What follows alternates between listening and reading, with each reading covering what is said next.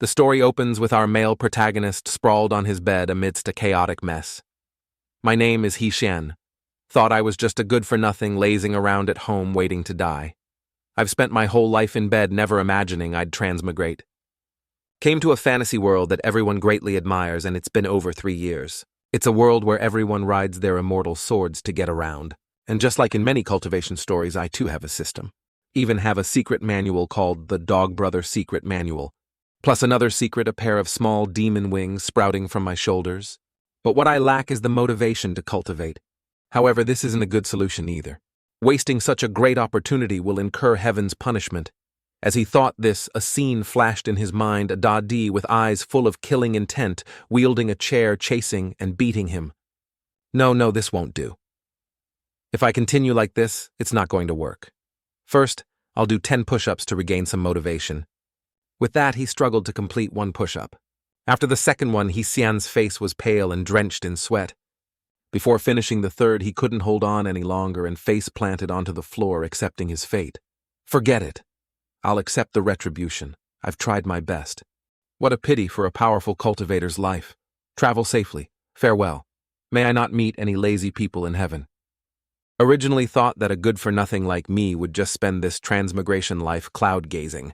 But I didn't realize that besides laziness, I have another fatal flaw. That is the fear of death. The system reminded him, mission time remaining 100 final days. Mission failure will result in immediate termination of the host. Seeing this, his face immediately turned panicked, his eyes wide as he exclaimed, "What, time kill?" Immediately after, Xian got a boost of 100 million motivation points and ran for his life. This damn system never reminded me there was a time limit. He then rode a horse at full speed, constantly muttering, "I'm going to die, I'm going to die, I'm going to die." Just like that, he traveled a long distance across the endless plains to the end of the map. At this time, Xian had stopped at Yun Taishan, a normal mountain cave. Then, unable to stand firm any longer, he clutched his waist and fell to the ground, groaning. Finally made it. Oh, my old waist. As he said this, he looked up at a spirit stone in front of him. The mission objective must be to activate that treasure pearl. Damn it. Ran for over 3 months for a tattered ball. Luckily, I caught up. As soon as the protagonist touched the treasure pearl, it immediately emitted a beam of energy that illuminated the entire area. Even he was pushed back by the light, squinting as he struggled to see ahead. The system then displayed a notification.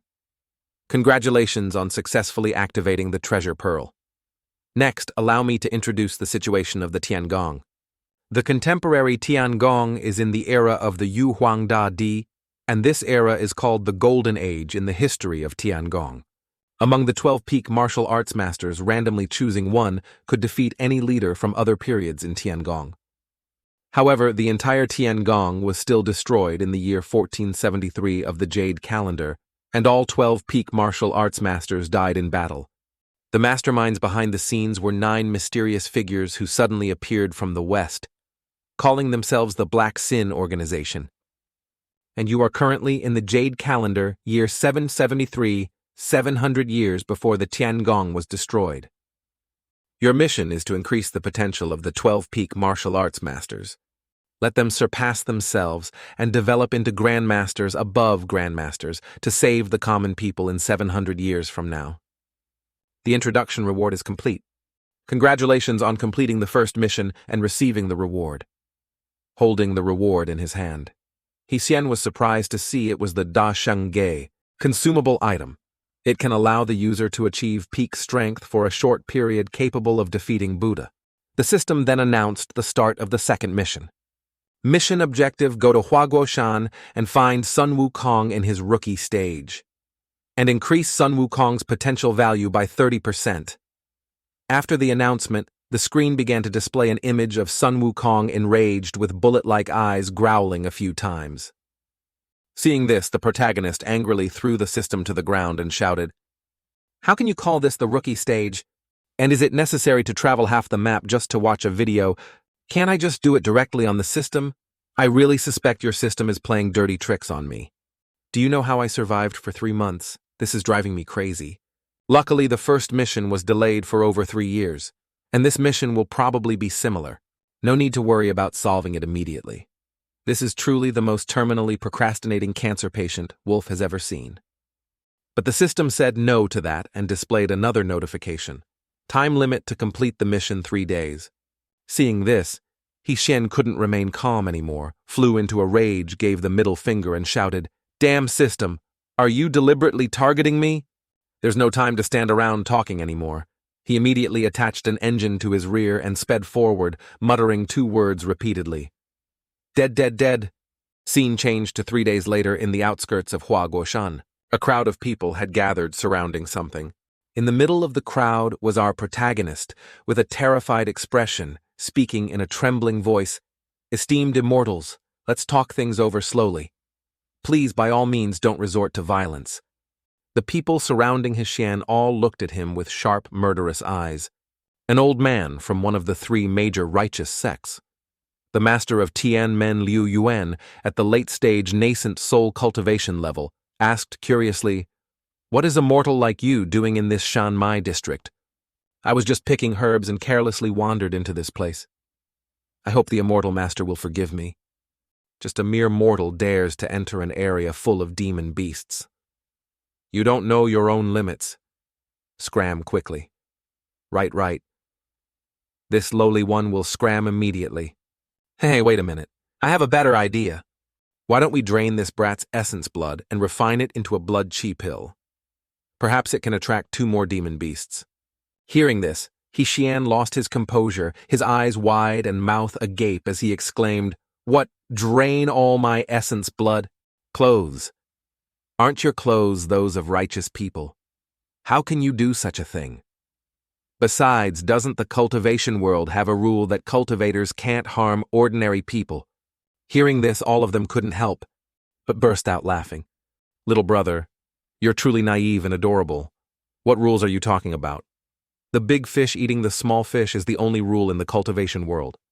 Hearing this, the protagonist fell back, stunned and dazed for a moment. Then he quickly stood up, regained his composure, and said loudly, "Don't come any closer. Let me tell you I have a secret weapon." With that, he reached behind him, took out the Da Shengge card, and thought, "There's no other way but to use it first. When I meet the Wang Monkey King, I can think of other ways. This feeling, it's coming soon, almost there. A steady stream of power is flowing into my body. I feel like I'm about to explode." Seeing the protagonist like this, Liu Yuan and the others were astonished, their eyes wide as they stammered, "What? What's happening? What's with this kid's aura?" He, on the other hand, was about to transform into a Super Saiyan and thought gleefully, "Awesome! Is this the feeling of a strong person? It feels so good." After successfully transforming, Xian turned his bloodshot eyes to the crowd in front of him and spoke, "Come here, you damn scoundrels. Didn't you want the big fish to eat the small fish? Today let this great master teach you a lesson." Just as the protagonist finished speaking, the power in his body dissipated much to his bewilderment. What's going on? A short time isn't that short, is it? The system panel then displayed a notification. "Congratulations, host. Da Shengge has been successfully used. Your Da Shengge will arrive on the battlefield in 10 minutes. 10 minutes. If there's a cooldown, why didn't you say so earlier? Isn't this too embarrassing for a brother? I'm dead. This time I'm really dead." Liu Yuan then approached, grabbed Xian by the collar, and interrogated him. "Speak now. What exactly was that aura just now?" Suddenly a voice came from behind him, causing him to turn around in surprise. "Hey, you hairless, tuskless brat." Behind him was a massive dragon growling along with a figure exuding a murderous aura who continued to speak. "What are you looking at? I'm talking to you." When the figure became clear, it was Wang. This is the younger son Wukong, a sword strapped to his back. "So it's you lot who've been hiding in the shadows hunting down my monkey kin." Liu Yuan, seeing this, gritted his teeth angrily and thought, "Damn Demon King level. Why did he appear here? I only killed a few of his mid-level lackeys, was it worth it? I came out to vent a little, why am I so unlucky? It's too late to call for help from the ancestor now. Damn it!" After thinking, the old man raised one hand towards the sky, creating a formation with his magic. "What are you spacing out for? Buy me some time. Just enough time to cast 2 high-level spells will do." What? Sect master, you dare, too. That's a demon king. A few low-level spells won't do anything. It's over. Am I going to die here today? This old lady hasn't even tasted a man yet. Less nonsense from me. As long as my treasure has enough time to charge, even a demon king will die.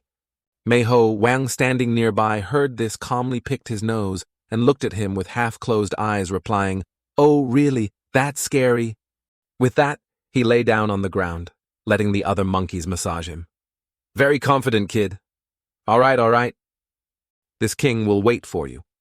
No need to rush. Prepare your spell to be a bit stronger. If it's not enough, I can give you more time." The three people standing before Wang looked at him with terrified expressions, not daring to make a sound. Meanwhile, the nearby protagonist, with a delighted expression, looked at the system panel showing only 8 minutes left and thought, right. The more the better. As for old Liu Yuan, he was smiling excitedly and said loudly, "All right then. You said it yourself. Don't embarrass yourself in front of your monkey king." 5 minutes later, the magical vortex created by the old man had become a powerful whirlwind, exuding an extremely strong aura. Wang, seeing this, also stood up and spoke in surprise. "Is it done? Have I been waiting this long for it?" After speaking, a smug smile appeared on his face as he looked ahead with cold eyes. The giant vortex in front of him now began to emit a stream of immortal energy with an extremely powerful pressure downwards. Old Liu Yuan, standing above, still maintained a smug smile as he looked down and laughed loudly. Ha, you foolish monkey. Tell me, don't you look like a foolish villain from a novel? Do you know this is the true immortal artifact bestowed upon me by the ancestor? Its only drawback is that it takes too long to cast. An immortal artifact. Could it be a magical artifact from the Tiangong? Even I am seeing it for the first time in my life. That being said, even a demon king would probably fall. The old man, without further ado, waved his hand towards Wang, his bloodshot eyes, exclaiming, "See you in the next life, stinky monkey." As he finished speaking, dozens of formations suddenly appeared in the sky, creating hundreds of spiritual energy beams that shot downwards. All the spiritual energy beams were aimed in one direction towards Wang. The immortal energy from the old man's technique created a powerful pressure that pushed people on both sides far away. Old Liu Yuan on this side also opened his mouth wide and shouted 2 words. "Die!" As the old man finished speaking, dozens of spiritual energy beams also shot towards Wang. Seeing this, he wasn't scared at all, turned to look at the camera and smiled confidently. Immediately after, all the spiritual energy beams created by old Liu Yuan shot straight down at him. Ha, turn into dust, stinky monkey. I told you once the immortal artifact is activated, you will surely die. Damn stinky monkey. But just as he turned to leave, Wang's voice echoed from behind. "Aren't you celebrating a bit too early?" When the old man turned back, he saw Wang had grown larger, growling in front of him, and exclaimed, "What the hell is happening? Why isn't there a single scratch? And he's become so big?" Wang then began to charge forward with sharp eyes, raising his fist. "Look closely. Let me show you what true power is." As Wang finished speaking, his fist stopped right in front of old Liu Yuan, the force of the blow sending the mountain behind him flying. His 2 subordinates, witnessing the scene, were so astonished their eyes almost popped out as they exclaimed, One punch demolished the entire mountain." Wang then looked down at the old man with a smug expression and said, "Want more? Kid." Liu Wen, now with no spirit to fight, collapsed to his knees, his face dazed and tearful. Then he forced a smile through his tears and said loudly, "Great Lord Hao, one of a kind, I beg you to raise your hand high and spare this lowly one a path to live." Wang, hearing this, said nothing more, shrank his body, and spared the old man. Suddenly his gaze caught the attention of the protagonist. He now realized Wang was looking at him, and his face turned pale with fright. Looking at his Da Shang great sage, which still had 40 seconds to arrive, his whole body began to tremble as he stammered again, "Great Lord, I wasn't with them." He ignored the protagonist's words and raised his fist in response. "Just now, you kid gave me an extraordinarily uncomfortable feeling." Looking at the remaining 30 seconds, Shan raised his hand to stop him trying to stall for time. Wait a moment. I actually came to find the great king to become your disciple, sir. Become my disciple. Exactly. Master, please accept this disciple's bow. Since I was 3, this disciple has heard every day the mighty tales of Master Wang from Hua Guoshan. The greatest dream of every child in the village is to go to Hua Guoshan and acknowledge you as master. Today I finally have the chance to fulfill my wish. Please, you must accept this disciple. Otherwise, I won't be able to live. Oh, am I really that famous out there? Really now? If I'm lying, may I be struck by lightning 5 times. With only 5 seconds left, Wang's face clearly showed anger as he continued in a low voice. If that's the case, then you deserve to die even more. Hearing this, Xian was astonished, his eyes wide as he exclaimed, Great! Why? Because you humans are fundamentally unworthy of being my disciples. Just as the last second remained, Wang's fist swung down, creating a massive explosion that shook the entire area. As the smoke gradually cleared, he looked around in surprise, wondering, what happened? Where's that human? Isn't that kid immortal? At this he turned to look behind him, his mouth agape in surprise. In front of him now was the back of the protagonist, exuding an aura as he spoke. As expected of the 12 peak grandmasters. Truly terrifyingly strong. Seeing this, Wang's face turned fearful, breaking out in a cold sweat as he thought, what the hell is this situation? Why this familiar feeling? While he was still astonished, the protagonist suddenly disappeared from the cliff, surprising everyone there. Immediately after, Xian appeared behind Liu Yuan, whacked him on the butt with a staff, and said loudly, Old immortal, didn't you just want to refine this young master into a blood chi pill? Come here and punch quickly. Didn't you say the big fish eats the small fish? Where was your arrogant strength just now? The old man, now beaten black and blue by Xian, hurriedly begged for mercy. Senior, I was wrong. This Zun duo was wrong. Wang, standing nearby, was looking at the two with a dazed expression, completely stunned. Then his expression turned incomparably sinister, his bright eyes wide with excitement as he spoke. This is a bit interesting. All right, don't waste time with that trash. Come here and play with this king for a bit. Hearing this, Xian was also a bit surprised, glancing at Wang and his dragon with a cold expression. Just as he was about to rush in and give him a beating, a loud voice echoed from the sky. Audacious beast. When everyone looked up, they saw a figure with an extremely powerful aura forming a circle around their body. Old Liu Yuan, recognizing it was an acquaintance, immediately opened his mouth wide and exclaimed, Immortal! Unexpectedly, it's a true immortal. Immortal, please save me. With that, the old man pointed at the protagonist and laughed loudly. Ha ha ha! A true immortal from Tiangong has descended to the mortal realm. You demons and monsters are definitely dead. The immortal above also smiled and chimed in. Not wrong, not wrong. You bunch of beasts. Seeing a high immortal from Tiangong, why don't you kneel? Tiangong. It's just a pile of feathers. When this old master has free time later, I'll carve it up there and surpass you all. With that, Wang raised his hand, gathering a stream of golden light for an immobilization spell. Then he shot a rope straight at the immortal, tying him up, while the immortal maintained a calm expression. He then glanced down at Wang with a disdainful expression, sneered, and replied, You who don't know the immensity of heaven and earth. Is this all the skill you have? Then let this revered one do it gently. As he spoke, the immortal strained backward, trying to break the rope. But looking again, he saw it was still on him, and his expression stiffened, standing there dazed for a moment. Then he tensed his butt muscles and tried again. Following that were more and more attempts, writhing back and forth, his face no longer calm as before. Realizing he couldn't break free, he accepted the truth and thought in panic, What the hell is going on? This young master has been in seclusion for several years. Have the demon beasts of the lower realm all become this strong? At the same time, Wang's dragon also appeared, opening its drool-filled mouth wide. Hey.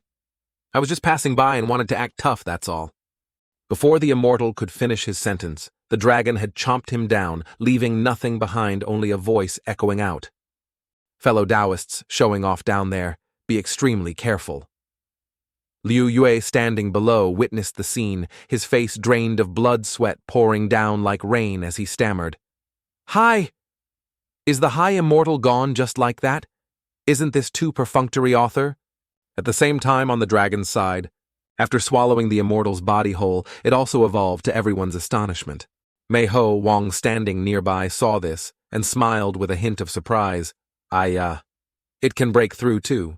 Old Liu Yuan on this side had no strength left and lay on his back helpless in the current situation. At the same time, from the dark clouds, a dragon's head changed in color began to emerge, growling a few times. When the clouds completely disappeared, its entirely new and powerful appearance was revealed, causing those below to exclaim in astonishment. Oh my god, it's really as big as Huaguoshan? Wow, haha. Unexpectedly, it mutated and evolved into the Shi'er Qi Long Wang. Refreshing.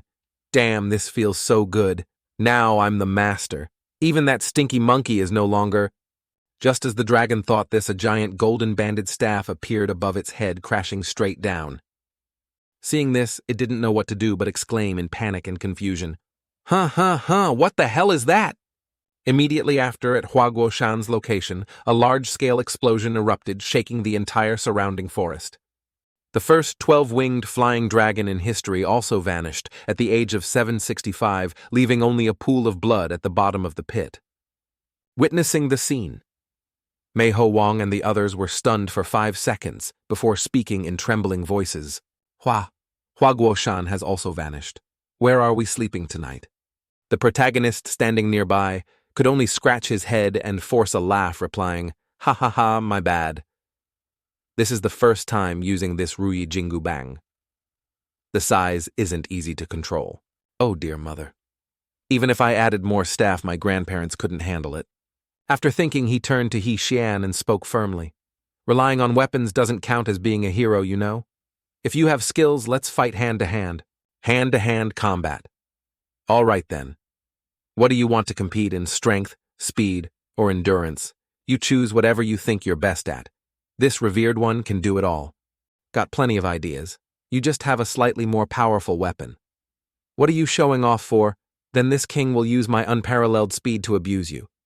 Hearing this, he tried to appear calm on the outside, but couldn't help but snicker inwardly and exclaim, "You stupid stinky monkey.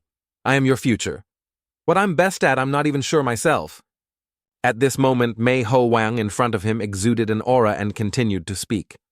At the end of the continent, Penglai Xiandao Penglai Immortal Island birthed an infinite colorful lotus. Do you know about it? Of course I know. Very good. Then whoever gets a petal of the infinite colorful lotus first wins. With that, he didn't even give a signal and rushed forward, leaving the protagonist behind. Then he summoned his somersault cloud and flew away. In an instant, he disappeared into the sky, only his last words echoing back, "This old sun is one step ahead." Liu Yuan and his subordinates, standing to one side, saw this and couldn't help but exclaim in astonishment, their mouths agape. Penglai Xiandao. It's estimated to be millions of miles away. At this, the old man also turned to look towards the protagonist, but didn't see him, and was once again astonished, continuing. That monkey has disappeared too. Not long after, at the Penglai Xianbao, Penglai Immortal Treasure Complex, Wang's somersault cloud landed straight down below with an explosion. He on this side fell from the somersault cloud and had to land face first, sliding a long distance. Then he quickly stood up, pointed at the somersault cloud, and shouted, "You damn bastard! Every time you fly, you don't care how you land right. Are you doing it on purpose? This damn cloud is clearly doing it on purpose." After shouting, Wang finally began to notice the petals of the infinite colorful lotus. Then he sneered with a smug expression. Ha ha ha, as expected, all 28 petals of the infinite colorful lotus are still here. Half an incense stick's time later, when he returned, he saw the protagonist standing with hands on hips, having waited there for a long time. He then began to taunt him. "This won't do, you know. Coming back this late. This revered one arrived long ago." Wang, still aching from the fall caused by the somersault, cloud looked away and replied, "This king just happened to have some other business to attend to, that's all. Afraid of falling again, so I chose to fly back myself. Don't act all high and mighty there. So what if I arrived early?" Hearing this, He Xian, still with a calm expression, sneered and continued, If you can't get a petal of the Thao-Lin grass lotus, you still lose. Hearing this, Wang began to raise his arm, summoning an entire Thao-Lien plant, and said loudly, Oh, how do you know this revered one hasn't gotten it? That's because this king went ahead of you and put all the petals of the Tai-Lin colorful lotus in my bag. Oh my god. Unexpectedly, it's really the infinite colorful lotus of Penglai Shendao. You got it in just a short incense sticks time. The female monkeys on this side were all looking at Wang with infatuated eyes, exclaiming, Unbelievable! As expected of the great king, he truly is a god. The protagonist standing nearby looked at his long nose with a disgusted expression and remained silent for a moment. Then he raised his hand, rubbed his head, laughed loudly, and replied, Ha ha ha ha, what's this supposed to be? Just doing it conveniently along the way, that's all? Ha ha ha, then stop talking nonsense. Hurry up and admit defeat. But there's a reason why this revered one couldn't get the Tai-Lin. Because I truly didn't expect this body to be so fast. As soon as I ran up, I immediately attracted the attention of all the gods and Buddhas.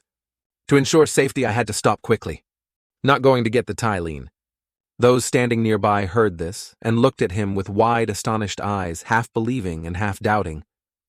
Wang at this moment couldn't help but burst out laughing. Ha ha ha, you're quite good at bragging too. What gods and Buddhas are paying attention? Why don't you just say the Yu Huangdadi saw you and was so scared he fell down? If you can really do that. This king will do a handstand for you to see. He Sen, hearing him challenge him like that, didn't reply immediately but calmly picked his nose. Then he got into a preparatory stance and spoke. It's true. It was very dangerous just now. Do I still have to perform again? At this he glanced at Wang with a confident expression. Watch carefully, don't close your eyes.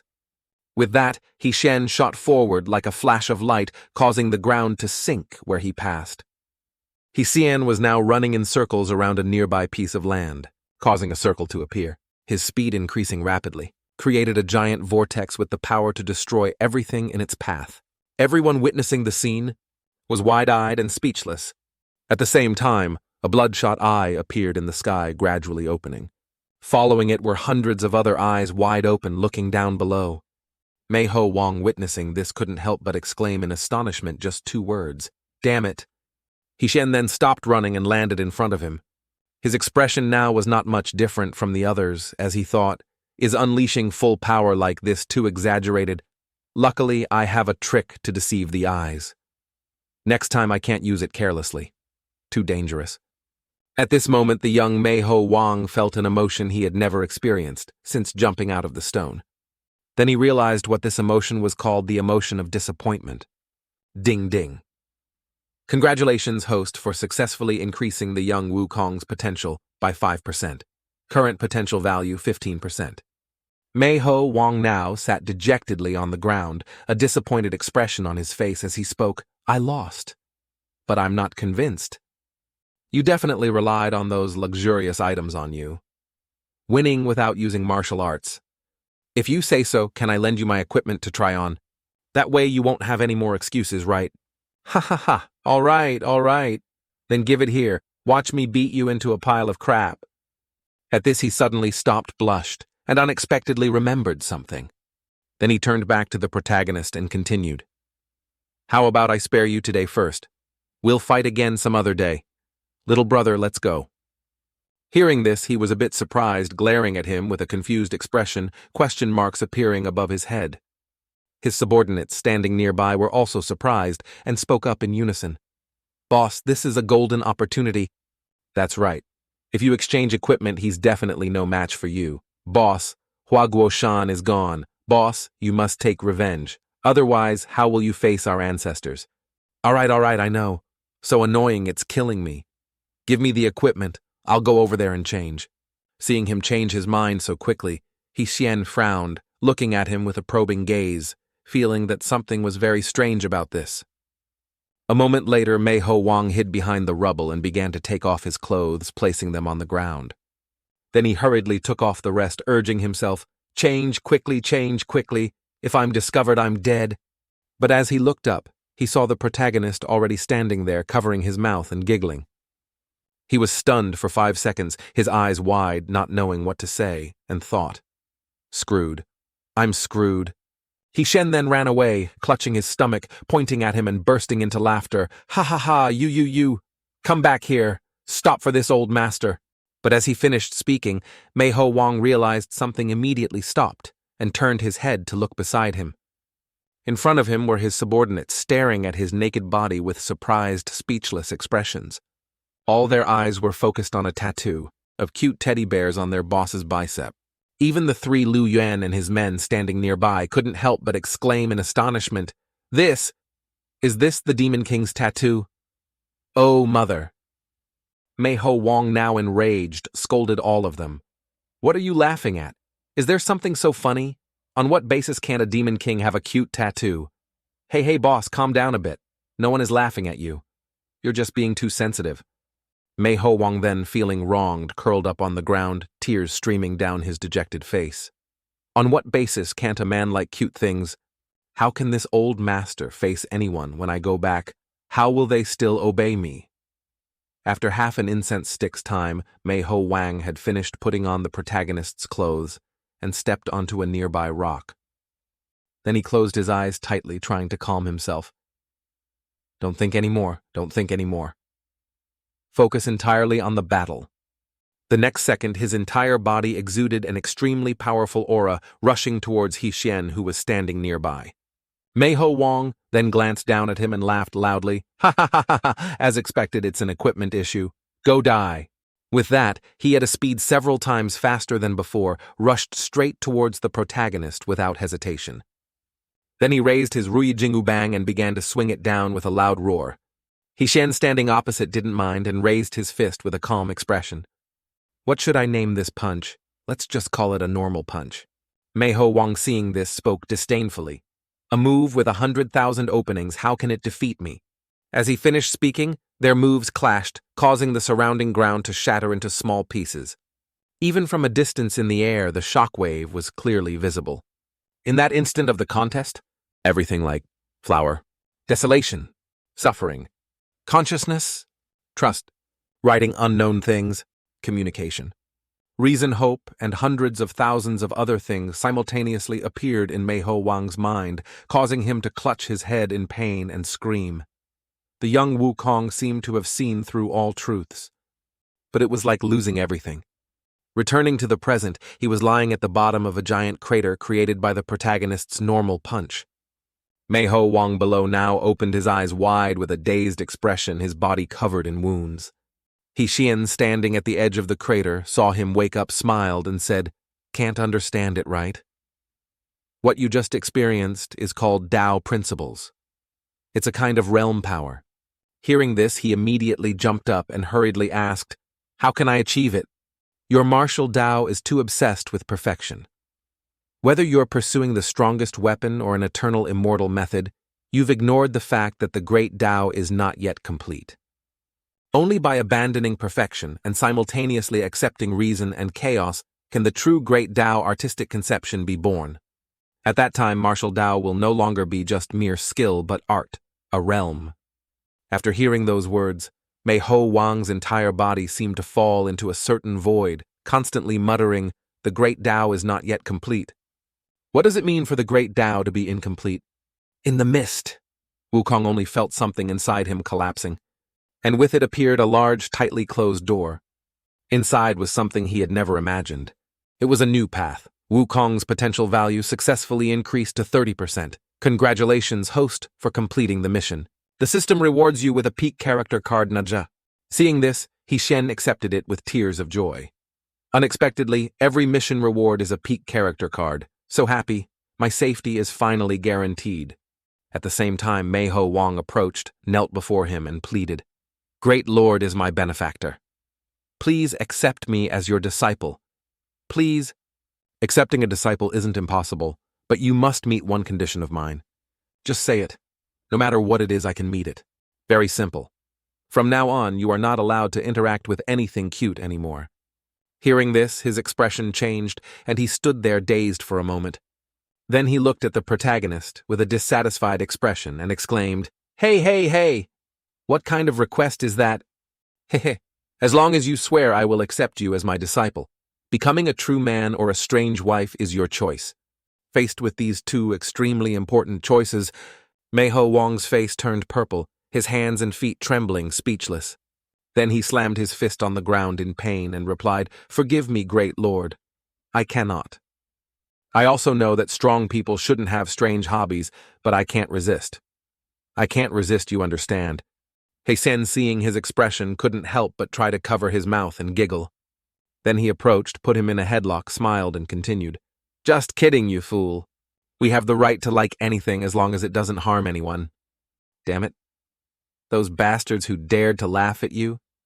If anyone dares to call you strange later, Master will go with you and beat those bastards to death." At this, the protagonist scratched his butt, walked away, and called back, "What are you still dazed for? Hurry up!" "Yes, master." At this time, the remaining crowd behind also rushed after him, shouting loudly, "Great lord, we also want to acknowledge you as master, us too, enough, enough, enough. More people just means more danger." That's right. Having said that, I must also say, what on earth happened to this world? The Wang servant is clearly a Western creature. Even the formations are similar. And the local people don't feel it strange at all. It's like they've gotten used to it from practicing so much, right? Doesn't that mean the mysterious Western organizations will suddenly invade in 700 years? So what's happening now? While Xian was still wondering, the system suddenly appeared, causing him to jump back and shout, "Oh mother, can you stop appearing so suddenly? My heart can't take it. Third mission. Form a team with the young female war god. Jutian Envy and increase potential by 30%. The first female war god in history. Jutian Envy. Your reputations are truly terrifying. Scene change to that night at the magnificent and luxurious main hall of Envy Guo Women's Kingdom. Inside is a four-dimensional space with countless formations of various sizes. On this side is a demon king tied up by chains from those formations. He then turned to look at a figure sitting on a nearby chair and spoke as expected of a country's monarch. Truly not on the same level as those minor sects and factions. The woman he mentioned is the queen of Amver Guo. Queen Shi Liang, sitting on this side, also began to reply, 3 days of hard battle to capture you, Demon King. No need to struggle anymore. The Demon King now gradually transformed his body into a skeleton, with 2 bloodshot eyes trying to escape the chains. Even if you turn into a pile of dry bones, you can't escape. Once the Tianji Heavenly Secret Grand Formation is formed, no one in this entire cultivation world can dispel it. This king is this confident. The continent's #1 formation is indeed not an empty reputation. But what if this king says, "I have grasped the true power of the realm"? Just as he finished speaking, another dimension appeared from under Shi Liang's feet, to her astonishment. Immediately after, with its extremely strong suction force, it easily pulled Shi Liang's entire body inside. Inside now was another dimension, dark as ink, along with the Demon King's voice. How about it? Very magical, right? This is this king's realm power, domain of power. In here, this king is the true god, the lord of all existence. At this, he tied her up, just as she had done to him. And you can only let this king arrange things. Ha, you lost. From today onwards, the entire Envy de Guo Women's Empire will be my toy. Of course, you're included too. My beloved queen. Scene changed to 7 days later. In the outskirts of Envy Guo, Xian's back is seen approaching step by step. He is now looking at the city gate in front of him with a dejected expression. Can I see Envy Guo already? I really don't want to complete the mission at all. Wang, hiding behind a rock, peeked out half his face and spoke in a weary tone. Master, do you really want to transform into this form? Are you done transforming yet? Quickly let me see. He then stepped out in a chibi form, blushing shyly, and replied, I like cute things, but isn't this a bit too much? At this, Wukong couldn't take it anymore, covered his face with both hands, and said loudly, Damn it, so embarrassing. What's there to be embarrassed about? Didn't I tell you already? This is part of cultivation. You'll understand later. When has Master ever harmed you? So lovely. Actually, Xian's inner thought was to bring along such a harmless mascot. The chance of direct enemy encounters is reduced by 50%. While the two were talking, someone was secretly observing their every move from behind a nearby rock. He then, with an extremely cunning expression, smiled smugly and continued to observe with sharp eyes. The old man then, along with another person, appeared and approached the two, smiling as he spoke. "You two esteemed sirs look unfamiliar. You must be travelers visiting here for the first time, right? Such a tiring journey here, you must need a place to stay, right? There's entertainment too, you know." Hearing this, the protagonist stood dazed for a moment, not yet processing the old man's recent words. Then a scene of the red light district from his world flashed in his mind, and sweat poured out endlessly. He said, "What the hell are you thinking? Don't bring your dark thoughts into a pure cultivation world like this. How can another world have that? Definitely not." Before he could calm himself, the old man continued to approach, whispering in his ear, "All young and beautiful maidens, huh?"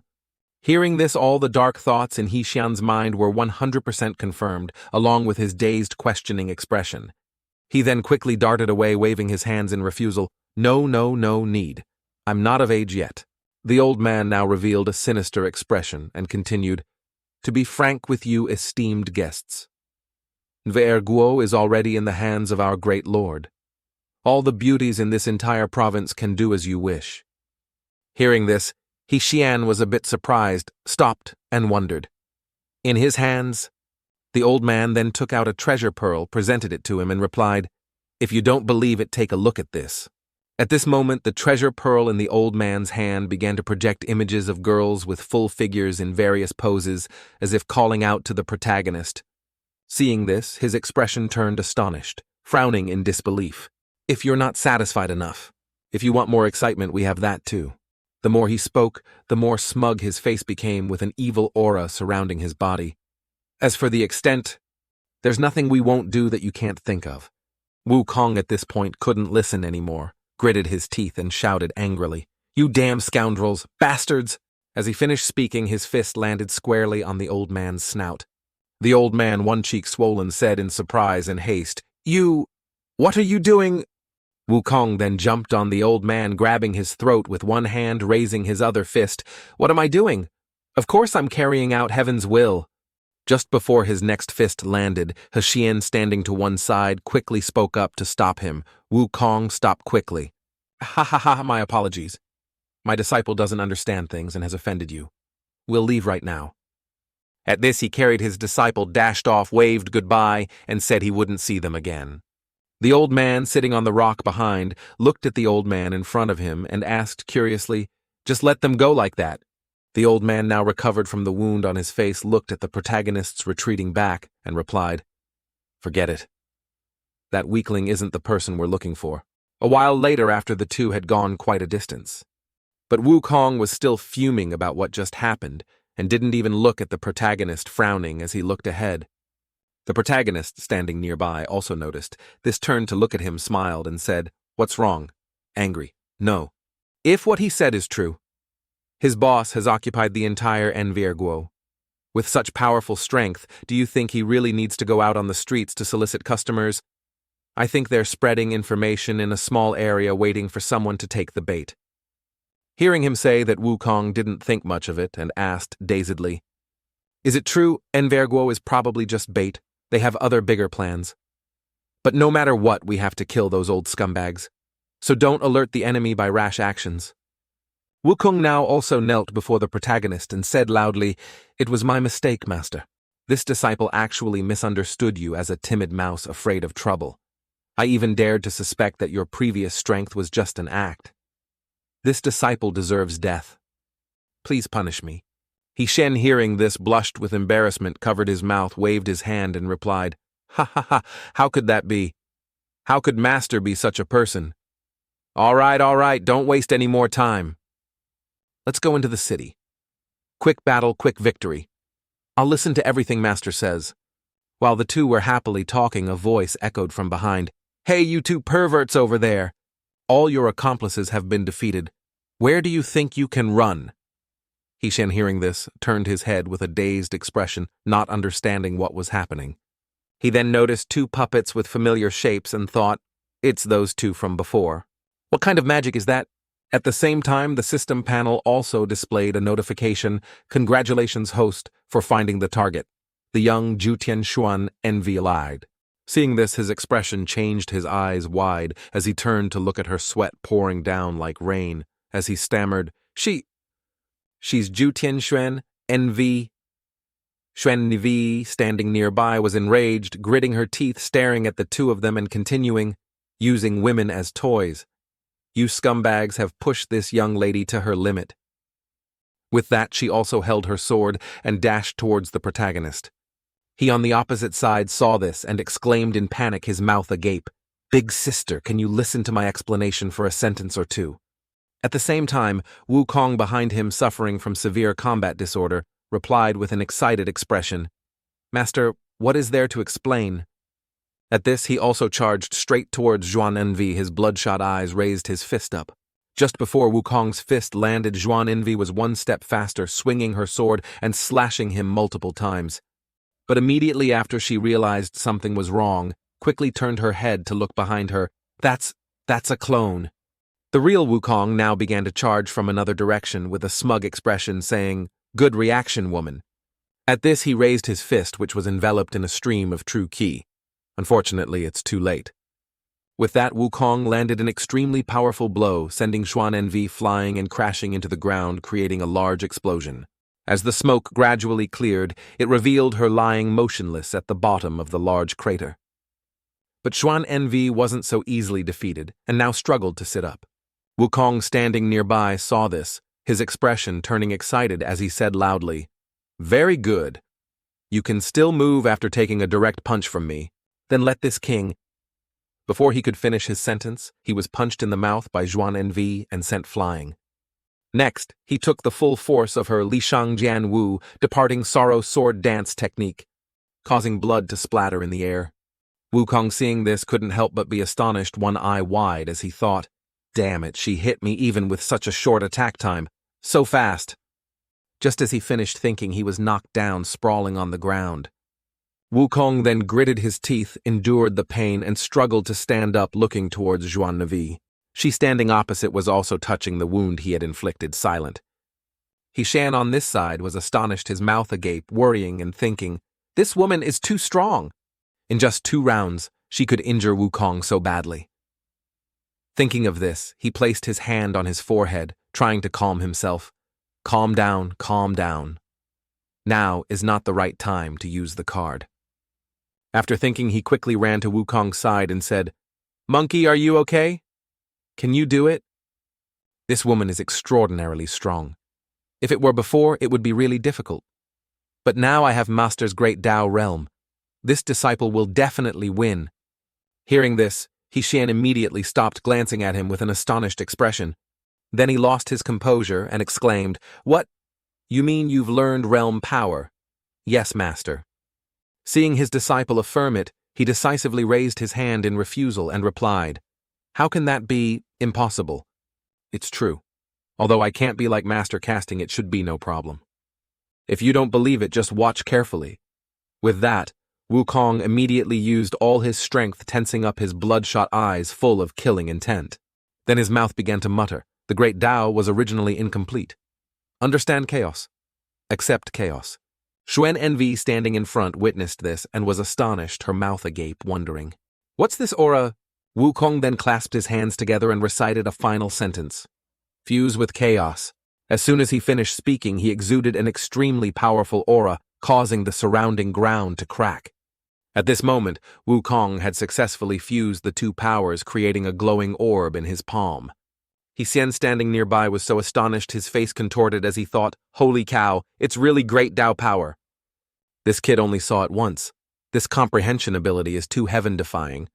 Wukong's expression now turned murderous, his bloodshot eyes full of killing intent, exuding an extremely powerful pressure. Jutian Envy, standing opposite him, was also worried, breaking out in a cold sweat as she thought, Not good. This feeling isn't good at all. A small light orb also made Jutian Envy feel something she had never experienced before. That was pressure. She now hurriedly raised her arm and quickly cast a spell. I must respond with all my strength immediately. Otherwise I'll die. After thinking, Jutian Envy also used her wine technique to create treasure swords around her. Next, she got into a stance, pointing her sword tip towards Wukong and unleashed her Guishi ghost technique. Immediately, the treasure swords behind her all rushed forward, clashing evenly with Wukong's great Dao power. He Shen, witnessing this, was once again astonished, not believing his eyes, and exclaimed, "Normal strength, but the pressure is no less than realm power." Wukong, standing on this side, creating another light orb with his hand, also replied, "No. That's not the pressure of that woman herself. It's from those swords beside her. Each one is a legendary divine artifact. Damn it! I thought I understood her strength already. But compared to Master's strength, it's still not worth mentioning. Come on, let's—" Before Wukong could finish his sentence, he suddenly felt something and stopped. At this moment, all the great Dao power began to stir chaotically within his body. His eyes then rolled back, gradually losing his ability to fight. Screwed. I'm about to lose control. At this moment, from Wukong's position, an extremely powerful aura erupted, pushing those nearby back. After that explosion, he was also exhausted and fell forward weakly, saying, "Damn it, almost got it." But before he could finish, his face slammed into the ground, making him unable to speak further. He Shen, from a distance, hurriedly ran over worriedly and said loudly, "Monkey, are you okay?" "Master, I'm fine. It's just that my body is temporarily immobile. Realm power is too strong. I couldn't control it and suffered a backlash." "Then that's good. Practice a bit more and you'll definitely get it. As long as you're okay, that's all that matters." At the same time, Jutian Envy was standing on a tree branch behind the two, her eyes full of killing intent as she spoke. Unexpectedly, the Yinmo Da Wang's lust demon great king subordinate can also have such strength. It was I who underestimated the enemy. Seeing her about to attack, the protagonist panicked and quickly raised his hand to stop her, saying loudly, "Wait a moment. Female hero, you've misunderstood. We are not subordinates of the Yinmo Da Wang, as you say." Wukong, lying behind, heard this and angrily interjected, "Master, don't waste words on her. Just fight her directly." He Xian didn't let him finish and immediately kicked him in the middle of his face, shouting, "Fight, fight your head. All you know every day is fighting and killing. Use your brain a little." After speaking, he turned his head to look at Jutian. Envy smiled apologetically and thought, "The peak card's duration is 10 minutes. For now, the main combatant monkey is temporarily out of commission. I must definitely win over this Jutian Envy first. Act like a worm for now, then act when there's a chance."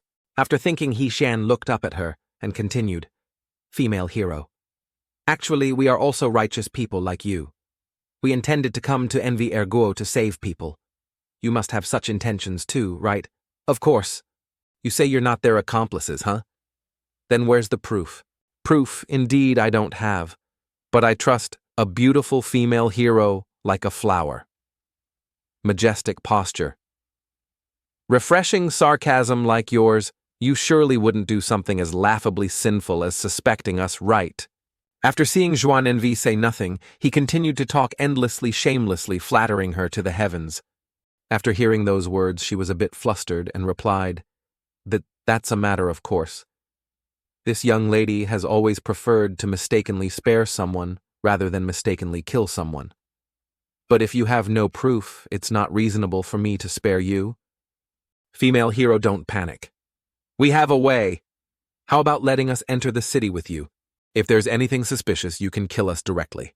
Jutian Envy, hearing those words, was completely led by the nose, rubbed her head, and stammered in reply, It seems not bad." "All right, we shouldn't delay. You follow me." "As you command." "Oh, right. I'm used to coming and going alone. I don't like outsiders getting close. Please stay more than 2 zhang away from me." He Shen, then unconcerned, comfortably approached, put his arm around her shoulder, smiled, and replied, "Don't be so cold. We're comrades in arms now, after all." Jutian Envy, seeing this, her face darkened, and she shot a sharp glance at his hand. Immediately after, she swung her sword down in a slash, shouting loudly, "Let go of me!" He Shen, having just dodged that blow, was looking down at a crater at his feet with a panicked expression, not daring to make a sound. Then, unable to stay long, he scurried away with a fake smile on his face and replied, All right. More than 2 zhang here." A while later, as the three were walking on the road at a certain distance, Wukong spoke, in a low voice. Such a cold personality plus so many divine artifacts. She must be that Envy Jianmo Women's Kingdom Sword Demon. Sword Demon. That's right. Sword Demon Lin Huang, huh? Master, haven't you heard of her before? Never heard of her. Who is she? Is she worth you being so serious? Sword Demon Lin Huang is one of the pinnacles of the contemporary Tiangong martial rankings. At the same time, she's also the only known member of the mysterious Shijia Sakya organization. Tiangong martial rankings of Sijia. What's that? I'm not sure about the specifics either. Probably the most powerful person in Tiangong. Not right. Someone of that rank couldn't have never encountered realm power. But just now she looked like she was seeing it for the first time. At this, He Xian wanted to get some information from Jutian Envy and called out to her, "Hey, female hero. Walking so far apart isn't good either. Aren't we supposed to fight side by side later? We also need to discuss strategies and tactics, right? How can we do that from so far away?" Before the protagonist could finish, she interrupted him, surprising him. "Who needs you to fight side by side with me? What, wouldn't it be better to fight together? Monkey says in a bit he will. No need, no need. I'll solve it myself with my own strength. I don't need others to interfere." Hearing this, both of them felt a bit dejected and didn't know what else to say. Wukong then couldn't contain his anger and shouted, "You're so young, what are you showing off for? On what basis do you think you can do it yourself?" He Xian at this point didn't let him say. More quickly covered his mouth, forced a laugh and whispered, all right, don't say any more." Jutian Envy, walking ahead, also spoke up. "I also didn't say I would definitely win. If I lose and die, it will naturally be your turn to act. But until then, I don't need help." Hearing this, he could only remain silent and watch her walk forward step by step, looking at the indifferent back in front of him. For some reason, He Xian suddenly felt an indescribable loneliness. After walking for a while, all three arrived at the gate of Tuerguo Disciples' kingdom. He Xian now, with a curious expression, looked at it and thought, "I wonder what the scenery behind this gate will be like." At the same time, Jutian Envy also turned her head to look at both of them and spoke. "Let me remind you again, my business doesn't need others to interfere." Understood. Guaranteed not to interfere. Extremely enjoy watching drama unfold eating melon. Very safe. After giving instructions, Jutian Envy pushed the gate and entered. As the gate opened, her expression immediately turned angry, frowning at the scene before her. Opposite the three was a demon beast with a strange appearance exuding an aura around its body. It then approached the three and began to speak, Aya, another group of fools has arrived." He Xian, seeing it, his face immediately turned panicked sweat pouring down like rain as he thought, it's Demon King level. Monkey can't guarantee his own safety now. I need to think of a way for Jutian Envy to fight while protecting me. Wukong beside him was also looking at the demon beast with a disgusted expression and spoke, "Can we kick these insects out of the demon race?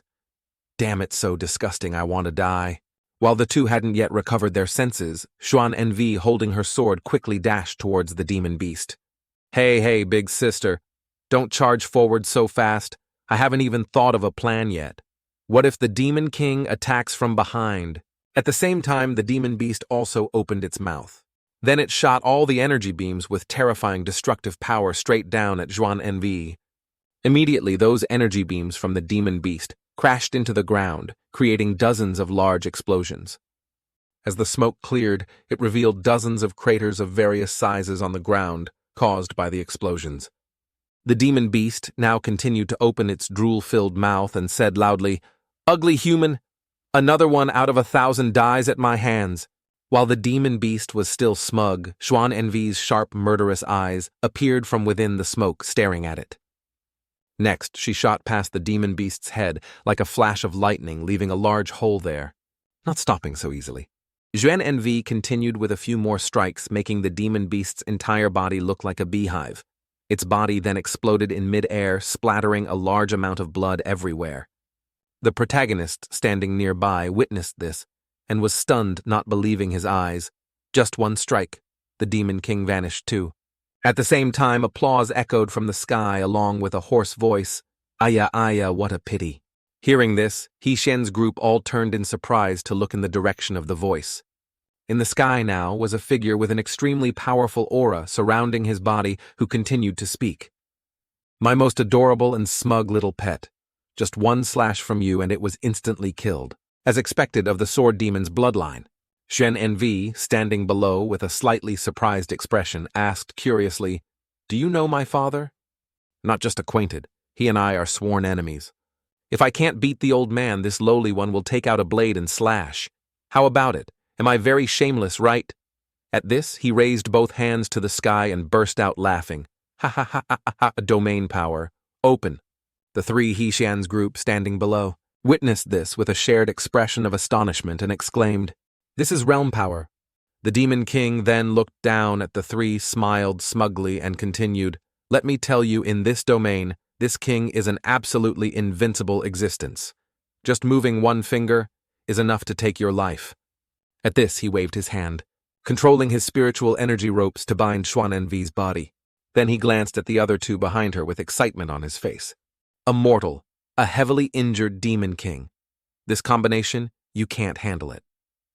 While the Demon King wasn't paying attention, Jutian Envy, though tied up, still raised her arm and began to cast a spell in response. "I don't need others to save me. At this moment, treasure swords with extremely powerful pressure gradually appeared in the sky, pointing downwards." She then immediately roared, breaking the ropes around her body, her eyes shining brightly. The Demon King, witnessing this, was astonished, his mouth agape, as he exclaimed, "How can this be? We're in my domain. There's no absolute invincibility in this world. It's just great power, that's all. But this entire sword formation created by divine artifacts is enough to fight you. Compared to that monkey, this strength of yours is still full of weaknesses." Wukong on this side heard this, his expression turning smug as he replied, Hey, of course. How can it compare to my master?" He Xian, hearing this, became angry and quickly covered his mouth, shouting, "Shut up! What if he hears and attacks us?" The Demon King now also landed on the ground using his Kulu High Skull Sea Demon technique to create dozens of ferocious skulls with bloodshot eyes all aimed at Jutian Envy. He then immediately controlled all of them to rush towards her at high speed.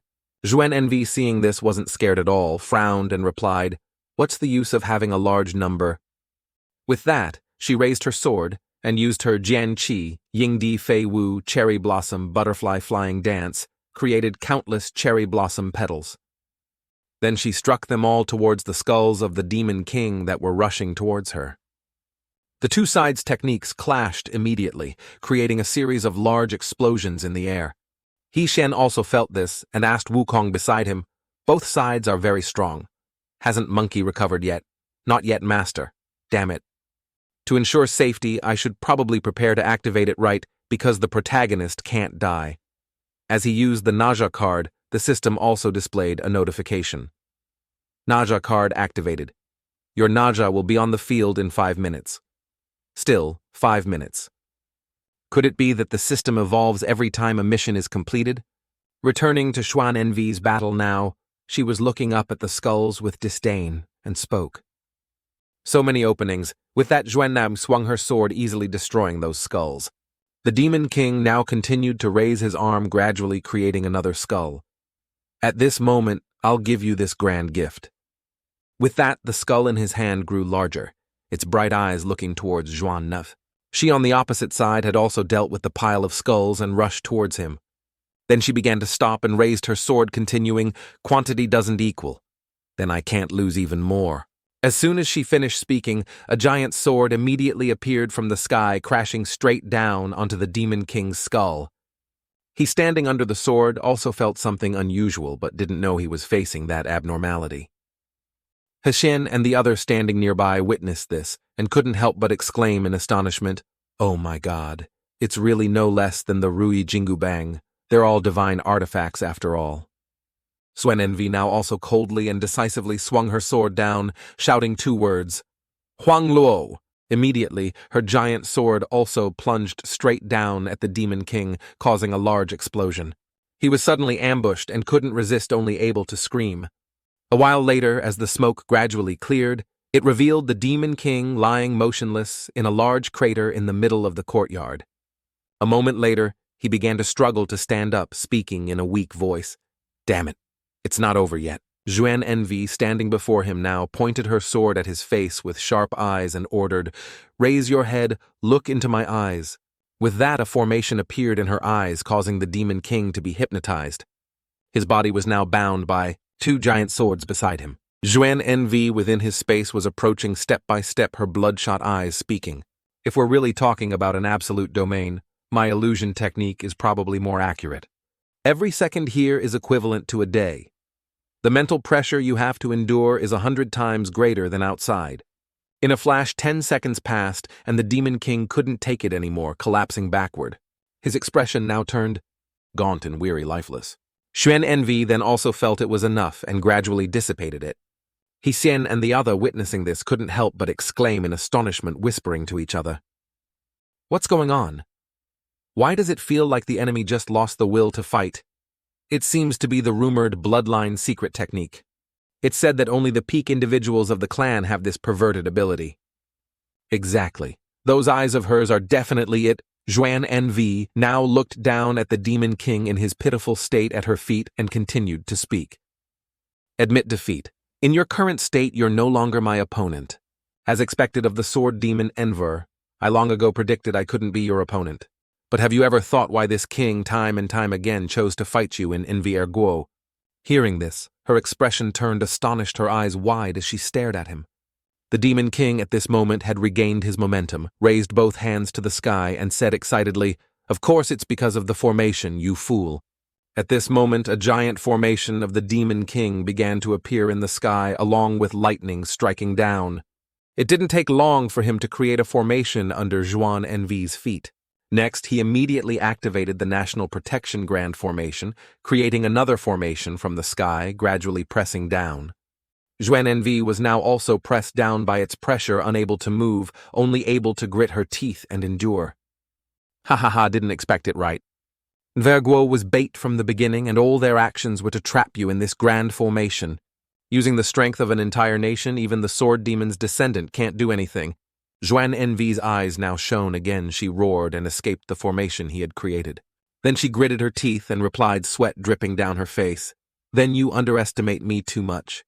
With that, she unleashed her Shenwai Faxiang body, outside Dharma form technique.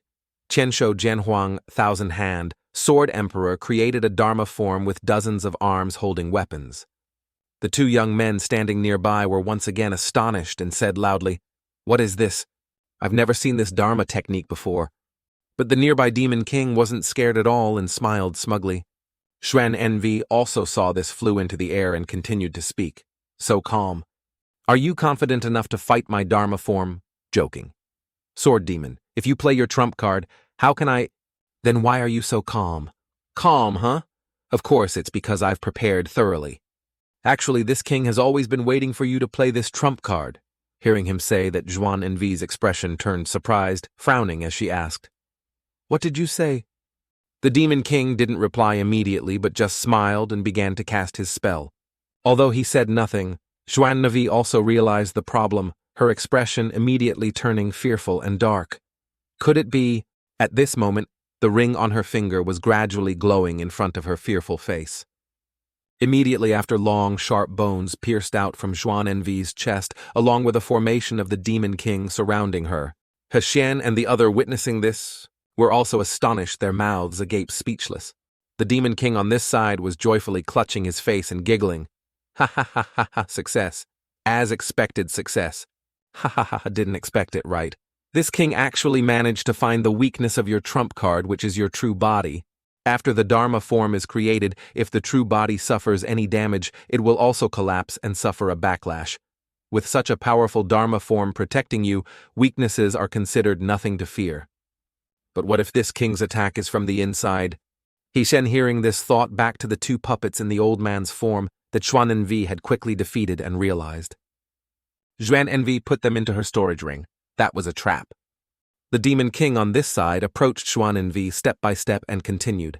Dharma form backlash plus the suppression of the grand formation. Now you truly... At this, he immediately swung his hands, landing a flurry of punches all over her body without any mercy.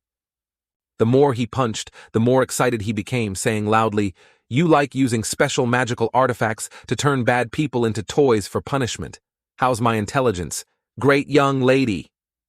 You don't even dare to kill people, yet you want to be the descendant of the Zuemo blood demon. Ha ha ha.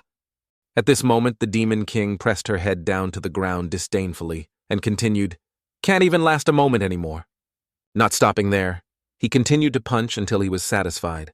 He looked at Jutian Envy's pitiful state, unable to hide the smugness on his face, and asked further, Hurts, doesn't it? Regret it, don't you? My clansmen felt the same way when they met your father that year. Not calling your accomplices for help. Want to die already. She, lying before him, now resigned to her fate, replied indifferently, I admit defeat. You do it. Ha ha ha, want me to do it? How can it be so easy? I must slowly torture you just like your father did that year. No. It will be more cruel. Don't act like you don't care about all that damn stuff. Fear me. Fear. Or should I cripple these white thighs? Of yours first as an appetizer before eating. Just before the Demon King's blow to cripple Jutian Envy's thighs landed, an external interference caused his technique to deviate in another direction. Seeing this, he flew into a rage and shouted, Who is it? At this moment, the person who appeared before him was the protagonist, transformed into Naja, currently riding a ring of fire on his feet. He then, like a gust of wind, rushed to hold Xuannu in his arms, looked at her and spoke, This guy really won't beg for mercy even if he's dying. Xuannu was currently mesmerized by Hexian's cool and imposing face, her own face blushing. But a second later, she quickly pushed him away, struggling and shouting, This presence, are you the kid from before transformed? Hey, don't move around so much, okay? I'm still not very good at standing on this ring. The Demon King, standing below, witnessing the scene, interjected with some surprise. Kid, you're indeed not an ordinary mortal. But why didn't I sense any presence from you before? Detestable brat with an unknown origin. My body is too weak now. I must use all the remaining power of my realm for a quick victory. One strike to kill. After thinking this, he unleashed a full-power palm strike towards the two of them, exclaiming, All of you die for me. Xuannu, seeing this, her face turned panicked, and she quickly said, It's the power of the realm, ignore me. Run quickly. Hexian, hearing this, glanced sharply behind him to see what was happening. Want to compare realms with me, fine? Then I'll show you what a true realm is. As he finished speaking, he retaliated with a blow of his own, easily dispelling the Demon King's power. Xuannu, witnessing this, widened her eyes and looked at the male lead with an astonished expression. Meanwhile, Wukong on this side was smiling, proudly pleased with his master. The nearby animals were also terrified and quickly hid behind a rock, trembling, not daring to make a sound. Hexian didn't stop there, but continued to create a Dharma image of himself with 3 heads and 6 wings. His entire body then began to glow as he looked down at Xuannu in his hand. As for the Demon King, witnessing this scene, he was so terrified that he fell to the ground speechless. His face then softened, his eyes starting to well up with tears as he stammered. You. Hexian immediately landed opposite him, an excited expression on his face, interrupting, You. Speak. Though his mouth had been open for a while, the Demon King still couldn't utter a word. In his previous life, the Demon King was a giant carnivorous eel in an unnamed fish pond. Other small fish in the pond would either flee upon seeing it, or become its food. Even if a hegemon from elsewhere came in front of it, they couldn't escape such a fate. Gradually, it became an existence that other small fish dared not even discuss. Over time, life at the top of the food chain made it firmly believe it was the true strongest king of this world. Until one day, after a super strong storm hit, the entire lake was swept up into the clouds, and the great eel king saw something for the first time in his life. The scene before its eyes now was a vast ocean with swallows gliding through the sky. After falling into the seawater, it finally understood what true ocean hegemons were. At that time, it also gaped like that, staring for a long time, until it became food. Now, even though a long time had passed since that incident, it still made the Demon King once again recall the despair and insignificance of his past life and the humiliation of his self-righteousness. Returning to the present, the Demon King had bowed his head and knelt before Hexian. Great Lord, I surrender. Please spare me. In this life I am willing to be your beast of burden at your command. Hearing this, his expression became dissatisfied as he thought to himself, Surrender. Are all my cards wasted like this? We haven't even fought yet and you're already surrendering. Without much thought, Hsien immediately advanced, grabbed him by the collar and shouted, "Stop your damn nonsense! Get up and fight me! I dare not, I dare not! I am merely an ant before the great lord. Are you going to fight now or not? Fight or not, huh? Not fighting, I won't fight even if I die." On the other side, Naja Dingfeng's incredible power also left Xuannu in a daze for a long time. She had only ever felt this kind of power from one person. That was her father, starting from when she was young. Yuannu had followed her father to harsh and cold places to cultivate. But such a figure of stature always left her with only a distant back view. Even during meals or sleep, she wasn't allowed near. Her father told her solitude is the most important quality of the strong. Even if it was painful, she endured. Even if she couldn't understand, she always believed in her father. One day, as usual, Xuannu followed her father into a forest. Suddenly, she paused when she heard a sound coming from a nearby bush. Without much thought, she approached, parted the bushes with her hands, and curiously looked inside. It was a small fox looking at her with the innocent eyes of a child. One person, one fox, four eyes stared at each other silently for a long time. The fox then, without hesitation, stood up and joyfully ran towards her. That was the first time Xuannu had intimate contact with another living being. An unknown emotion surged into her heart. But a second later, her father's foot decisively stomped hard on the fox, causing blood to splatter everywhere. Not long after, its eyes rolled back and it stopped breathing. Xuannu, witnessing this, could only stare in astonishment at the fox's corpse with wide eyes. Her father, his eyes blazing with killing intent, looked at her and spoke. "What are you doing? Do you want to keep it like those low-class people? What are you standing there for? Answer me quickly."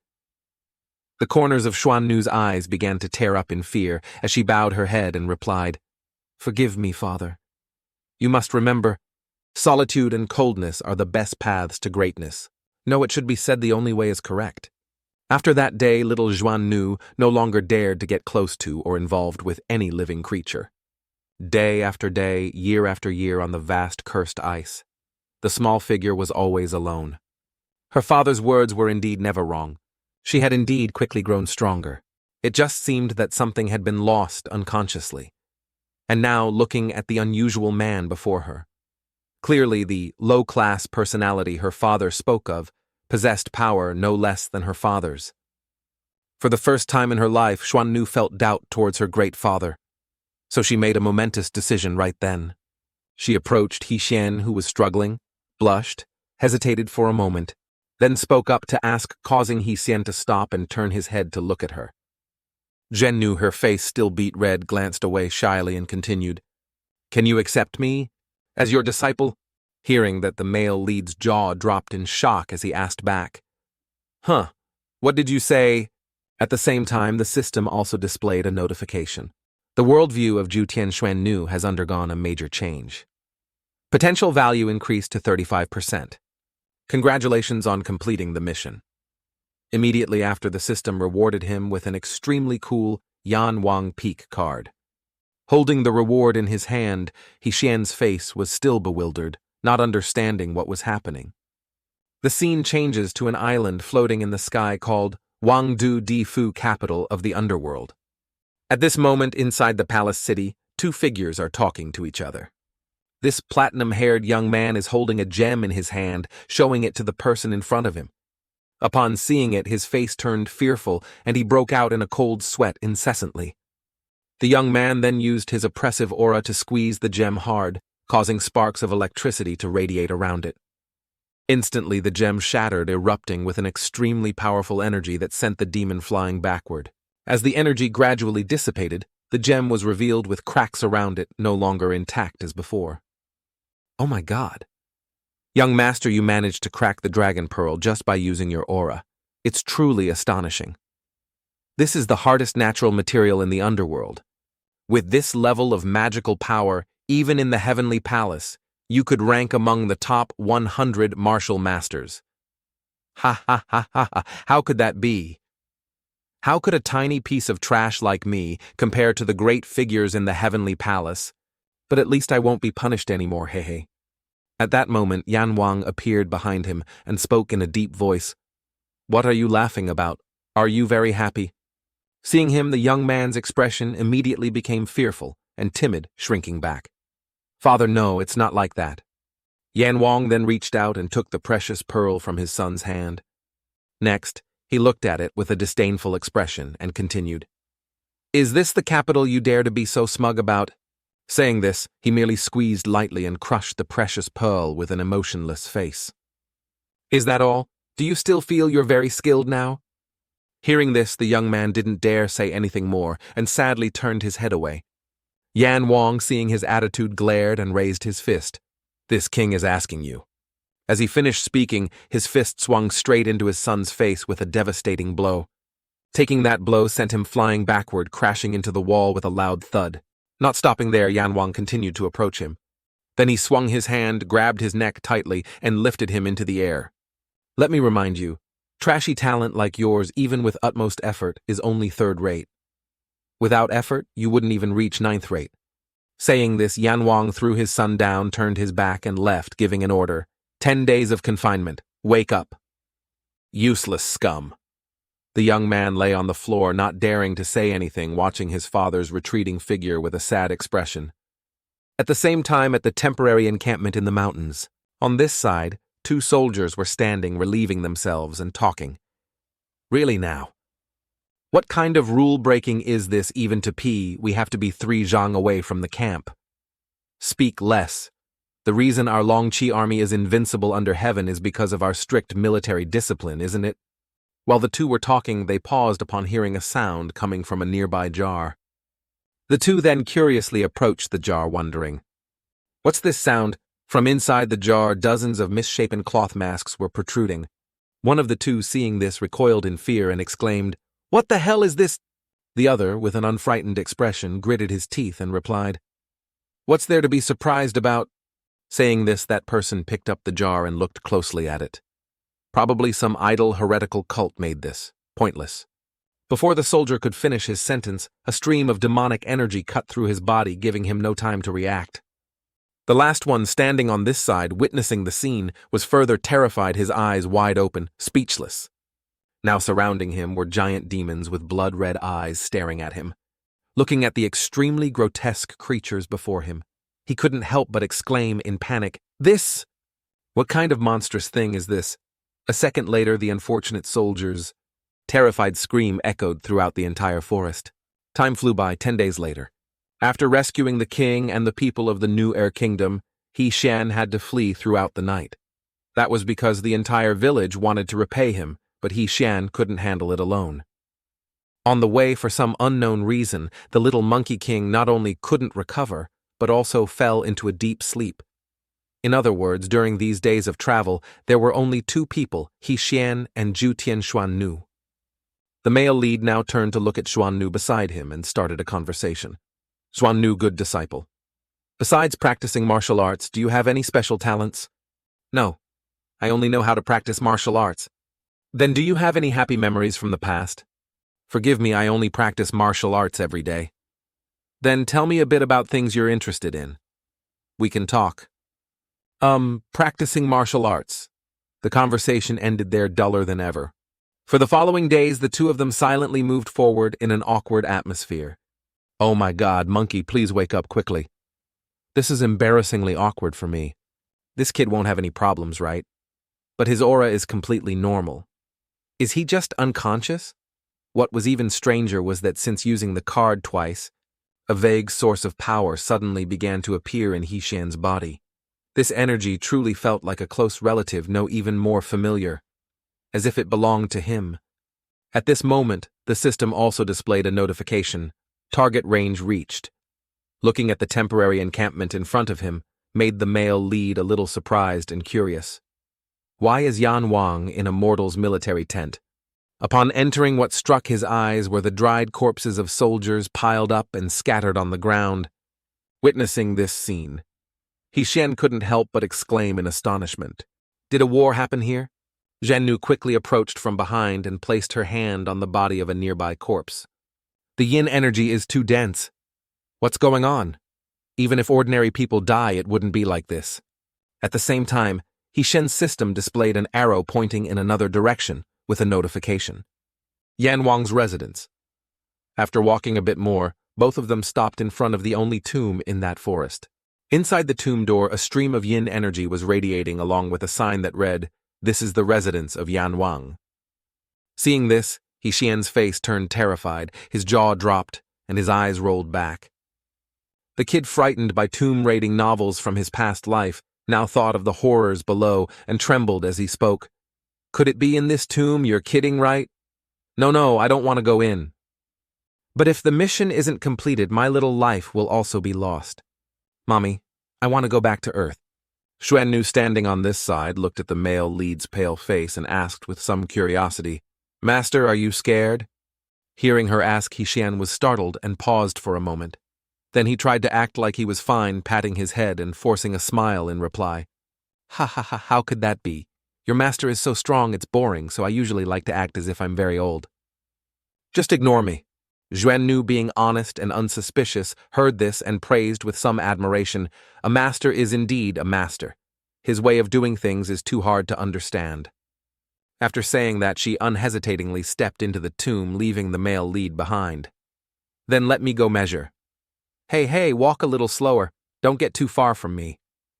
A moment later, after both had entered the tomb, Xuannu looked at Xian's bloodless face, who was clinging to her, and praised in surprise, "The master acts really well. But to reiterate, the yin energy here is getting heavier and heavier." Suddenly, a strange sound came from a nearby rock crevice, startling the male lead, causing him to jump and yelp. His expression now became extremely vigilant as he asked softly, "What was that just now? What sound was it?" Looking closely, it was the sound of a frog slowly hopping forward. Seeing this, the male lead felt relieved, placed his hand on his chest and sighed. "Turns out it was just a frog. Scared the hell out of me." His complexion then brightened up again as he continued forward, unaware that danger was lurking behind him. After a few steps, Shen sensed something and instinctively turned his head back. Only then did he see a group of demons, freezing in place for 5 seconds. Xuannu, standing nearby, also saw them, her expression turning angry as she thought, "All king-level nether beasts. What's going on? Creatures from the netherworld cannot appear in the human realm. Not right. There must be a great chaos happening somewhere." Returning to the male lead's side now, he was running for his life, his mouth constantly exclaiming, "About to die! About to die! About to die!" But he hadn't run far before the monster's tentacles rushed out and wrapped around his body. Next, it opened its large mouth wide and slowly brought the male lead in amidst his screams. Ah, help! I'm about to die, about to die." Xuannu, standing below, heard this, looked up at him, and prepared to act. But she then remembered the male lead's instructions, paused, smiled, and spoke. "It's okay. Master is so strong he must be playing around again." "What? Hey, what's with that relieved expression of yours? I'm about to die here." Saying this, Shen looked at the distance between himself and the demon's mouth and exclaimed, "Am I really about to die?" 2 streams of tears then rolled down his helpless face. "I'm done for. This time I'm really done for. I said I can't cultivate immortality." The scene shifts to Wukong, who is unconscious and lying on the ground. He then suddenly opened his bright eyes wide and looked towards the male lead. Then he surveyed his surroundings and sprang to his feet. Next, he raised his arm with a serious expression and began to channel his energy, unleashing the incomplete Tao technique. "All things are born from the Tao." As he finished speaking, Wukong immediately waved his hand, sending a stream of energy towards the demon. The previous blow instantly created a large hole in the demon's chest, felling it. Xian was thus rescued, falling from above. Wukong, standing below after eliminating one, glanced at the remaining ones and spoke. "Too many Tao demons." At this moment, all of them rushed towards the small but full of potential Wukong in front of them. Seeing this, his expression unwavering, he glanced at all of them with a sharp gaze. But at this moment, another demon appeared from behind, swinging its giant foot down, aiming straight for Wukong's body. Shen, standing on this side, saw this and worriedly shouted, "Careful behind you." Just as the giant foot swung down, it was blocked by Wukong's 2 arms. No matter how hard the demon tried, it couldn't stomp on him. His eyes had now become cold and sharp, filled with killing intent, as he spoke in a deep voice. It must collapse. As he finished speaking, Wukong immediately tensed up, emitting an extremely powerful energy that pushed back the demon's giant foot. Then that energy accumulated into glowing orbs flying around his body. Next, his gaze continued to sweep over the demon in front of him as he spoke. So the more one ignores martial arts, the deeper one can enter the Tao. As Wukong finished speaking, all the demons rushed straight towards him, their mouths wide open. He had never been afraid of anyone, so he glared, frowned, and looked at the whole group. Then his face darkened as he raised his arm, which was enveloped in his energy. Instantly at his location, a massive burst of energy erupted, blowing all of them away. That energy burst grew stronger and stronger, illuminating the entire cave. Hishan, standing on this side, witnessed the scene, his face unable to hide his astonishment as he stared at Wukong's back in front of him. Wukong then turned his head, gave a thumbs up, smiled, and spoke. "Master, how was it? This kid's aura is completely like he's transformed into a different person." Xuanyu, standing near him, couldn't help but think in astonishment, "Strong. Too strong. I am definitely not his opponent now. Clearly not long ago we were still evenly matched. It must be because a master taught him." At this moment, Xuanyu's admiration for He Xian had increased. This level can still be surpassed even further. Thinking of this, she covered her blushing face with both hands in embarrassment. "Why is my face so hot?" At the same time, on the male lead's side, he was looking at Wukong, who had just landed in front of him, and asked curiously, "I say, monkey, what on earth is going on?" "Ha ha ha, my master is skilled, isn't he?" The deep sleep before was because I was readjusting the meridians in my body after failing to use the realm last time. Now I can do it 8 times. Hearing this, Hishan had no words left and thought to himself, 8 times. This kid's talent is truly formidable. The peak card can only be used a little over 10 times, right? If this continues, I'll end up tormenting my disciple. I need to find a way to get stronger quickly. At this moment, from the monkey's perspective, the male lead was He Xian, who was biting his lip, looking at him angrily with a disdainful gaze. "Only 8 times. Then your kid's talent is truly formidable, God. Is this tone an expression of master mocking me? Are you saying I'm too arrogant to become a great monkey?" Thinking of this, Wukong unhesitatingly knelt down, kowtowed, and said loudly, "Master disciple knows he was wrong. Please don't be disappointed. And please don't send me away. I still have many, many things to learn." He Xian, hearing this, frowned in confusion and asked back, "What with what?" At this moment, the system panel displayed a notification. "Congratulations, potential value increased from 5% to 35%. Obtained reward Small King's Mask Prop Gift Pack." After the notification, the system immediately awarded that mask into the male lead's palm. He was once again dazed, not understanding what was happening, and spoke in bewilderment. "Huh? What did I do again? What does this thing do?" This darn system didn't even give any hints. At the same time, Xuanyu on this side had approached Wukong and asked curiously, "By the way, doesn't master like to act like a chicken? Why interrupt? Aren't you afraid of being punished?" "Hey, you don't understand this. According to my observation of master, cooperating with him to act out the rescuing the newbie chicken scene is the most fun." While the two were talking, a soul suddenly appeared from behind, rushing towards them. Both of them now noticed its presence and immediately whipped their heads around. Wukong then started to act first, shouting loudly, "Which vile creature is this, such audacity?" But as he finished speaking, the soul did nothing and flew right through his body. Next, it flew straight in another direction behind the two. Following it were dozens of other souls also swarming in. None of them had any malicious intent towards the 3 of them. He Xian and company and all quickly flew past them. He Xian, seeing this, still didn't understand what was happening and turned to look at Xuan. Nu puzzled. "What is this reporting to master? They should all be mortal souls. But under normal circumstances, one needs a special magical artifact to see them. It's said that unless there's an extreme mission, one cannot see them." After hearing her, the male lead looked at those souls in surprise and thought to himself, "Who on earth killed these living beings? Could it be Yan Wong?" Not long after, a passage gate appeared in front of the 3 with streams of dark energy emanating from within. All 3 were now staring at it with vigilant expressions, not letting their guard down. This aura is unmistakable. Unexpectedly, someone actually dares to open a passage between the 2 realms. Who on earth has such guts? No matter who he is. If he dares to disregard life, we'll fight him first and talk later. His two disciples, hearing this, silently looked at him as if waiting for something.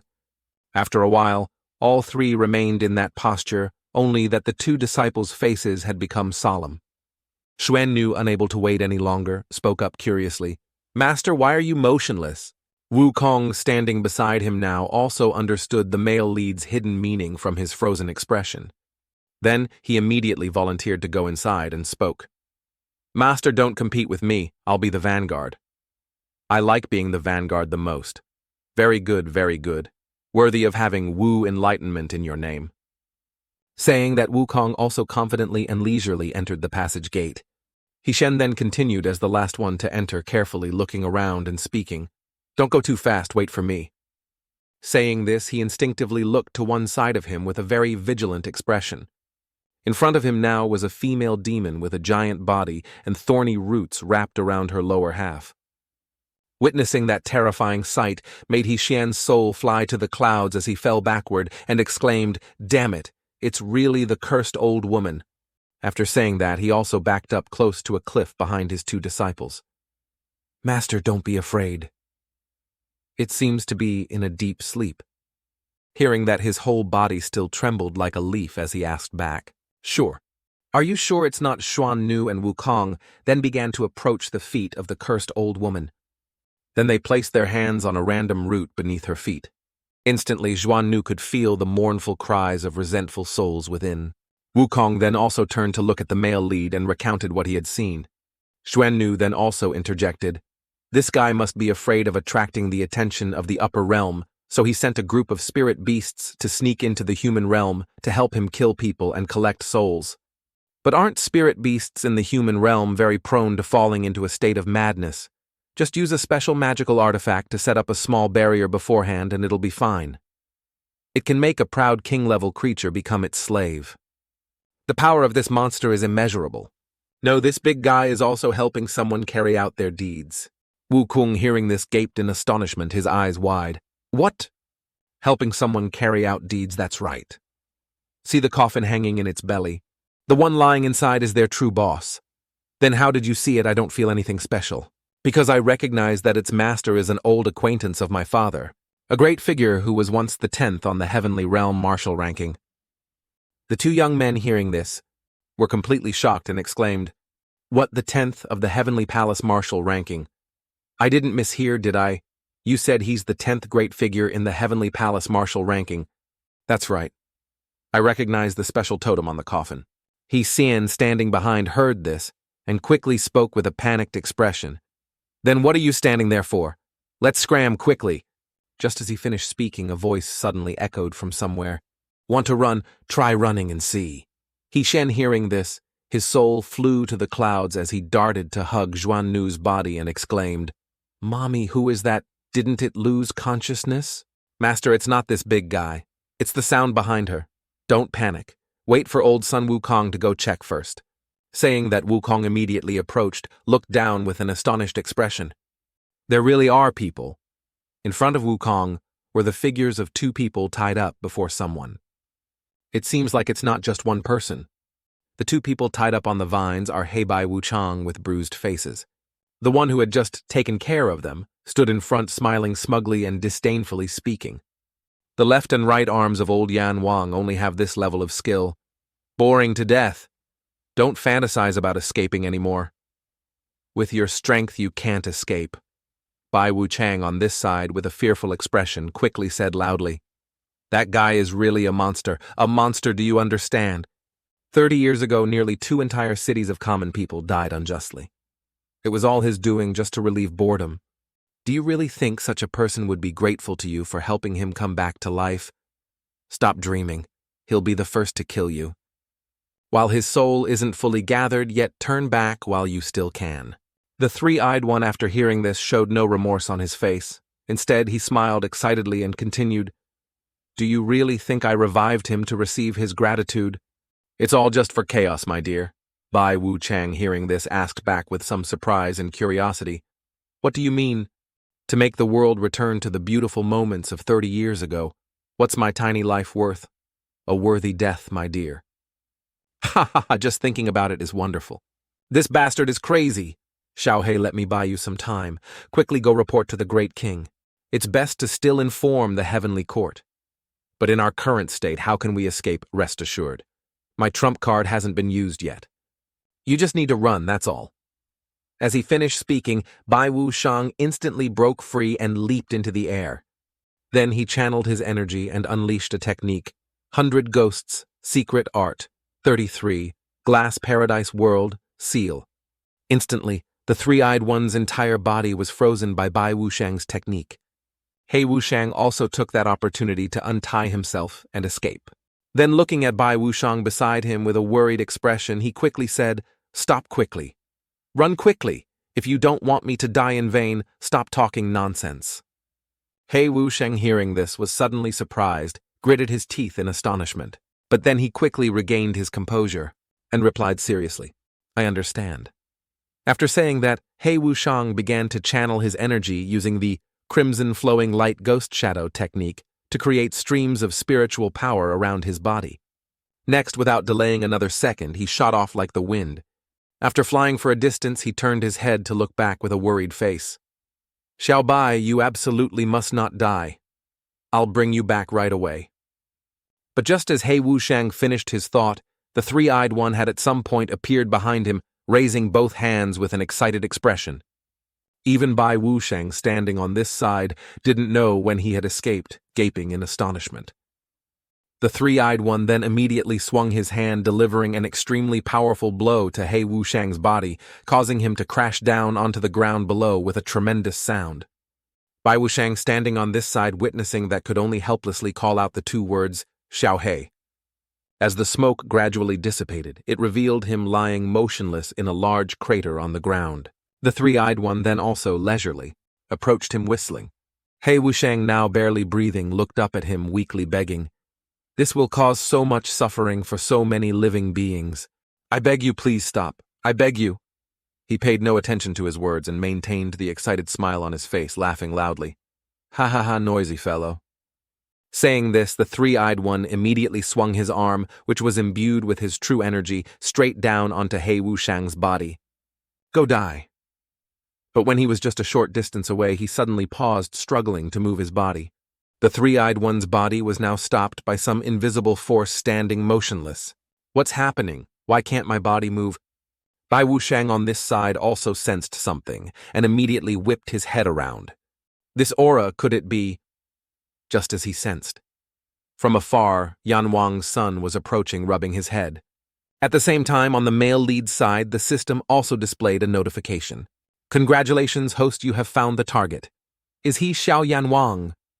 The three-eyed one now also turned to look at Xiao Yan Wong with a surprised expression, thinking to himself, "This bastard looks cowardly. But the aura radiating around him is truly terrifying. Moreover, who is this Lord Lin he speaks of? I'm afraid I'm not his match." Thinking of this, he turned to look at the giant old woman sleeping behind him and said loudly, "Second deity, help me." The second deity on this side, hearing this, was immediately awakened, her two bright eyes opening wide. The coffin lying on her stomach also slid off.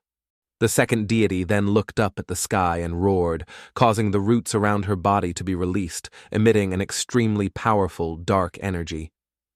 Immediately after, she and those roots began to rush towards the three-eyed one whose mouth was wide open.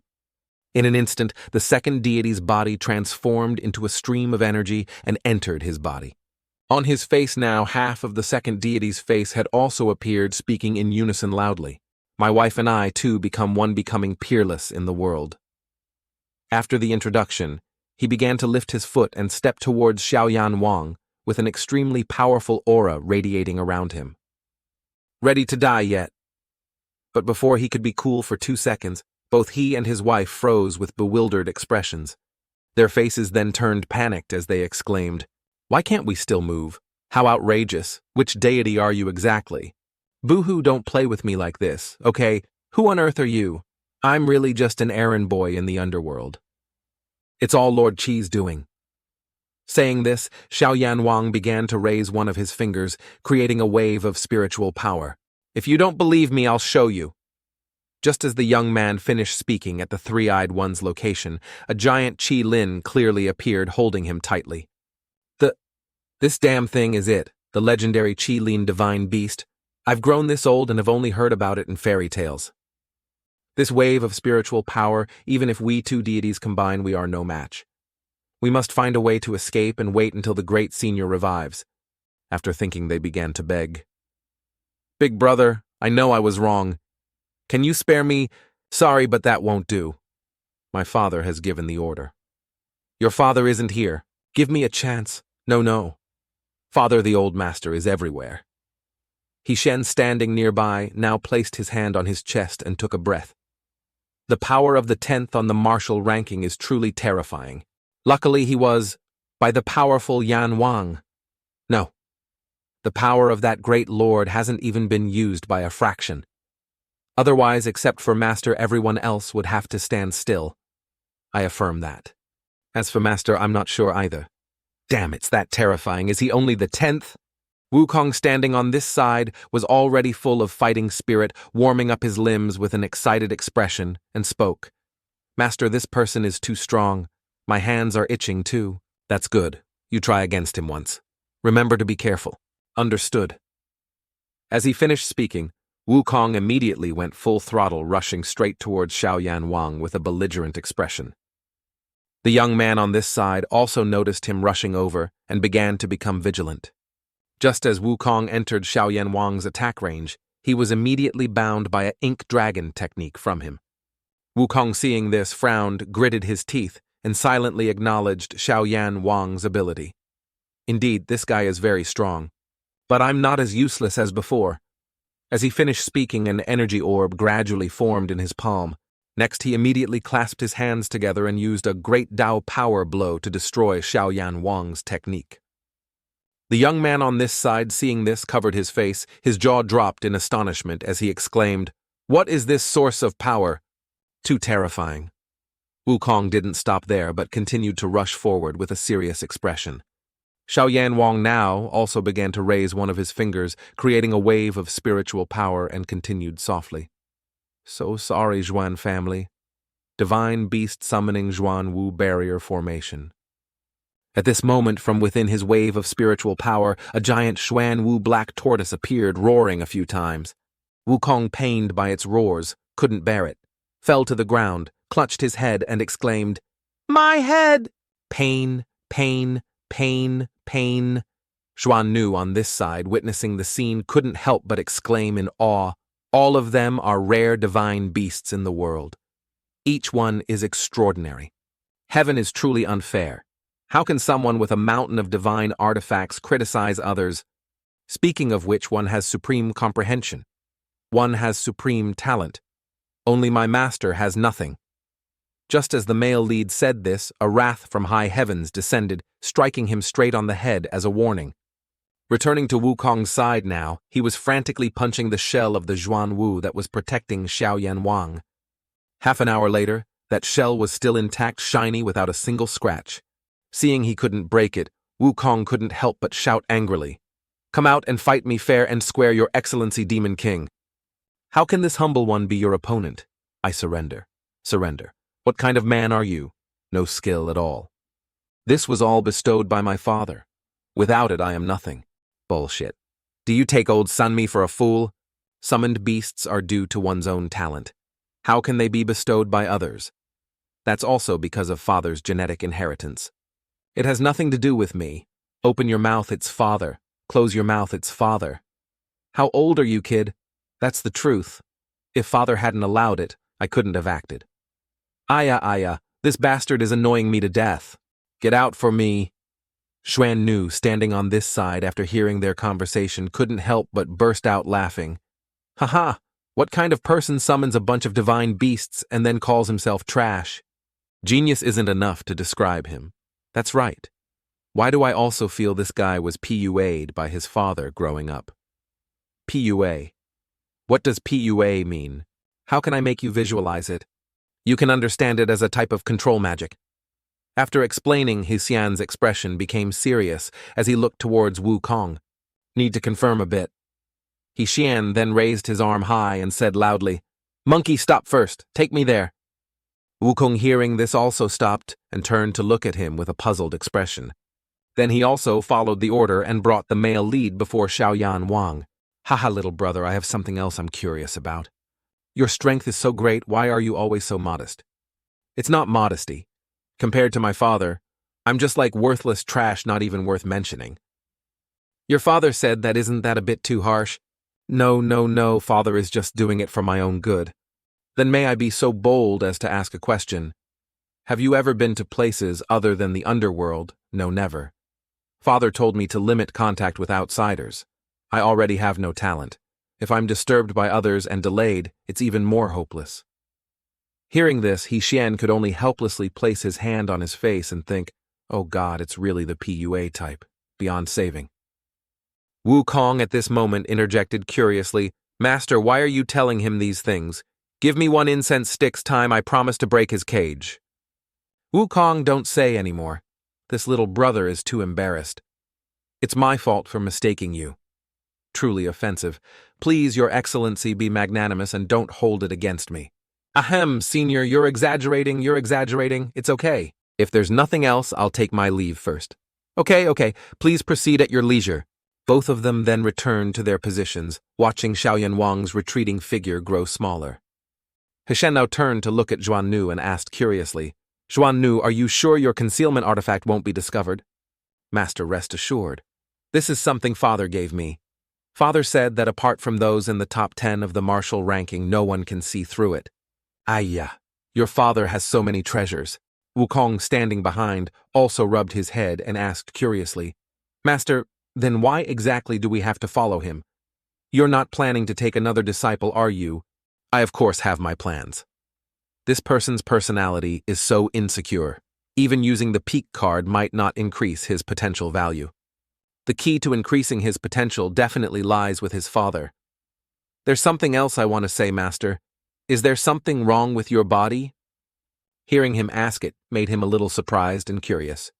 Why do you ask that? With Master's unfathomable strength, before I clearly couldn't sense even half a point of spiritual power leaking out, but now I can sense a little bit leaking out. Approximately chi condensation stage 7 or 8, something like that. Zhuan, standing beside him, also interjected. I also sensed that. I thought it was my illusion. Hearing them say that, Xian stood there blankly for a moment. Then his eyes lit up as he thought to himself, Chi condensation stage 7 or 8. Indeed, it's not my illusion. My body has become stronger again thanks to using the peak card. If that's the case, this strong sense of familiarity probably isn't wrong. Could it be that I was truly a peerless expert before? My memories were altered, and I was mixed in as a loser. While the male lead was still happily thinking about nonsensical things, Wukong beside him started pointing at Yan Wong's back and spoke, Master. He's about to leave. Seeing this, he immediately dashed off, calling his 2 disciples. Quick. Following him. At the same time, in the Asura martial arts arena of the underworld, a match was being held with hundreds of spectators watching. When the signal just started, a monster rushed forward, opened its mouth wide, accumulated an orb of spiritual power, and shouted, Try this. After saying that, he shot a stream of spiritual power from his mouth towards the other one. The old man standing in front of him, seeing this, raised his hand to block it gently with a smug look on his face. Not stopping there, the fat guy continued to rush forward, raising one of his arms high. Try this and see. Just as he swung his hand down, the old man in front with agile movements circled behind him and spoke, It's my turn, right, fatty? As he finished speaking, the old man immediately swung his fist, but it was quickly blocked by the fat guy. The old man then launched a kick, catching him off guard, unable to react in time, and was hit. The fat guy also didn't lose out, swinging his fist straight at the old man's face, forcing the old man to quickly raise his hand to block. The others standing below, witnessing the scene, couldn't hide their excitement and spoke up, worthy of being the second killing general. His strength is indeed domineering. When will we reach their level? In my dreams it seems more feasible, ha ha ha. At the same time, old Yan Wong on this side had stood up, looked at the 2 fighting in the air, and said loudly, Enough, stop for this king, a bunch of useless fools. Fighting more is just like bears fighting. The 2 of them up there, hearing this, also stopped and turned to look at him angrily, thinking, Indeed, the old man wants to start bullying again. Yan Wong then also began to open his mouth wide and continue shouting. With your pathetic level, you're not even worthy of this king glancing at you 100 years ago. Great king, please forgive us. It's that we subordinates didn't learn well. Don't call me great king. You are not worthy. Saying this, the old man began to point his finger at each one, giving orders. You, and you all. Come at me with all your strength. Let you remember how high the sky and how thick the earth are. What are you standing there for? Act quickly. All those people were now terrified, knelt down on the ground, bowed their heads and said in unison, we dare not, we subordinates absolutely dare not. Hearing this, the old man smirked and thought to himself, forgiving you wouldn't dare either. After thinking, the old man's eyes turned blood red, with an extremely powerful aura, as he continued, a bunch of useless fools. If you dare to fight this king, even when you can't win, I'd still consider you men. Not like now, you are truly despicable. Damn it, believing that old bastard's dog shit. Last time the Western Ghost King believed the old bastard's dog shit words. He was beaten by the old bastard under some pretext and hasn't gotten out of bed for half a year. What the old man wants is simply the pleasure of everyone kneeling and licking his shoes. Truly an old hypocrite. Doesn't even dare to go to the heavenly palace, just madly showing off his might in his own home. He's the useless one.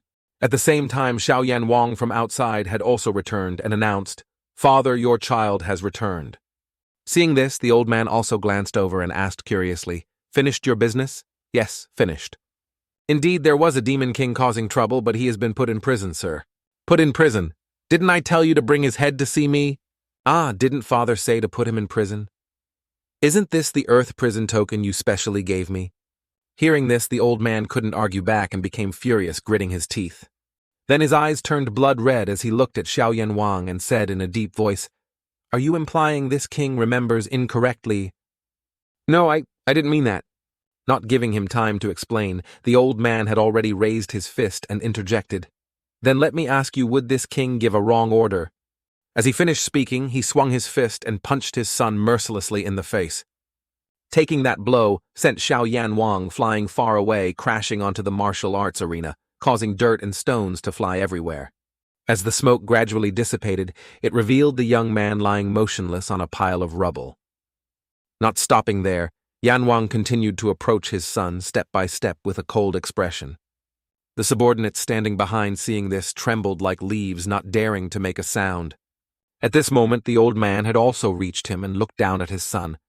Then he slowly bent down and reached out his hand. Next, he grabbed his collar, lifted him into the air, and said loudly, From now on, whoever dares to doubt this king will end up like him. Have you all heard clearly? The ones kneeling before the old man now also shouted in unison. Yes, we obey, great king. Is this old man taking the opportunity to warn everyone? Even if he's wrong, he has to be right. Even a vicious tiger doesn't eat its own cubs, yet he uses his own son to kill the chicken to scare the monkey. Damn beast. With so many people around, doesn't he need to save some face for his son? Old Yan Wong now looked at his son and continued speaking. I ask you again, did I tell you to put him in prison or to bring his head fa? Father, you really did say to put him in prison. Hearing this, the old man's face turned fierce again as he stared at him with blood-red eyes full of killing intent. The subordinates kneeling on this side were also panicking for him and spoke loudly, Young master, don't be stubborn anymore. You'll really die. Yan Wong now began to raise his fist high and ask again, What did you just say? Speak louder for me. This king is deaf and didn't hear clearly. Just as the old man was about to punch again, a beam of light suddenly appeared from behind, landed and stopped him. The male lead and his two disciples leisurely walked out from within and spoke. Hey, old man. I was worried there were too many people here. If I didn't save you some face, it would be a bit too much. Now it's good. You really don't need any face, do you, old man? Wukong and Xuannu behind him also began to warm up their joints with excited expressions, looking at old Yan Wong. The old man standing on this side was also looking at the three of them with a sharp gaze and spoke in a deep voice. Where did these snot-nosed brats come from, daring to come to the gates of the underworld to cut off their own path to life? Wukong then also volunteered and stepped forward quickly saying, Master, let me deal with him. But the male lead, now unlike usual, replied with a serious expression. No need. This time let me handle it myself. Hearing this, Wukong was very surprised, turned to look at him, and replied, Oh, master, you want to do it personally? I'm looking forward to it so much. I can learn again. He then began to take out the Yan Wong card, holding it in his hand, thinking to himself, the cooldown time has been shortened to just 1 minute. Next time, perhaps I can cast it immediately. Just as he finished thinking, his body began to grow larger, emitting an extremely powerful aura. The form he transformed into was the strongest Yan Wong in history. Qinguang Wang. Hishian then looked at the old man in front of him with his sharp gaze, thinking to himself, indeed, an interesting ability. Good. This time I'll play something different with you. Old Yan Wong, standing on this side, watched the male lead slowly sit down and also thought to himself, transformation not worth mentioning. But what's with this aura? This isn't… Before he could finish thinking, Zhen, sitting opposite, spoke. Old man, this time let's play a little trick. This king will sit still for you to hit. If I move 1 step, consider it my loss. How about it? A brat like you, if you can withstand 3 of this king's moves, it's not too late to show off later. Okay. As he finished speaking, he immediately summoned a Lei Gui thunder demon from his formation. The demon species then immediately rushed towards the old man in front, raising its fist. Seeing this, the old man didn't even bother to move, frowned, and let out a heavy breath. Then he gently swung his hand, delivering a fatal blow to the demon's body.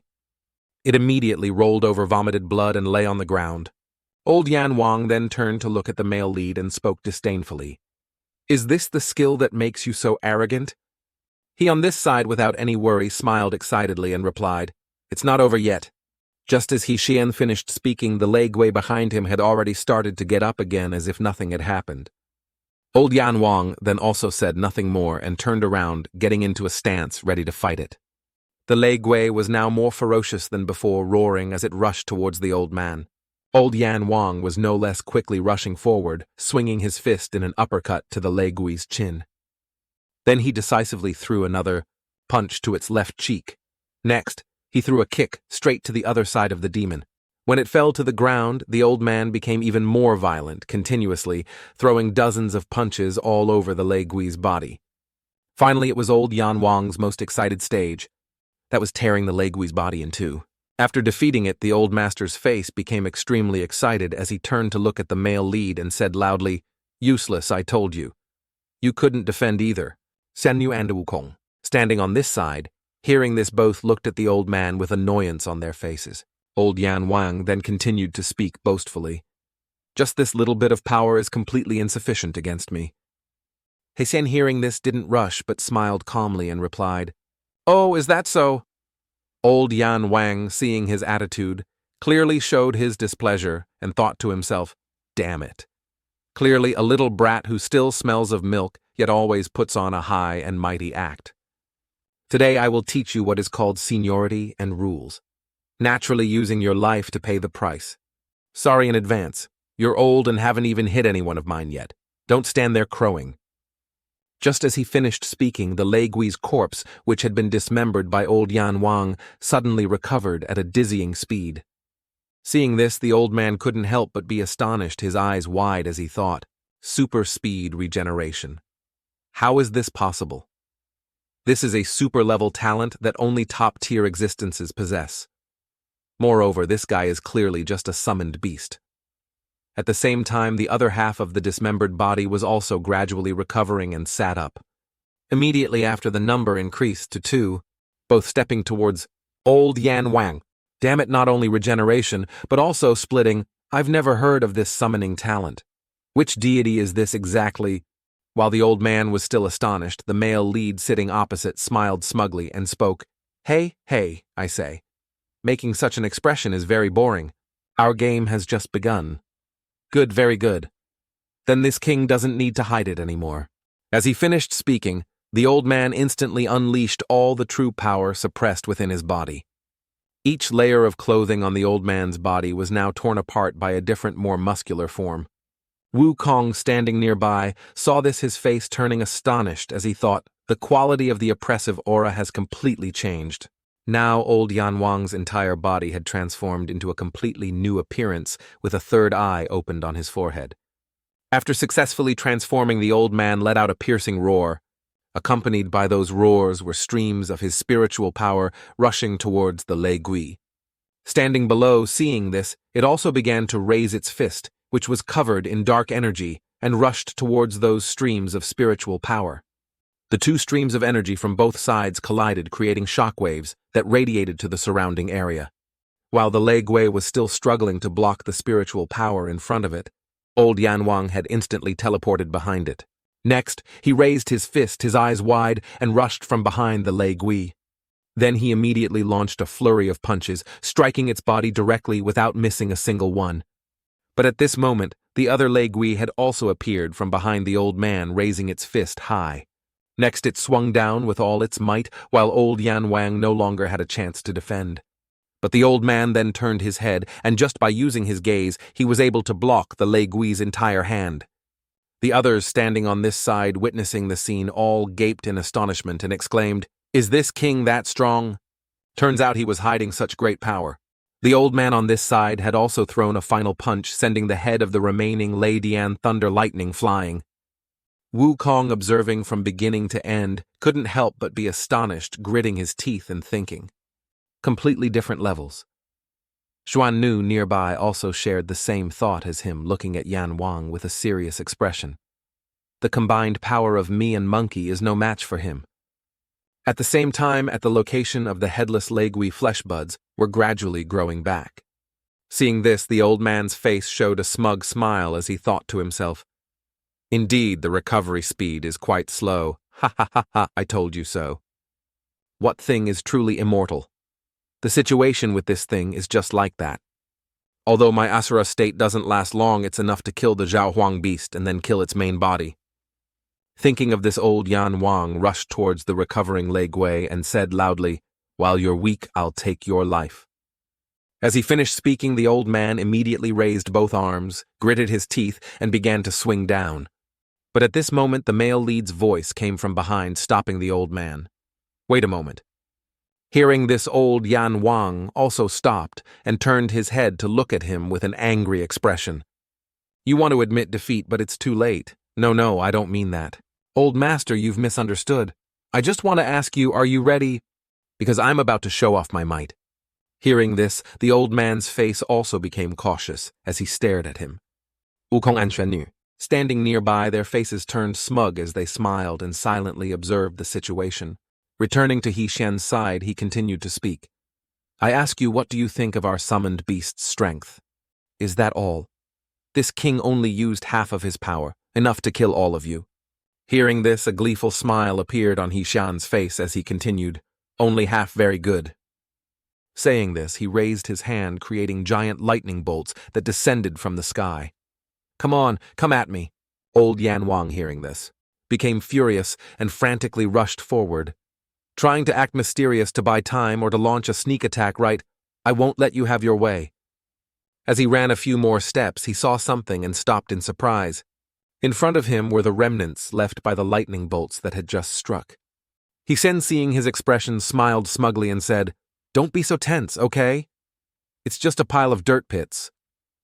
The old man on this side also didn't dare to act rashly, only gritting his teeth in anger. What on earth is this kid trying to do? While old Yan Wang was still surprised, He Xian now began to raise one of his fingers to the sky. Then he created a formation that appeared on the ground. From within that formation, a polar bear stepped out, letting out a piercing roar. Its form was dozens of times larger than the male lead's transformed body. The polar bear then looked towards old Yan Wang and continued to roar. Seeing it, the old man was as docile as a puppy, sweating profusely, not daring to make another sound. He Xian sat across from him with a smug expression and sharp eyes filled with murderous intent as he smiled and said, "How about it? Just a few parts of your power. Are you sure about that?" The only thought in old Yan Wang's mind now was one word: run. His fighting instincts over many years told him he was not on the same level as this monster. Once a fight started, he would die within 3 rounds. But at this moment his legs could no longer hold firm and were trembling. "Can't even take half a step, damn it! What should I do now? What to do now? Seeing the old man trembling before him, He Shen calmly reassured him. Don't be afraid, don't be afraid. After reassuring him, he continued to raise two of his fingers with a smug expression. There's more. Hearing this, old Yan Wong was even more astonished, his eyes wide and blinking. More. There's more. Hey, of course. As he finished speaking, the male lead immediately swung his arm behind him and shouted loudly, Heavenly Seal activate.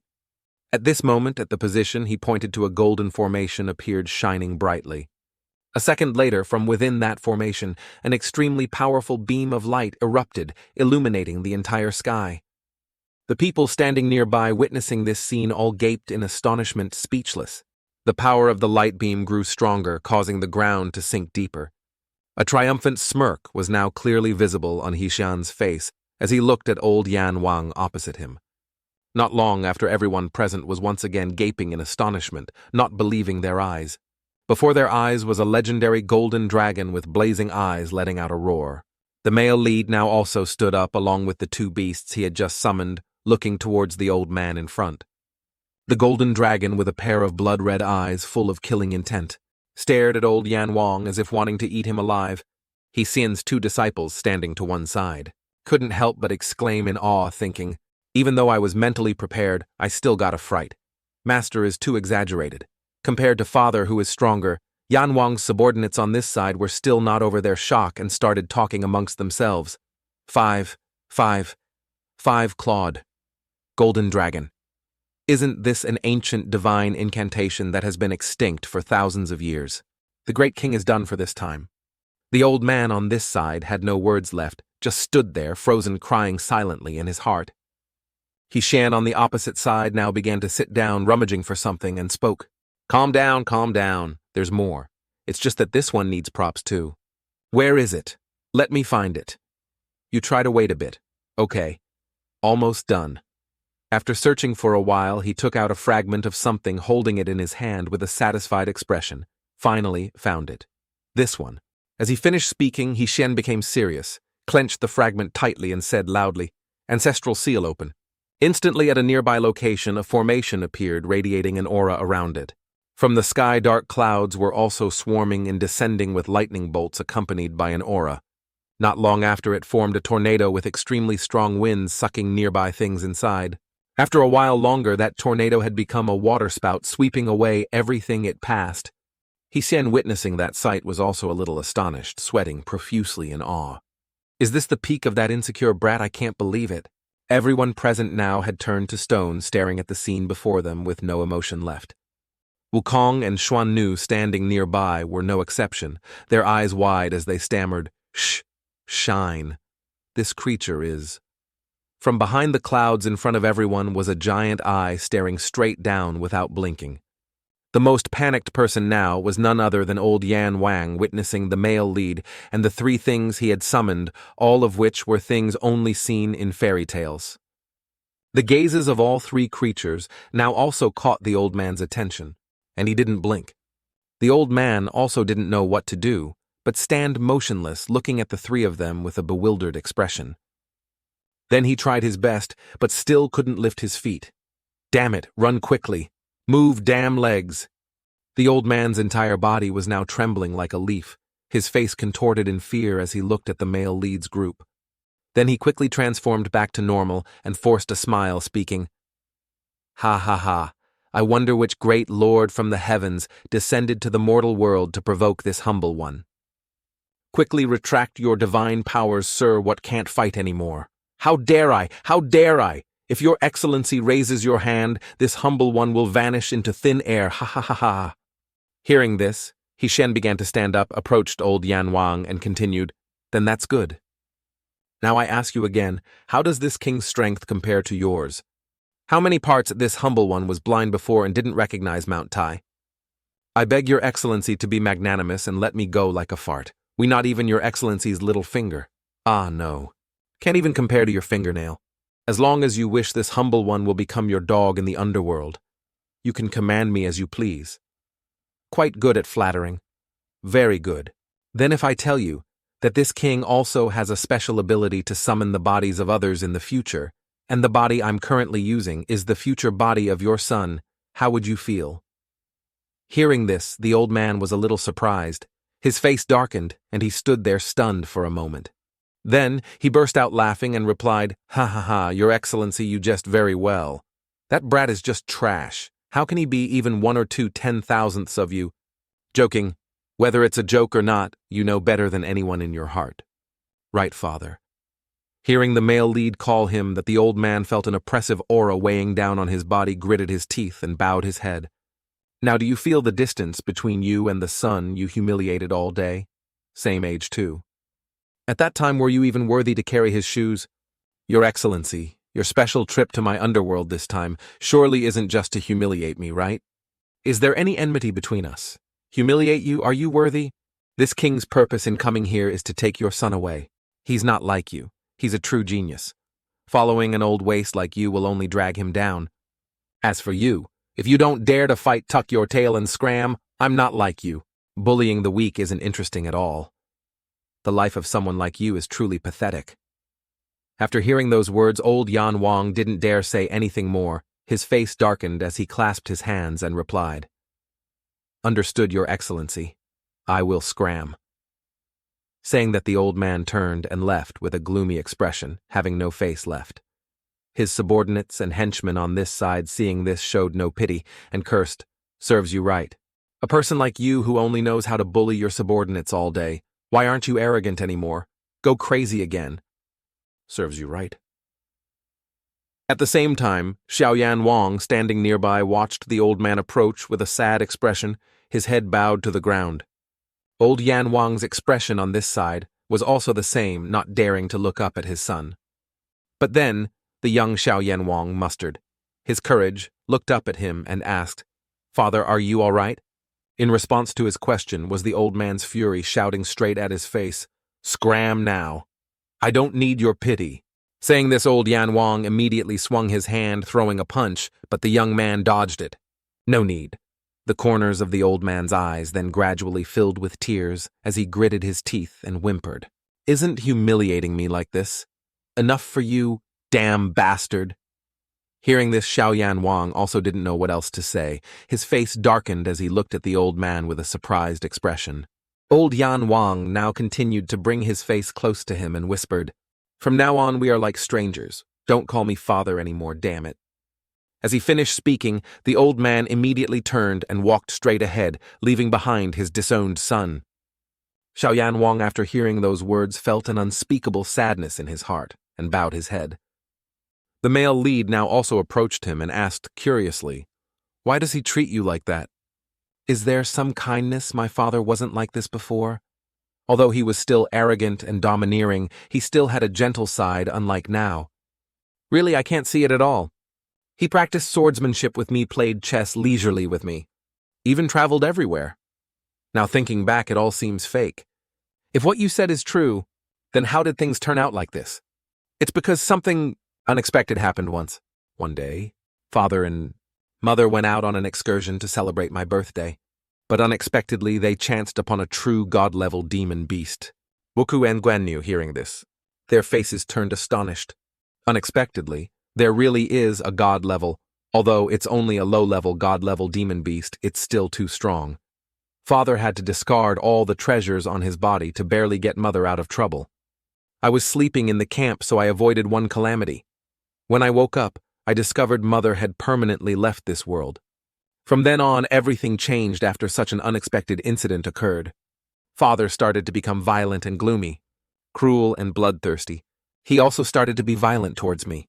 Then it became more and more serious, even developing into abuse. Father probably always considered me the one who caused the death of the person he loved most. So you endured this injustice because you felt guilty. Yan Wong, hearing this, quickly denied it and replied, "No.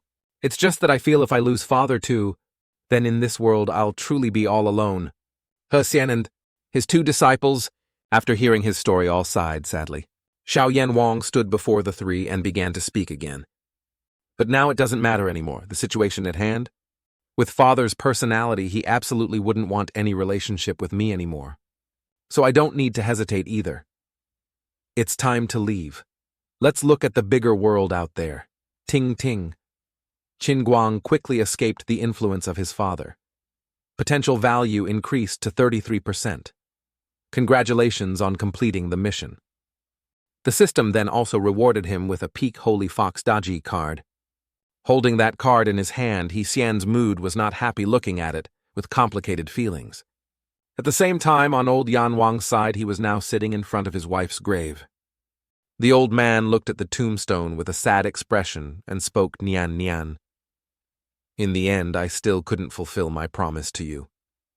Returning to the scene of yesteryear, when Nian Nian was still barely breathing lying in front of Yan Wong, she now opened her eyes, looked at the old man and weakly called out, Damu, agree with me. Absolutely do not let Guang'er know the truth of this matter. Tell him a god-level demon beast suddenly appeared and killed me. Just as she finished speaking, she vomited blood and coughed painfully and continuously. Old Yan Wong, seeing this, whimpered, trying to hold back the tears streaming down his face, and replied, Don't say any more. Rest first. Lastly, I still want to tell you that meeting you is the greatest honor of my life. Agree with me to live happily on. Please don't hate Guang'er. See you in the next life. After saying that, Nian Nian also breathed her last, leaving Damu in extreme pain, screaming in a voice that blended with the thunder in the sky. Returning to the present, he was still sitting looking at Nian Nian's tombstone and continued to speak. Perhaps that great power can deal with the monster inside it. But it no longer has anything to do with me. I listened to you and didn't let him know the truth, but I really can't not hate him. And I will hate him forever. Curse him because he took your life. Saying this, Damu leaned back, lying on his back, looking at the clear blue sky before him. In this life, if it were always just the two of us, how wonderful it would be. The scene changes to a place called the Human Realm Immortal Hand Cliff. On top of the cliff is a coffin radiating an aura. Immediately after that, aura erupted violently, pushing back the people standing around. All of them, seeing this, were a little astonished, and quickly said loudly, it's here, it's finally almost here. The great lord who was once the 10th in the heavenly palace. At the same time, the coffin was shattered into pieces from within by a force scattering everywhere. At this moment, the little demon, the inside, had also appeared with a smug smile on its face. Another guy standing nearby was also very excited and laughed loudly. Ha ha ha, success, success, I didn't expect it to really succeed, ha ha, great elder. It was us who revived you. As soon as he finished speaking, the sword auras slashed out by that demon immediately dismembered all of them. After killing them all, the demon's face became excited, its eyes bloodshot as it spoke. Long time no see, fresh and delicious blood is here, come on, let this old man slaughter the world once more, let blood flow like a river. But then again, my best resurrection spot in the underworld was destroyed by others, those damn bastards. This old man remembers all your auras. Now this old man will find you and chop you into pieces first. At the same time, snakes appeared behind him, along with a voice. Hey, old man, aren't you ashamed of talking to yourself? Hearing this, he turned around with a surprised expression. In front of him was the scout Mei Du Suo, sitting on a rock, happily raising her hand to greet him. Seeing this, the demon raised one of his fingers to gather spiritual power. Did I let a fish slip through the net just now? Before the spiritual power in his hand had fully gathered, Mei Du Suo had already appeared in front of him with a smug smile on her face. Witnessing that scene, the demon couldn't help but exclaim in amazement. So fast soon after, Mei Du Suo appeared again from behind him and spoke. Fast, isn't it? Here again. Sensing her power, the demon hurriedly rushed back to maintain a certain distance. Next, he raised a hand and gradually gathered a ball of his spiritual power. Not long after, his ball became super huge and showed signs of getting even bigger. Mei Du Suo stood on this side, unafraid, smiling as she raised 2 fingers and aimed precisely at the demon in front of her. Immediately after, she shot out a blast of energy that flew over and left a large hole in him. The orb behind him was then easily destroyed with just one blow from her. Witnessing this, the demon was so astonished his jaw dropped, secretly thinking he couldn't believe his eyes. What's going on? What trick is she playing? Although my strength hasn't fully recovered, this bitch is absurdly strong. I've never even heard her name. Mei Du Suo, still smiling, stood on this side, flicked a finger down and continued. The people of this world are surprisingly weak. As soon as she finished speaking, the demon's other arm immediately broke off as well. Not stopping there, Mei Du Suo continued to hold out her entire hand in front of the demon, causing him to be so terrified He couldn't even speak before he could regain his senses. A sinister smile appeared on her face as she glared and leisurely continued, "The weak don't deserve to live in this world, you know." Next, it was no surprise that the demon's body was covered in large holes created by Mei Dusuo's previous attack. He instantly took the opportunity to vanish into thin air, leaving her standing there alone. Seeing this, Mei Dusuo could only sigh in frustration and complain. He got away again. "I can't fight these brats in this world. He runs really fast. I didn't even get to use my ultimate move." As she said this, an extremely powerful stream of spiritual energy appeared in the sky and struck down right where the demon had been standing. It's truly a pity. At this moment, Mei Dusuo sensed something and narrowed her eyes in surprise. "Unexpectedly, I can sense the aura of another descended one here. Let me see which colleague it is." The person who appeared in the dimension she created was none other than our protagonist, advancing with his disciples. Seeing this, Mei Dusuo's face became excited and she burst out laughing. "Ha ha ha! I didn't expect it to be a senior. This is great. I'll go meet with you then." After saying that, Mei Dusuo didn't hesitate and leaped into the sky, rushing towards the protagonist's group. Returning to their side, Hishan had stopped in front of a large cliff, staring intently at it. The three disciples standing behind were also eagerly observing his every move. Hishan on this side had begun to raise his arm, which was enveloped in a stream of true ki, and then swung his hand, shooting a stream of spiritual power towards the cliff. That stream of spiritual power shot straight into the cliff, creating a large explosion that shook the surrounding area. When the smoke gradually dispersed, it revealed a large, not too deep dent in the cliff. Wukong saw this and was so surprised his jaw dropped, unable to believe his eyes. This power is a bit ordinary. The other two disciples also shared the same sentiment and remained silent. Just when they thought it was over at this very moment, the claws of a beast began to emerge from the hole and set down on the ground. Soon after, the shape of that beast also appeared, along with an extremely powerful aura emanating outwards. Jutian Envy, witnessing this scene, was once again astonished, her eyes wide. But a few seconds later, the beast gradually dissipated quickly, disappearing neatly without a trace. Seeing this, Wukong's face darkened, and he spoke up. Although the spiritual power is only at the late stage of foundation establishment, its strength is also ordinary. But what was that terrifying ancient aura in the stone cave just now? Saying this, he turned to look at Tiangong beside him, puzzled. "You also sensed that ancient aura just now, right?" I saw it. Indeed, my perception wasn't wrong. What was that?" Some kind of summoning technique. Tiangong, standing in front, heard this and quickly denied it. "Definitely not. Its aura is completely different from a summoned beast." "Not a summoned beast? Then what is it? I don't know either." After saying that, both of them continued to look at the back of the protagonist in front of them, observing.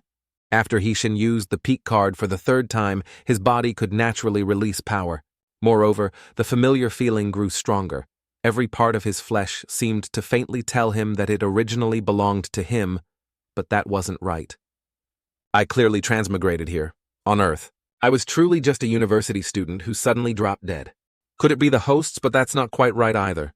I clearly didn't inherit the original owner's memories, so how could I inherit the strength? Can't explain it, completely unexplainable. Furthermore, after each time this body releases power, what's with that aura that gives people goosebumps?" At the same time, Wukong, standing behind, couldn't hide his curiosity and voiced his question. "Master, what was that ancient aura just now?" Hishan heard this and turned his head to look at him, replying with a mysterious expression. "This can't say.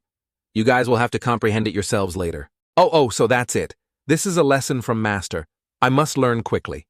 After thinking, Wukong bowed 90 degrees to thank Master for his guidance. Hishan then turned in another direction, stroking his chin and thinking to himself, "If no one has any information, there's no need to think too much about it now. Wait until I use the card a few more times, the truth will naturally become clearer and clearer. So the urgent matter is still to quickly complete the mission to get the peak card, but before that I have a pretty good idea." After thinking, he turned his head to look at Jutian Envy and said, "Jutian Envy, disciple, come here for a bit."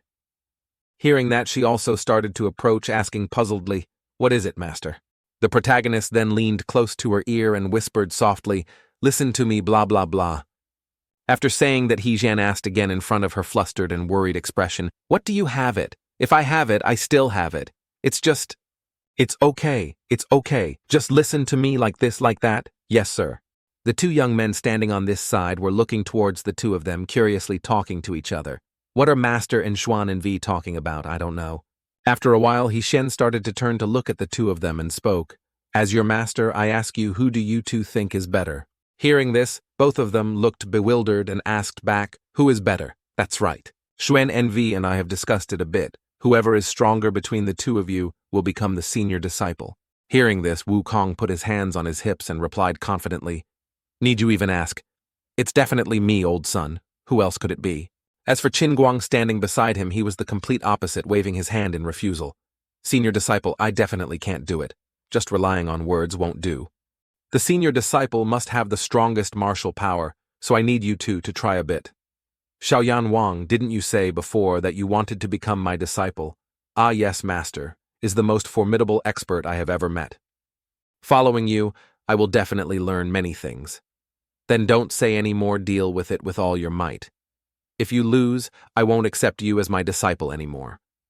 Wukong immediately jumped back a distance. Then he looked at Tiangong with an excited expression and spoke. A fair competition is coming. As soon as he finished speaking, he rushed forward and started the combat first. While Tiangong was still surprised, he kicked the guy in the stomach. Tiangong then regained his focus and extended his hand to use the Four Kings Beast summoning. Number 2. Wukong on the opposite side also continued to rush forward, raising his fist and shouting, I won't let you finish chanting. As soon as he finished speaking, he launched a series of punches at Tiangong's body, causing him to be unable to dodge and take the full brunt of the attack. At the same time, a flash of light appeared from behind Wukong, causing him to sense it and stop his attack. Then he dodged to the side, avoiding a blow from that flash of light.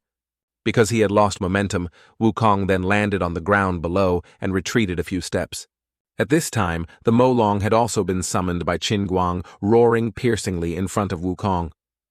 Seeing this, he couldn't help but exclaim in amazement, Has it reached the level where it can be summoned without casting a spell? Tiangong on this side continued to extend his hand and perform another Four Kings Beast summoning move. Number 4, immediately a Zhuan Wu with a giant form also appeared in front of him, roaring a few times. Seeing this, Wukong became dejected and sighed. The turtle monster has appeared again. Saying this, he became determined and opened his firm eyes wide. But this time, little master, I won't spare you either. At the same time, the Molong was rushing down from the sky towards Wukong, opening its mouth wide. Wukong at this time also began to lower his body, gradually creating energy orbs around himself. Next, he jumped into the air and threw a straight punch into the Molong's mouth, emitting an extremely powerful stream of energy. Taking that extremely powerful punch, it didn't even have time to yawn before it was instantly blown away.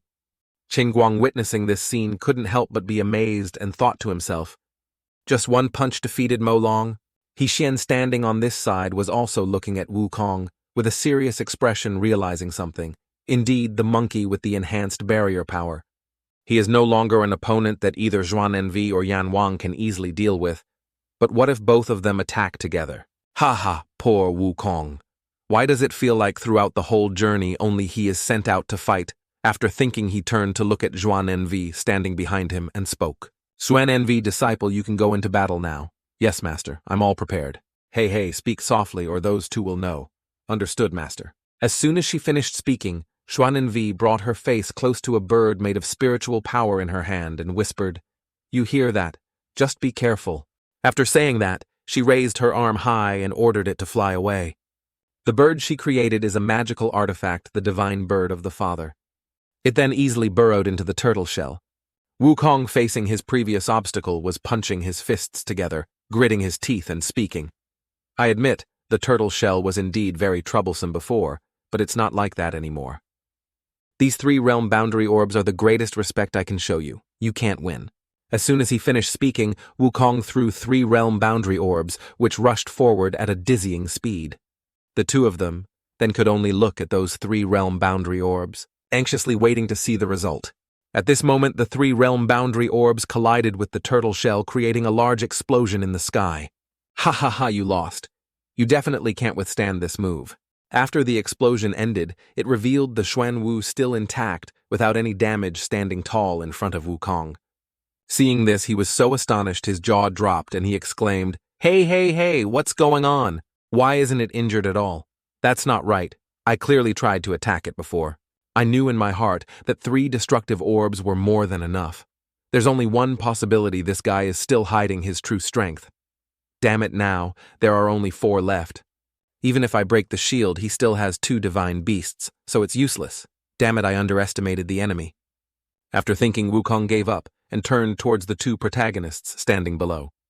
Seeing this, he also felt a bit curious and thought to himself, things have come to this. With the monkey's intelligence, he must have assessed the situation. He wouldn't do anything stupid now, would he? Wukong up here was clenching his palms so tightly that his veins bulged. I'm really not resigned, but I admit I lost. At this point, Wukong's entire body trembled. Jutian Envy, standing below, saw this and spoke with some concern. "Master, is the monkey all right? Don't worry, he's the great sage equaling heaven. The more disappointed he is, the more courage he'll have." Just as he said, Wukong's expression became excited again, and he frowned and spoke, "It's getting more and more interesting. Ha ha ha ha ha. See? Look, Master truly has a keen eye for people." Wukong at this time turned around and pointed at Tiangong, speaking, "Kid, listen carefully to what old son says. The position of senior disciple will temporarily be yours. One day old son will take it back with his own hands and wash away today's shame. In the future I will defeat you in the field you are best at." At this point, Wukong had summoned a supergiant dragon in his hand. Jutian Envy, witnessing this scene, was so astonished her jaw dropped and she exclaimed, "No way!" And our protagonist standing on this side was stunned with an expressionless face. Then his emotions burst out and he shouted angrily, "Damn it, you kid learned to summon beasts. Isn't this a bloodline talent? Damn it, you have Sharingan, right, Kakashi? Perhaps it was innately talented in summoning, it just hadn't been activated.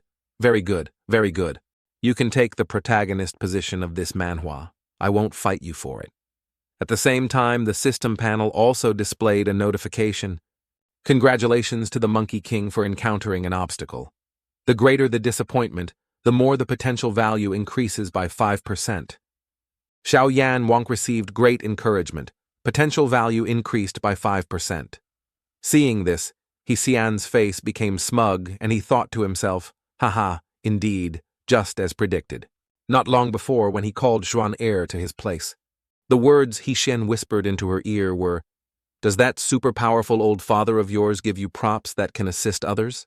"I do, but what does Master want to do?" "It's like this. The monkey is naturally quite bold. Since learning the power of the realm, he usually refuses to cultivate. Yan Wong's inferiority complex, although half of it is to go along with his father, the other half is genuine. So I think if Yan Wong can defeat the monkey, it might benefit both of them." Master's words seem to make sense. Just do as Master says. Returning to the present, he glanced at Jutian Envy with a smug expression and spoke, "So am I right?" Right. Both of them were happy at this moment and high-fived each other to celebrate their victory. Xian then turned to look at the 2 young men in the sky and continued, "All right, if victory and defeat have been decided, retract your divine powers and come down. We have to go to the next destination." At the same time, the scout Mei Du Suo had also arrived, a sinister smile on her face as she spoke. "Senior, are you playing with this trash to relieve boredom? If that's the case, then I'll join in too." As soon as she finished speaking, she immediately glided past Qinguang's Chuan Wu and gently cut it in half. All 4 of Xian's master and disciples, witnessing this scene, were astonished and stood stunned for a moment. The Xuanwu then gradually dissipated before everyone's stunned eyes. "Jutian Envy, has your support artifact lost its effect?" "Not yet." "Then we're in big trouble. Just one confrontation." Xian's 6th sense immediately told him about this enemy in front of him. No opponent he had encountered before could compare. He even felt that even if he used the peak card and finally won, it would be roughly very tragic. But at such a critical moment, his body at this moment was uncontrollably trembling with excitement. Is it because of the peak card? Could it be that even his personality is changing? Damn it. Is this still my Xian? Mei Du Suo, standing on this side, saw the expressions of the 4 protagonists and spoke with a bit of sadness. "Senior, what's wrong with you? The whole family is having fun, so I can understand if you hate me for bothering you, but you What's with this hostility and the aura of the other half of this body?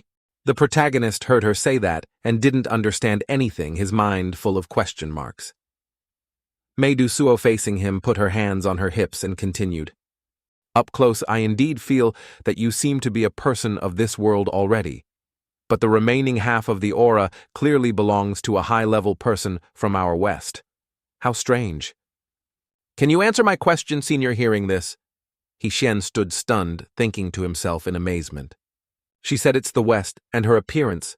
Could it be here already? Isn't it a bit too early? Moreover, she said, I have the aura of the West. Could it be those wings on my back? At this moment, Mei Suo, standing opposite the protagonist, was also stroking her chin and thinking to herself, the more I look at this guy, the more he looks like a native of this world. No, I have to test him. Fighting will naturally reveal the nature of his energy. Thinking of this, Mei Suo began to raise her arm and gather a stream of spiritual power. Next, she swung her palm, sending that stream of spiritual power towards Xian. At the same time, she also created a cube around him, enclosing him inside. Wukong and Jutian Envy, seeing this, both became flustered and worried, shouting in unison, Master, be careful. When Mei Suo's energy blast rushed over, it was blocked by the cube surrounding Xian's body, and nothing happened. He, standing inside, was still warily looking at the cube above his head. Mei Suo on the outside showed no movement and was still staring intently at the protagonist standing in front of her. Then she gave a sinister smile and continued to speak. I believe Senior will definitely forgive this junior's caution. This person seems to be misunderstanding me as their accomplice. If I make a move at this moment, I will be immediately exposed. Moreover, do I have to waste a peak card to deal with this guy? What about the mission? Mei Suo stood in front of him with a dangerous expression, urging him. Senior, if you don't quickly break the barrier, the air will disappear immediately. At the same time, Wukong and Jutian Envy on this side could no longer stand still and began to rush forward with a stream of spiritual power gathering in their hands. Then they simultaneously punched the cube, causing a large explosion that lit up the entire area. When the smoke gradually dispersed, it revealed the cube still intact, even though the ground around it had cracked and broken. Seeing this, Wukong couldn't help but exclaim in amazement. Damn it, no way it's even harder than Yan Wong's turtle shell. Xian at this time had begun to take out the peak card in his hand. The monkey and Jutian Envy can't be this guy's opponents. There's no other way. There's only one way. As soon as he finished speaking, he immediately held up the peak card, Holy Fox Daji, with a determined gaze. That card at this moment was also emitting waves of shock from the inside out. Mei Suo also sensed it and became excited, continuing, Come on. As soon as she finished speaking, suddenly an orb appeared in the sky, along with dark clouds around it. The three protagonists, seeing this, were a bit surprised and became vigilant. What's wrong with the sky? That orb at this time had begun to glow and was emitting lightning bolts around it. Mei Suo on this side also sensed its aura and stood stunned, her eyes wide. Just as she turned her head, a giant hand emerged from inside the orb and rushed down quickly. Witnessing this scene, Mei Suo was once again astonished. Her face darkened, and she gritted her teeth and exclaimed, What the hell is this? Immediately, that giant hand grabbed her easily without any extra movements. She lay in that palm like a tiny ant, helplessly gritting her teeth, unable to do anything. Then she used all her strength to open her mouth wide and scream, Damn it, I can't escape. Along with Mei Suo's screams, another voice echoed down from the sky, I've come to buy you some time. Hurry and recover your strength. Xian, standing below, heard this and was so astonished his jaw dropped, unable to believe his eyes. With that said, the giant hand also disappeared from the sky, returning it to its original clear blue. And it left Xian and his three disciples still bewildered, not understanding what had happened. He then quickly turned to look at the disciples behind him and asked puzzledly, What did those words just now mean? Words, was there any sound? I only saw a large hand take that snake demon away. It must be some top-level big shot from the heavenly palace. I didn't hear anyone say anything either. After hearing those words, Xian's face became astonished, and he thought to himself, Didn't hear it? Then it was clearly meant for me to hear. Quickly recover strength. What earth-shattering secret is hidden in this body after all? Who am I after all? Where did I come from? My head hurts. I have to speed up the progress quickly. Only by unlocking the Heavenly Palace card can I clarify everything. After thinking, he turned his back and left, calling his 3 disciples. Let's go quickly, we're going to the next location. In this current situation, thinking too much won't help. Oh right, I forgot. I haven't checked this prop yet. Previously, it reminded me that there wasn't enough energy, and it needed a certain amount of time to absorb the energy of heaven and earth. It should be almost enough now. Thinking of this, Xian didn't hesitate and activated it, creating a formation at his feet. Immediately, that formation appeared, revealing a gate with another dimension inside. Seeing this, he was also a bit surprised and puzzled. What is this? A door. The system at this time also displayed a notification. The user of the king's mask will have the qualification to open the king's door. In the king's space, those who enter will have infinite resurrection ability and infinite energy. There are 108 small worlds inside, including all different types. The strongest king, as well as countless small monsters, powerful bosses. Infinite small monsters, infinite stamina, infinite recovery. This is the super fast experience instance, the noble experience of VIP 10. Is the DLC really that good? But currently, every time I use the peak card, I get stronger even faster than this. Clearly the benefits are still higher than this. Damn it. How can I waste this perverted prop? Thinking of this, he realized something and paused. Wait. If I don't use it, I can let my disciples use it. Saying it like that is indeed like playing a game and opening an auto-grinding system. Oh my god. Are we going to auto-grind this time? No more ruthless. Directly complete the trial round for me. Although the system likes to play with me, it has never truly harmed me. So they probably aren't too dangerous. The system had also reminded me before. If a disciple increases by 60%, there will be a new reward. After thinking, Xian began to look at the 3 people in front of him and asked, Hey, do you guys trust Master? Hearing this, all 3 of them, as expected, replied in unison, Of course we believe you. Good, very good. Currently, there is a heavenly opportunity right before your eyes. Inside, there are countless of the strongest demon kings for you to train with and pass through. Moreover, in there you will have infinite stamina and infinite recovery ability. In other words, it's hard for martial artists to find a life-and-death battle in their entire lives. Inside it, it becomes as common as daily meals. After hearing this, all 3 of them looked astonished, half believing and half doubting, and spoke, Infinite recovery. The strongest demon king. As for whether you dare to enter or not, let's see your courage and judgment. Wukong at this time had begun to warm up his limbs and replied with a smug expression. Wealth and honor have always been sought in danger. What is there that old Sun wouldn't dare? If I have chosen to become a disciple, I will trust Master unconditionally. I'll go in too. If a strong person like you wanted to harm us, you wouldn't need this kind of trick. I'll go in too. Very good. Then let me see what your limits are. Wait until you come out of seclusion. Looking forward to you all, a rebirth through molting. After hearing this, the 3 disciples also clasped their hands, smiled, and replied in unison, We accept Master's blessings.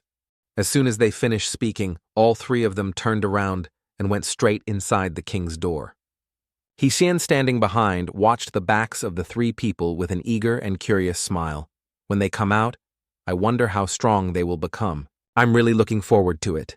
Keep it up. Whether this world can be saved depends on you. I also have to quickly set off to complete the mission. Lately, I feel more and more motivated. Is this still my Xian? At the same time, in the mortal city of Tai'an. Inside the city lord's mansion at this time, a man and a woman were bowing their heads and kneeling down with dejected expressions.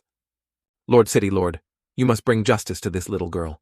This beast not only violated my body, but also seized the only property my father left me.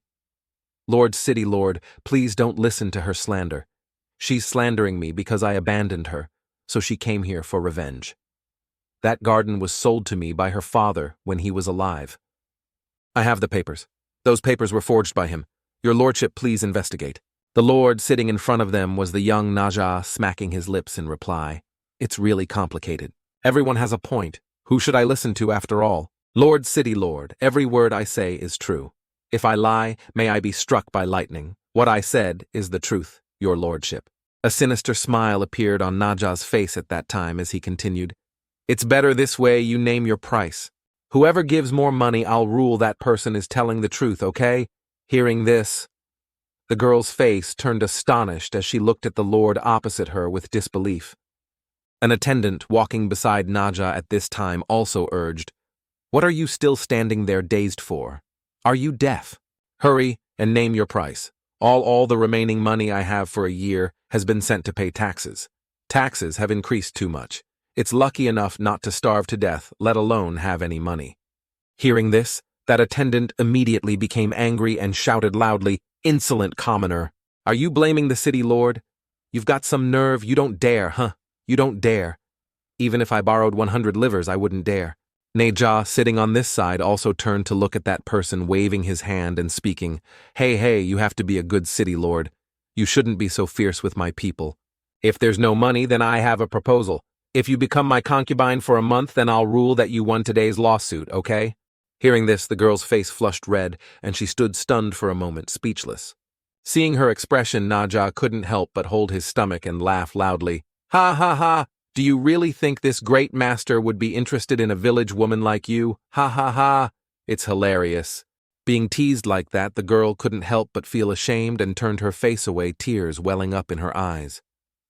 The scene changes to a red-haired kid with his hands on his hips, fiery eyes, and an excited smile speaking loudly.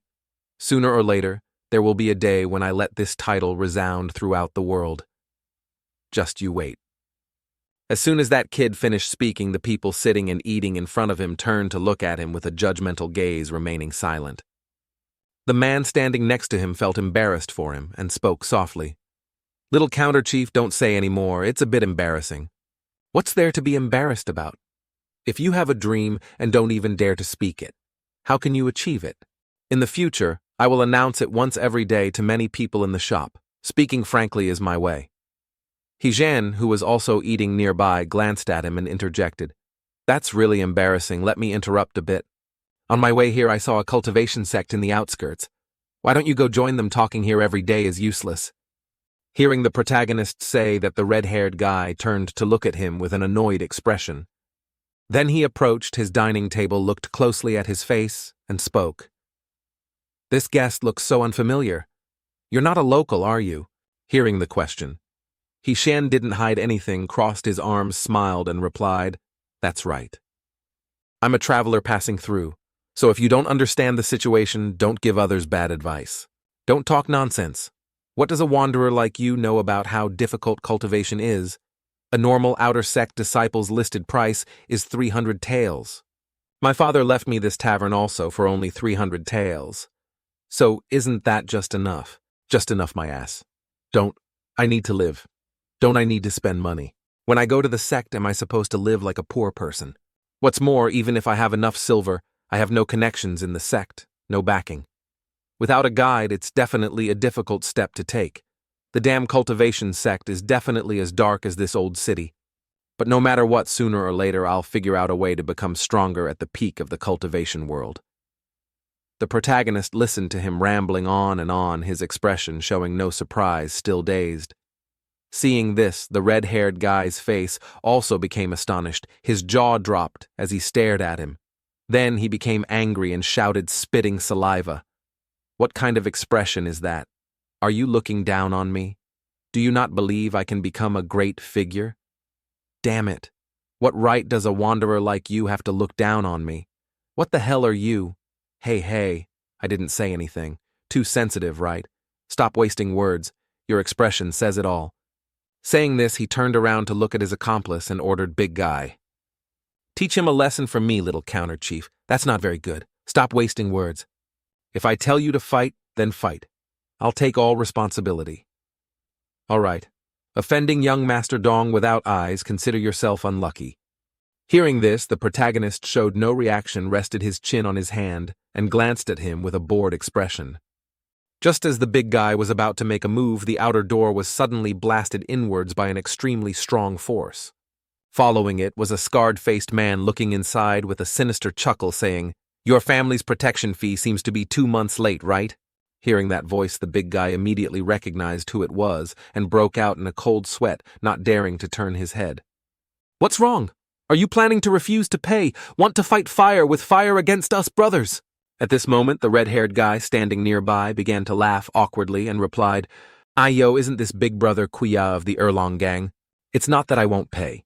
You also know that damn city lord collects taxes that are really too high. Next month, I will definitely pay in full. Hearing the reasons he gave, Kuya's face darkened as he stepped towards him. Then he raised his fist high in front of the other guy's fear and continued. Hey, let me tell you. At this point, he immediately swung his hand and punched the red-haired guy straight in the face. He took the full force of that punch and was sent flying, falling heavily to the ground, with a pained expression letting out a sharp cry. The other guy standing nearby saw this, his face becoming even more frightened, trembling and stammering. Young counter-chief, Kuya, at this time, looked down disdainfully at the red-haired guy at his feet and continued. Are all your family members dead? Letting a brat talk to me, what are you being arrogant about?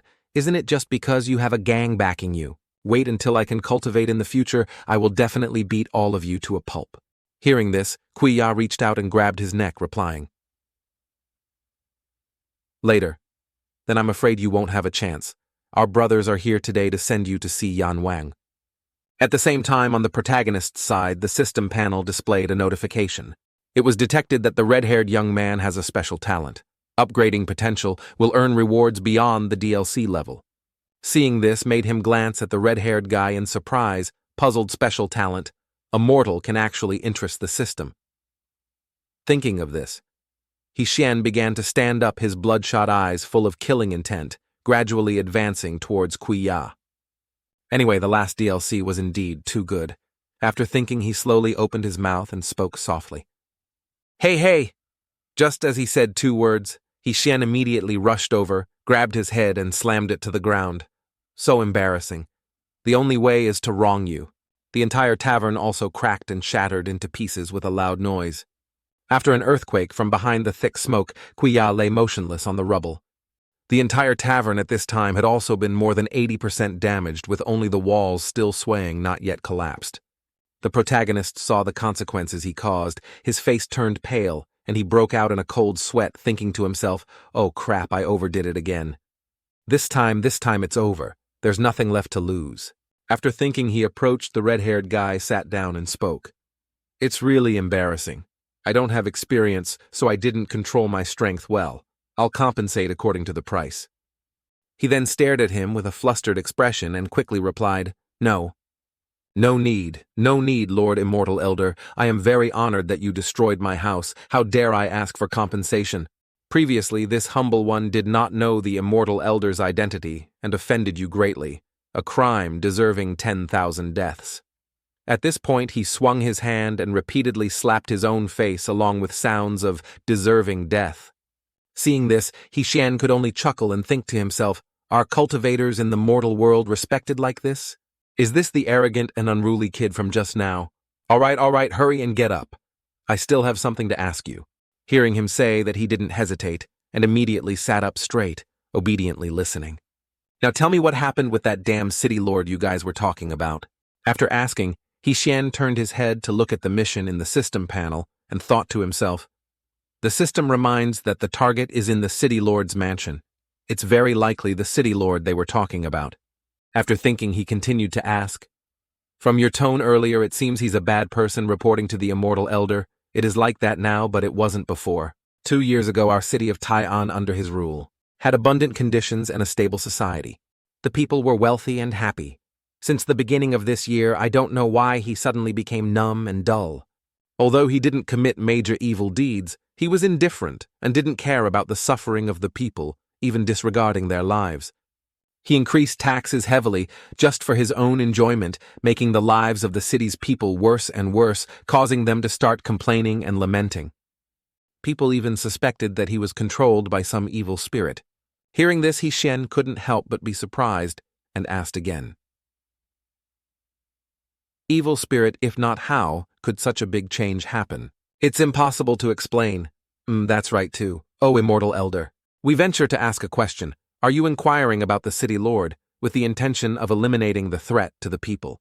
Xian was simply doing his mission, but hearing this, he became delighted, rubbed his head and replied, Of course, eliminating villains for the people is an undeniable responsibility. Worthy of being an Immortal Elder, truly righteous. but I advise you 10,000 times not to do so. Why? Don't you really hate that city lord? He is indeed very hateful, but that city lord is not as simple as you think. Oh, go on. The city lord, he is also an immortal. Previously, he carelessly offended someone outside the city sect. He was beaten half to death by him. But unexpectedly, the opponent was the leading young master of the sect, leading to over 100 cultivators coming to seek revenge. But guess what? All the sects were beaten by him until they wet their pants. Hearing this, the protagonist immediately realized who it was and thought to himself, it's definitely Naja. There's no way back. That's not all. That sect, I don't know what trick they used. But they invited a true immortal from the heavenly palace to help. But that immortal, seeing our city lord, kowtowed and knelt down. I know you immortal fairy definitely don't believe me, but I saw this with my own eyes. Ha ha ha ha. How could I not believe it? Who would dare not to kneel before the son of Li Tianwang? But that's not right. Why did he come to this mortal city to be the city lord? Moreover, what demon would dare to possess him? Without thinking much, he immediately stood up, pointed forward, and spoke. All right, I know. Let's go. You lead the way to the city lord's mansion. What immortal elder? Didn't you hear me just now? That city lord is an existence that even the gods in heaven can't mess with. Hearing this, He Shen unafraid turned his head to look at him and replied, the person I'm looking for is him, and he's busy accepting disciples. Hearing that the counter-chief was extremely surprised, his eyes wide. Accepting disciples. Am I meeting a true great master immediately after he quickly chased after the protagonist in joy? Come on, I'll take you there. After moving for a while, He Shan's group arrived at a magnificent, splendid, and luxurious city. The red-haired kid then also eagerly introduced himself. Immortal elder, my name is Lu Shiyi. You can call me Ah Yi. Hearing this, the protagonist replied indifferently, not interested in knowing, just lead the way for me. Hearing this, Ah Yi eagerly ran to the front and shouted, don't be so cold. I know a great figure like you must have long since decisively cut off all worldly desires. But that's so boring. Immortal elder, you must have come from some famous cultivation sect, right? It must be so. Your background really makes people admire you. You could enter the immortal path since childhood. Those of us from the lowest class are not as lucky as you. Our parents are just ordinary small merchants. Wanting to cultivate is truly impossible. Hearing these words, He Shen frowned in annoyance and spoke. Hey, are you listening to me? I said I'm not interested. Born in a bad place and then met this useless city lord. Everyone says that my fate is decided by me, not by heaven. But for people from the same low class as us, what choice do we have? The class barrier was long ago crushed to death by the upper class. Hearing this, the protagonist put his hand on his forehead, angrily gritting his teeth. Enduring it, he's still a child. His vision, network of relationships and way of thinking are all far inferior. But before he could calm down for 3 seconds, Ah Yi spoke again, making He Shan's blood boil and his face turn green with anger. Other people's starting line is even our finish line. Sometimes we can never even reach it. First fate, second luck, third feng shui. Ranking fate first is not without reason. Before he could finish speaking, the protagonist angrily kicked the stone, repeatedly causing him to sit down on the ground in fear. I said I'm not interested. Are you deaf or something? Seeing that scene. Ah Yi was so scared, he broke out in a cold sweat and shouted with his mouth wide open, I know, I'll shut up. With that said, He Shen's group continued to advance. But after walking for a while, Ah Yi spoke up again and asked, Immortal elder, do you really not want to chat? Mortal life might help you achieve enlightenment and breakthroughs in cultivation. As soon as those words were finished, the protagonist angrily held his head and shouted loudly, Oh my God, why did I pick up such a talkative monster? It's truly the complete opposite of Jutian Envy. The scene changes to the schoolyard behind the majestic and large city lord's mansion.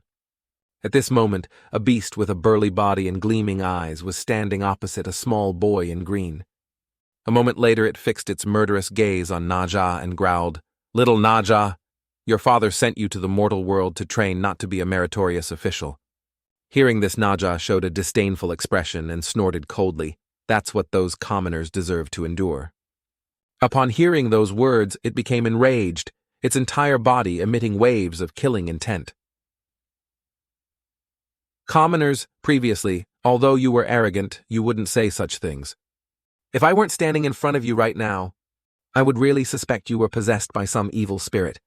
Hearing this, Naja clenched his fists and asked coldly, Master Hu, since when did you become so talkative? What exactly are you doing down here? Are you following my father's orders to bring me back? Facing his question, it replied seriously, It's nothing much, just that the Heavenly King sent me to wake you up.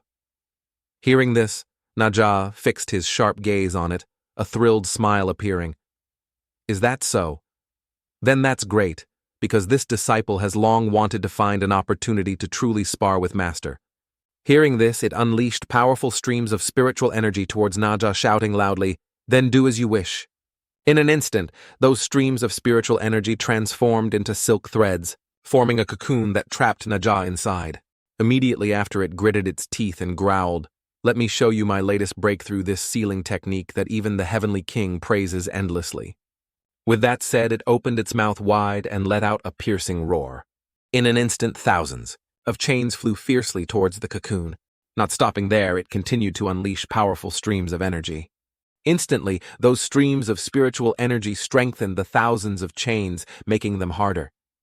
Not stopping there, it continued to turn its head to the side and said smugly, But to ensure it, I also borrowed a supreme treasure that ordinary people wouldn't dare to imagine.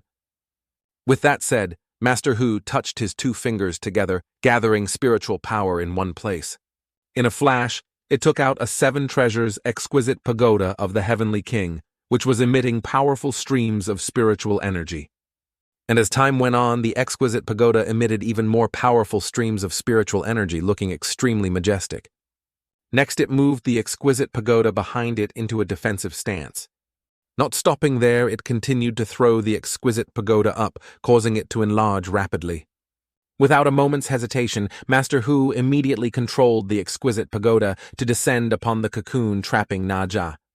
When the exquisite pagoda touched the cocoon, it immediately created an earth-shattering explosion, with streams of aura continuously shooting outwards powerfully. A moment later, it gritted its teeth and growled, You should know better than me that once your father's exquisite pagoda hits its target, as long as it's a living thing, it's impossible to escape. With that said, it fell silent and carefully observed the exquisite pagoda. In a flash, it realized something and showed great alarm. What's going on? The life force in the pagoda is madly disappearing. It's the young master's aura completely dissipated. With that said, it immediately rushed towards the exquisite pagoda at supersonic speed, shouting, Young master! What the hell happened, young master? Meanwhile, streams of aura were still continuously emanating from the dazzling pagoda. Was absorbed by something. A moment later, those streams of aura converged and transformed into someone. In an instant, those streams of aura quickly regenerated Naja's body. Next, Naja said confidently, Living things can't escape, so what if I tear myself apart first and then regenerate? Witnessing that scene, Master Hu was extremely surprised and asked, Regenerate? At the same time, streams of aura were also continuously regenerating Naja's arm. In a flash, it realized something and trembled as it asked, Could it be that, young master, you have entered the Nirvana realm? Facing that question, he answered frankly, Isn't it clear enough? Hearing this, it was so overjoyed that tears streamed down its face as it spoke loudly. Ancestral blessings. The Nirvana realm, which has been lost for 3,000 years in the heavenly palace, has been cultivated by a disciple like me. Immediately after, it hugged Naja tightly and said joyfully, 3,000 years, disciple, you are truly amazing. Immortal and indestructible, infinite internal energy. Young master has succeeded. You have achieved true immortality. The more it spoke, the tighter it hugged Naja, causing him to become annoyed, his face darkening as he shouted loudly, Get out of here, you disgusting thing. I'm only interested in beautiful older sisters.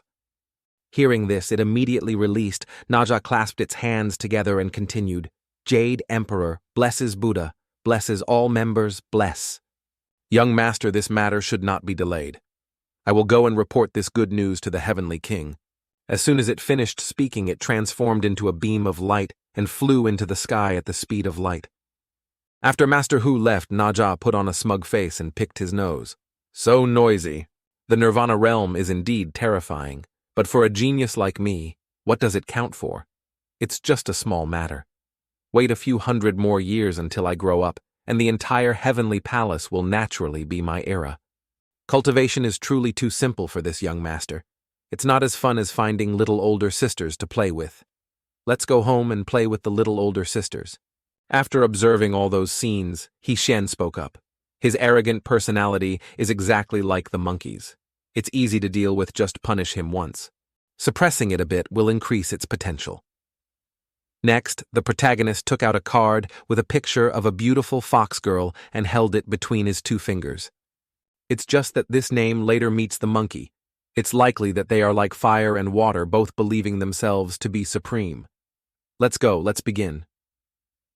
As soon as the words finished, an extremely powerful beam of light descended from the sky onto the protagonist.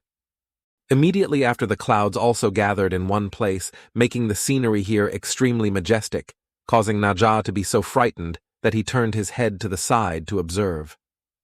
In a flash, He-Shen transformed into a fox girl with 9 tails and firm breasts, looking extremely beautiful and no less majestic. Not stopping there. He-Shen's face was no less impressive, with thick eyelashes and rosy lips that enhanced the charm of her snow-white face. Seeing this scene, Yi was so astonished that his face darkened and sweat poured down, leaving him speechless. Seeing his expression, the protagonist immediately asked disdainfully, "Tell me, is it a bit strange for a great man like me to transform into this appearance?" Facing that question, he quickly covered his mouth, but saliva still kept flowing out as he stammered in reply, "No, not at all, Lord Immortal." Hearing this, the protagonist's face immediately darkened. "Oh my God. Luckily, my university friends from my previous life didn't see me. Otherwise, I would definitely be played for a fool."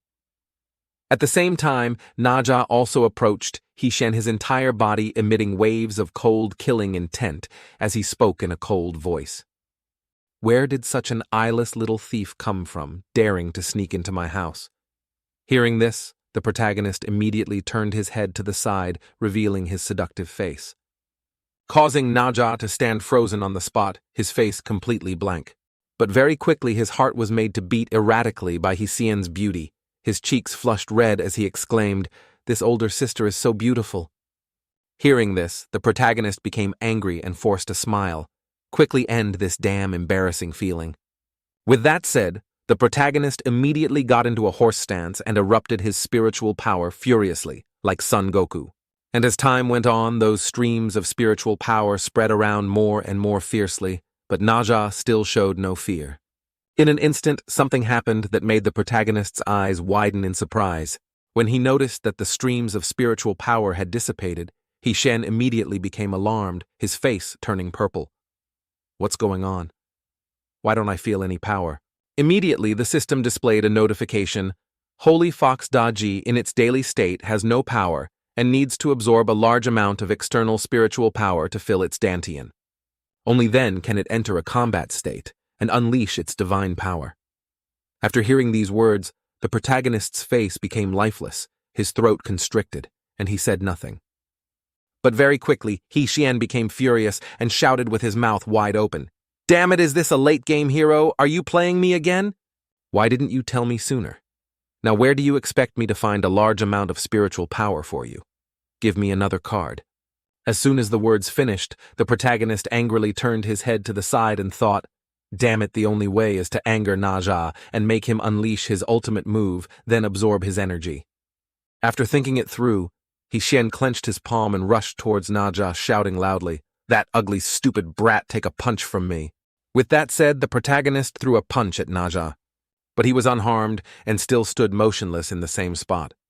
Next, Naja looked down at the protagonist and said nothing. But He-Shen on this side was extremely scared, sweat pouring down. The next second, the protagonist collapsed and knelt on the ground, lamenting. It's like he's acting spoiled stupid. Seeing this, Naja smirked, a sinister smile appearing. "All right, stop wasting time. This young master can't stand it anymore." Hearing this, He-Shen was terrified and retreated, asking, "Can't stand it anymore. What do you want to do?" Facing that question, he slung the protagonist over his shoulder and replied loudly, causing He-Shen to panic. "What am I doing? Of course I'm making rice." Upon hearing those words, He-Shen's face turned deathly pale, devoid of any blood. Damn it, what should I do now? The greatest crisis in history. The scene changes to a majestic and magnificent building. Seeing Naja carrying the protagonist, the soldier was extremely surprised. Immediately after, their group clasped their hands behind their backs and bowed respectfully. "Welcome back, your lordship." But he didn't care about those words, and directly walked forward without saying anything. At this moment their group also realized something and spoke in surprise. "What's the situation? His lordship has always only used charm to conquer women. Why is he using such a strong move this time? It's the first time I've seen something so strange." After entering the building, Naja closed the door. Without a moment's hesitation, he immediately threw the protagonist to the side. A moment later, He-Shen sat up, his face purple with fear, and shouted, "Don't come here, I'm telling you I'm a man." Hearing this, he fixed his murderous gaze on the protagonist and said with a darkened face, "Shut up and be quiet for me. Don't say anything." Hearing this, He-Shen bit his lip tightly and said nothing. At the same time, Naja was also extremely vigilant, as if he had sensed something. Not stopping there, he continued to get into a tense fighting stance, looking around. After a while, Naja gritted his teeth and looked up intently. And his face also darkened accordingly, saying nothing. In a flash, a burly man, emitting waves of demonic aura, shot up from the ground, causing Naja to widen his eyes in terror. "Not bad, little Naja. I didn't expect you to see through my surveillance." "Since when?" "At the martial arts school." "It's only been a few years and you've grown up quite a bit, haven't you?" "Immediately." Naja turned to the side and said nothing. Next, Naja fixed his terrified gaze on the man. At the same time, he was also baring his teeth in a sinister smile. In an instant, he erupted waves of demonic aura around him fiercely and spoke. "What's wrong? Don't you recognize this old man, my good grandson?" Hearing this, Naja was so alarmed his throat constricted and he couldn't speak. And he on this side was also speaking with a sinister face. "Just as your father took care of me, this old man is still as clear as day before your eyes."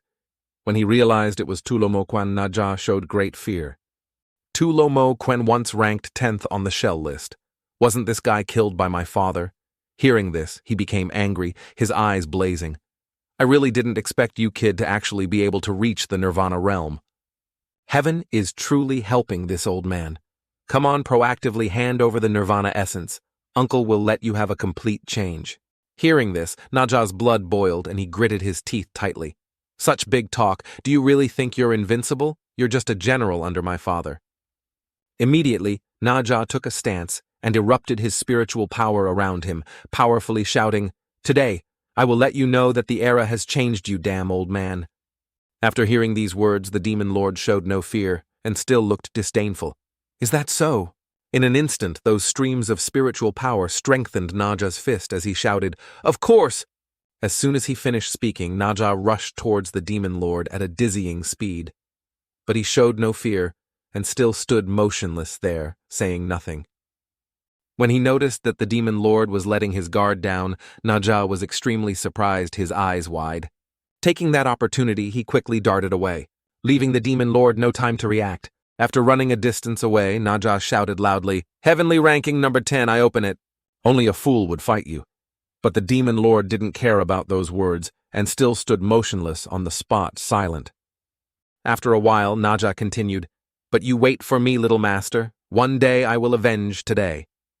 In an instant, the demon lord erupted his demonic aura, creating a giant hand. The next second, that hand punched Naja with great force, causing him to scream in pain.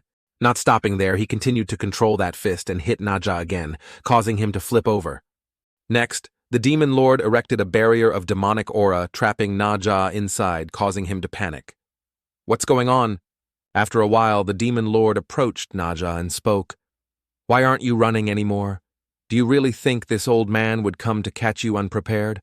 Who do you think I am? Hand over the essence quickly or else. Although the Nirvana realm cannot die, this old man can torture you. Combining the Nirvana essence and this old man's spirit-devouring body in less than 10 years, I can not only recover my peak strength, but also find your old man to take revenge."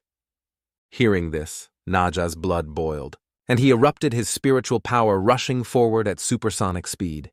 "Just a barrier and you want to trap this little master." As soon as he finished speaking, Naja launched thousands of punches like sledgehammers at the barrier, looking like a storm. But the demon lord showed no fear and calmly said, "I advise you not to waste your energy, grandson. This is no ordinary barrier. This is the #1 treasure I was most proud of when I was alive."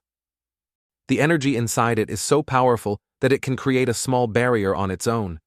Even if Shakyamuni came here, he absolutely couldn't break it. Do you understand? It absolutely cannot be broken. But before he could be smug for 3 seconds, the barrier was melted by something, causing the demon lord to be so surprised he stood frozen on the spot, speechless. Meanwhile, the protagonist was also powerfully absorbing the demon lord's barrier. And as time went on, He-Shen absorbed more and more frantically. In an instant, the barrier disappeared. Seeing that scene, the demon lord was stunned and stood dumbfounded, speechless.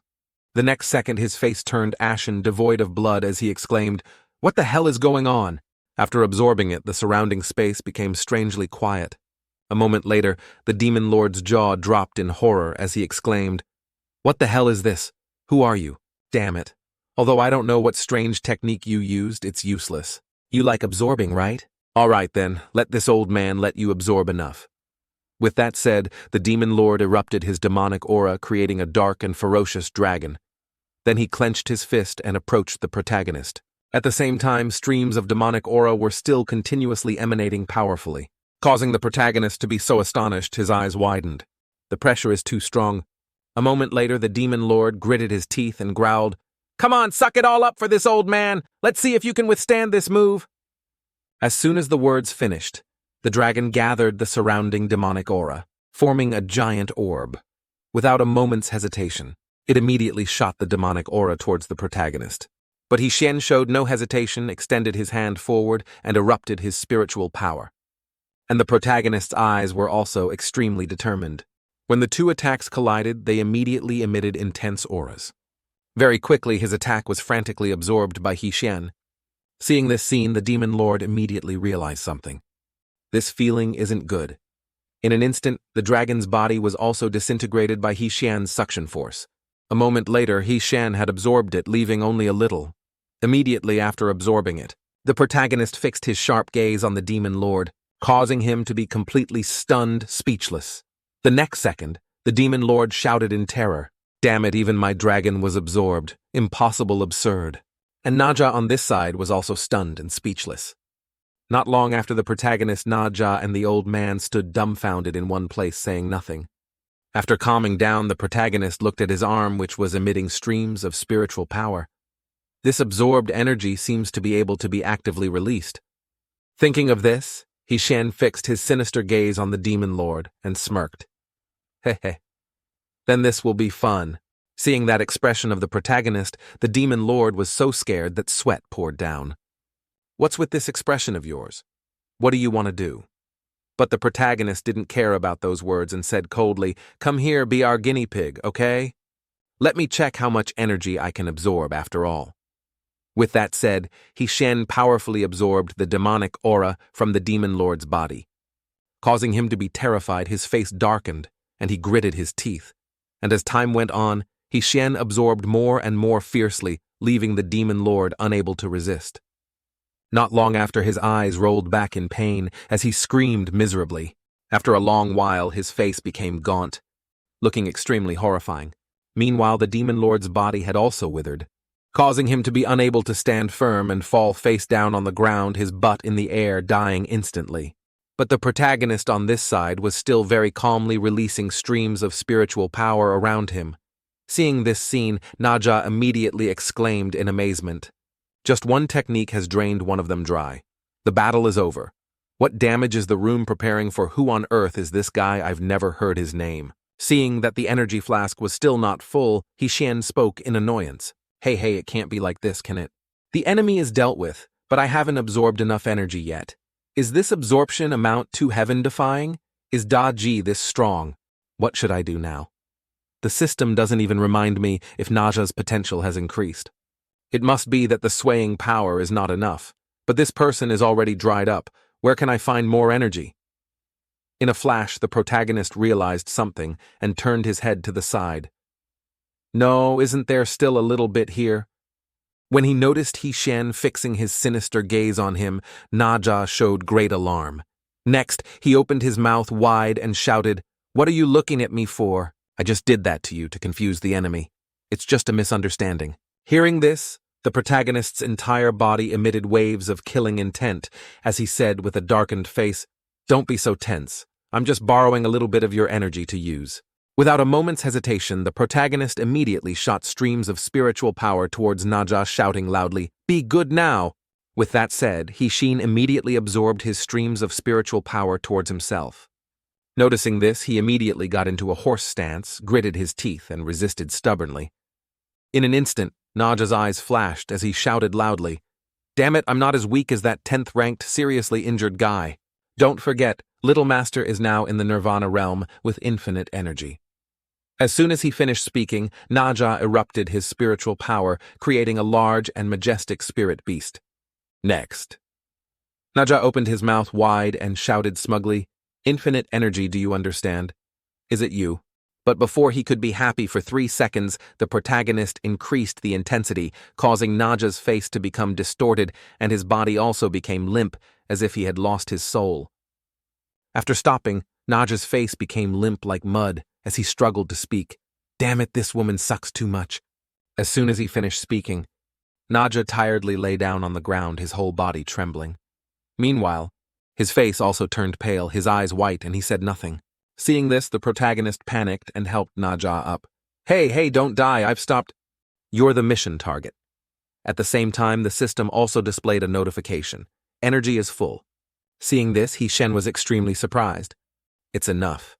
It seems like there's a surging source of energy in my body that's constantly increasing." After thinking it through, He spread his legs wide and clenched his fists into a stance. Not stopping there, the protagonist continued to erupt his spiritual power around him powerfully like a storm. In an instant, He entire body was enveloped in streams of spiritual power. At the same time, the system also displayed, "Congratulations to the host for entering Da Ji's spellcasting state. Holy Fox Da Ji is the only soul-type mage in the Heavenly Palace. Her attacks ignore defense and directly strike the soul, causing the mentally weak to collapse and the strong to lose their minds. Moreover, she can also invade the target's sea of consciousness and distort their memories." After hearing about such overpowered skills, the protagonist was extremely surprised. "Distort memories? Is this a movie or something? Such an overpowered ability. If that's the case, then I don't need to pretend anymore, right? Directly using divine powers to change Naja's memories might even increase his potential. That's theoretically feasible. Let's try it." As soon as he finished speaking, the protagonist walked over to Naja, who was lying motionless on the ground. Immediately, He performed his technique, causing his eyes to shine brightly. At the same time, Naja's eyes also flashed due to the protagonist's power. The next second, dazzling beams of light shot out from somewhere. In an instant, the protagonist had entered Naja's mysterious sea of consciousness. Seeing this, He was extremely surprised. "This is Naja's sea of consciousness."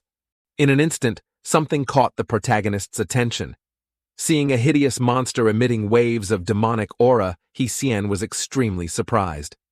Seeing a hideous monster emitting waves of demonic aura, He was extremely surprised. What is this again? Could this evil thing be the source of malice in Naja's heart? Let's go in and see. As soon as he finished speaking, He walked towards that evil object with an extremely imposing manner. A moment later, the protagonist jumped onto its body, which was emitting powerful evil auras. Seeing this, Hesian's face immediately darkened and he said nothing. After a long while, the protagonist placed his hand on its body and spoke. "The evil aura is too strong." When it sensed the protagonist's presence, it became enraged and emitted dazzling beams of light, causing He to be blinded and cover his face with his hand. And as time went on, the beams of light spread around more and more fiercely.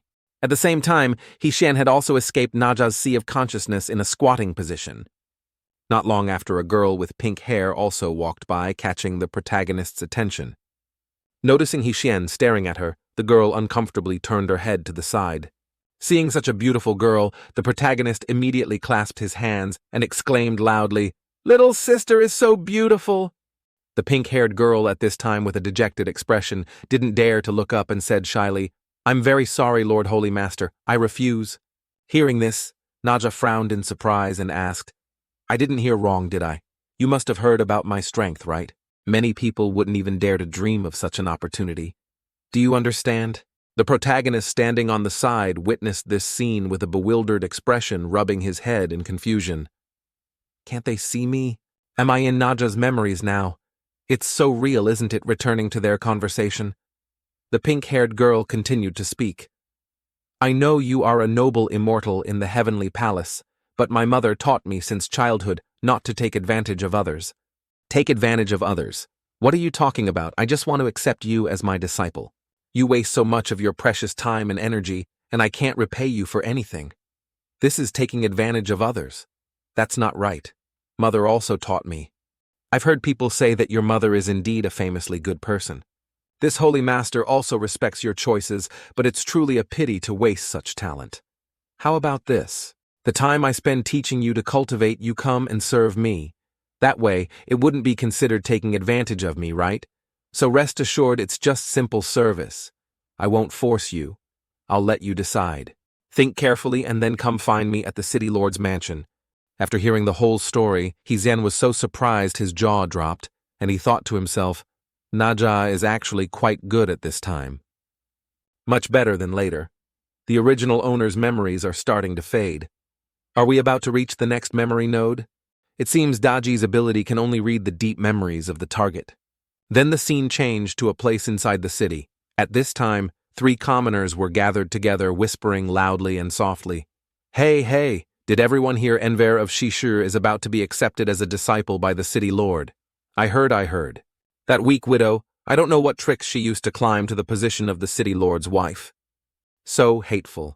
If she's that beautiful, what tricks can she still use? Of course it's kung fu, what else? I heard a rumor that both mother and daughter were taken in by the city lord as playthings. No way. That little girl isn't even of age yet. Age doesn't matter. As long as she's beautiful, that's enough.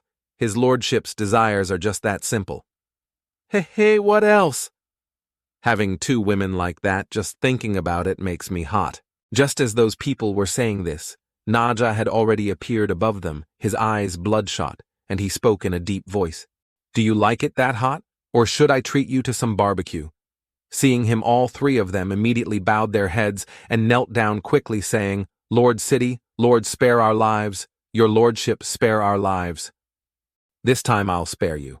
In the future, if anyone dares to speak nonsense again, I absolutely won't forgive them easily. Yes, your lordship, there absolutely won't be a next time. Seeing this, the He family immediately. There's also a bit of surprise and praise. Naja is truly generous now. The scene continued to shift to another part of the memory. The pink-haired girl at that time, with a highly focused expression, was beginning to cast her magic. Immediately after, she swung her hand and released a stream of spiritual energy forward, sweeping away everything it passed. The ground after that blow was also significantly destroyed compared to the girl's small body. Okay, very good, you did very well. In just half a year, you can control spiritual power to this extent. Even among the people of the heavenly palace, there are not many with talent like yours. The pink-haired girl then turned and bowed before Naja, speaking up. I am extremely grateful to Master for nurturing me. Need to thank me. Should be thanking you instead. In the past half year, you not only focused on cultivation, but also excellently completed your maid duties, keeping the room and garden always clean and tidy. Continue to maintain this persistence and seriousness, and sooner or later there will be a harvest you cannot imagine. Hearing those encouraging words, her face immediately became joyful and affirmed. Master, I will not let you lose face. Hishin stood aside, witnessing that scene with a stunned expression, adding another layer of surprise. To achieve this level from a mortal in just half a year, it is truly a heaven-defying talent. The scene shifts to another time period in a certain house where cherry blossom petals are fluttering everywhere. Sitting inside was the pink-haired girl's mother, attentively embroidering and sewing a piece of fabric in her hand. Suddenly, at this moment, a small stone flew in from outside the window. It then hit the old woman right on the head, startling her and making her sit up straight. She then went to the window and looked at the kids below, who were shouting loudly, "Shameless things! Doing nothing yet enjoying life, shameless. Dragon begets dragon, phoenix begets phoenix. The daughter of a pheasant is only for calling to bed." Ha ha ha ha ha. Hearing this, the old woman immediately pursed her lips in anger and looked at them. She then immediately glared and shouted loudly, "Get lost, you ill-mannered brats! Are you done? Don't your parents know how to teach you? My daughter is not like that." The three of them heard that and continued to mock without any fear. Not listening, not listening. Wang Bu Nianjing. But immediately after, all three stopped abruptly when they saw Naja appearing standing tall behind them with sharp eyes full of killing intent. Naja immediately after gave each of them a slap across the face, causing their mouths to swell up. The three of them then, like the others, bowed and knelt down before Naja, shouting in unison, "City Lord, spare our lives, we know we were wrong." But this time Naja was completely angry and ordered her subordinates with a serious face. "Take the three of them back to the City Lord's mansion, understood, my lord." Not long after, they were all brought into the City Lord's mansion, kneeling before him. He then cast a cold, sharp gaze down at all of them and ordered, "Adults 50 strokes, children 10 strokes, begin hitting." An old man among the three elders heard this, and his face immediately turned panic-stricken and fearful, speaking loudly, "My lord, they are just children." "Right. That's why I'm giving you 50 strokes. Isn't that right? But just because you think they are young and can't even tolerate a little punishment, that won't do." At this time, his disciple standing next to him also spoke up, "But master, 10 strokes may be nothing to adults, but these children might even die. They slandered you and your mother like that. You still want to beg for them?" "Not begging, I just think that using words to hurt others shouldn't cost a life. That would be too unfair to them." Hearing this, Naja didn't make things more difficult, but closed her eyes and reduced the punishment. "It also makes sense. So the little ones changed to 3 strokes, just don't let them die, remember. It is you who fabricate injuries to others, repaying kindness with enmity. I saved a life for your children." Hearing this, they all bowed their heads down and said loudly in unison, "Thank you, female bodhisattva." After hearing those words, Naja didn't want to see their faces anymore and immediately spoke to dismiss them. "Get lost, you insolent brats." Saying this, he began to turn and look at the pink-haired girl, asking gently, "Are you really okay? I don't care. I'm mainly afraid it will affect your reputation." "It's all right, master. An upright tree doesn't fear death. Time will prove and erase everything." Ha ha ha. These words don't sound like they could come from the mouth of a child only 13 years old. Let's go. Quickly start today's training session. The goal is still to break through yesterday's limit. Yes, sir. However, the innocent young girl was unaware that the real villain had infiltrated the crowd, and most upright trees are not necessarily fearless. Later, in a certain house in the city, the old man who had just been hit 50 times on the buttocks was lying on the bed, his whole body trembling and crying out, "Oh, my butt." "Ha ha ha, old Wang, I thought you were dead for sure this time." "Me too. The city lord is truly generous in his intent. He just knows he is in the wrong, that's all. Damn it, they only let you do things but not speak. It's truly unreasonable. This damn society only allows officials to commit arson, but not the common people to light lamps. Damn it, he dared to hit my son. Just you wait, when I'm fully recovered, I'll show him what a storm is like. Cannot even raise his head." 3 months later. The rumors between the city lord and the young disciple still haven't faded. On the contrary, they are getting dirtier and dirtier. The people will believe what they wish to believe, and if they believe in that girl's luck, it seems they are also proving their own misfortune. Around this time, Naja was also leading his young disciple for a walk on the streets. Wherever the two of them went, they only received suspicious glances from the surrounding people. On the street, those petty people, although they didn't say a word, the sneer on their lips truly annoyed people. Even if you're angry, there's nowhere to vent. On the contrary, it shows one's narrow-mindedness. Naja immediately after also turned his head back to look at his disciple, questioning, "Disciple, don't you pay attention?" She still replied with a naive and innocent smile on her relaxed face, "Master, I'm truly fine. Just ignore them, it's fine. We can't control them either, it's fine. If you don't care, then I don't need to think too much either. It seems that even as a master, I cannot be as generous as my young disciple, huh?" The young girl at that moment revealed an optimistic smile that made Naja feel very relieved. But no matter how optimistic she was still just a child, only 13 years old. One day, half a year later, when she was found, her body was in the cold, swift-flowing river. Before dying, there wasn't even a slight sign. Only thanks to someone who left a letter for her master. "Master, I have some personal matters that require me to leave for a while to handle alone. Please don't worry about me. Goodbye." The foolish young girl until the end was still worried that her death would sadden her master. The common people only brought misfortune upon themselves. At this moment, Naja's body suffered a great impact and emitted an aura of anger around him. The increasing resentment caused that aura of anger to erupt into an extremely powerful ray that shone straight into the sky. Naja's body then gradually lost consciousness with a pair of bloodshot eyes uttering curses. Damn it, kill them. These damnable, despicable people, these wretched, despicable people, I want to tear their mouths apart. Saying this, killing intent began to appear within his body, mixed with the aura in the sky. I must pierce their ears, damn it, the killing intent in my body is spreading. I can't control it anymore. Once I unleash the great slaughter, through the nirvana technique I cultivate, I will completely fall into the demonic path. No, by then everyone will die, I must control it. Saying so, Naja immediately cast the 21st secret technique of the Heavenly King, which conjures painful souls from negative thoughts, and screamed in agony. At this moment, from all four sides, red arms called the Great Seal Technique began to appear, gradually rushing towards and tightly holding the killing intent emanating from Naja's body. The increasing number of created arms could gradually control the killing intent and stop it from leaking out. When those streams of killing intent were completely condensed, they formed a very strange, slimy mass inside Naja's body. Successfully sealing that stream of killing intent was also when Naja had no strength, left and fell flat onto the ground. Hishen, standing aside and witnessing from beginning to end, couldn't help but be surprised and gave him a point of respect. It turns out Naja used a secret technique to seal this memory. Later, the malice towards the people in the city was just some resources leaking from this part of the memory if viewed objectively. Naja has already done very well. If it were me, I might not have been able to tolerate it. Saying this, he immediately teleported into Naja's memory, looking at the strange, slimy mass being sealed before him.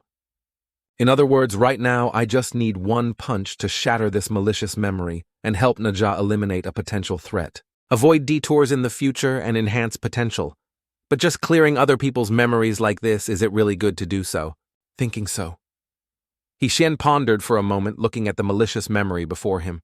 Not long after he made a decision, gritted his teeth and rushed forward. Damn it!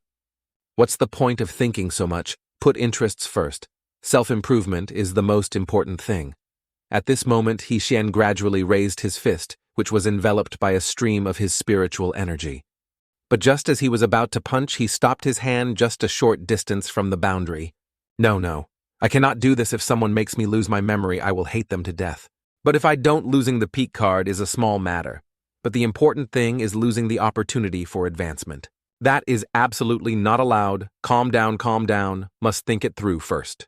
Is there a way to hit 2 targets with 1 arrow? After racking his brain for a while, the male lead also surprisingly thought of something. Through the system, I already knew that Naja would cause great disaster later. Peeling dragon veins, digging out father's T-bones, walking through the winding, crooked road. Finally saved by the Tathagata at that time, Naja would be much more fierce than now, but could still be saved by the great mighty Tathagata, so now there isn't much left to save. As for the great mighty Tathagata, although I don't know him, I have a good way to contact him. Thinking of this, the male lead immediately returned to reality. He then looked up at the sky and said loudly, "Hey, you mysterious old god in the sky. I know you can definitely hear me. Can you help me bring the brat Naja before the great mighty Tathagata? This matter should not be difficult for you, right?" But at this moment, only a silent space and the sound of black crows flying by and cawing answered him. Seeing this, Hishen lay down on the floor, picked his nose, and acted shamelessly. "If you don't care about me, then I won't level up anymore. Go figure it out yourself. Let's see who's better." After speaking, he gritted his teeth and glanced behind him, thinking to himself, "Patience there was clearly a way to track and protect me when you saved me in time before." Just as he was thinking about this, a figure appeared from behind, climbing in through the window. It was Ah Yi with a joyful expression, quickly speaking up. "Immortal Chief, your servant Liu Shi has come to save you." Liu Shi saving me. This brat's lie is a bit bold. Ever since I entered that room with Naja, I realized he also followed, always hiding under the window. At that time, his expression clearly seemed to say that if I died, he would coldly turn around and leave. Seeing the situation change, he would immediately adopt a righteous demeanor, not hesitating to sacrifice himself to help and showing panicked concern. I must admit this kid is young, but his acting ability is truly no less than that old fox. Really can't like him. Damn it, I have to help him to get the DLC reward. What to do now? Suddenly an idea came to me. Let's try it. I don't know if it will work or not. Thinking, He Xian took out a gem given by the mysterious woman and brought it before Yi, speaking. True friendship is known in times of trouble. Very good, this reward is all yours. With it you can cultivate 10 times faster than others. He then didn't hesitate to extend his hand to receive it with a satisfied smile. He then bowed and knelt down before the male lead and said loudly, "Thank you, immortal chief. I can never repay your great kindness in this lifetime." Saying this, his crocodile tears flowed profusely, making him more engrossed in his role. "You are my reborn parents." Outwardly, he acted like that, but in his heart, he was secretly grinning with satisfaction. Hey, it is indeed as my data predicted. The immortal chief is really easy to deceive. Give more to this poor kid. At the same time, on He Xian's side, the system displayed a notification. Congratulations on completing the side quest. The potential of the person with special talent will increase by 85%. Received DLC item, Crimson Magic Bell. Seeing this, his face immediately became sinister as he looked towards Chang, thinking to himself, 85% of a mortal's potential value is indeed a lot. Next, let's do the experiment I came up with. He Xian immediately rushed forward and decisively snatched the gem from Yi's hand, surprising him. Give it back to me.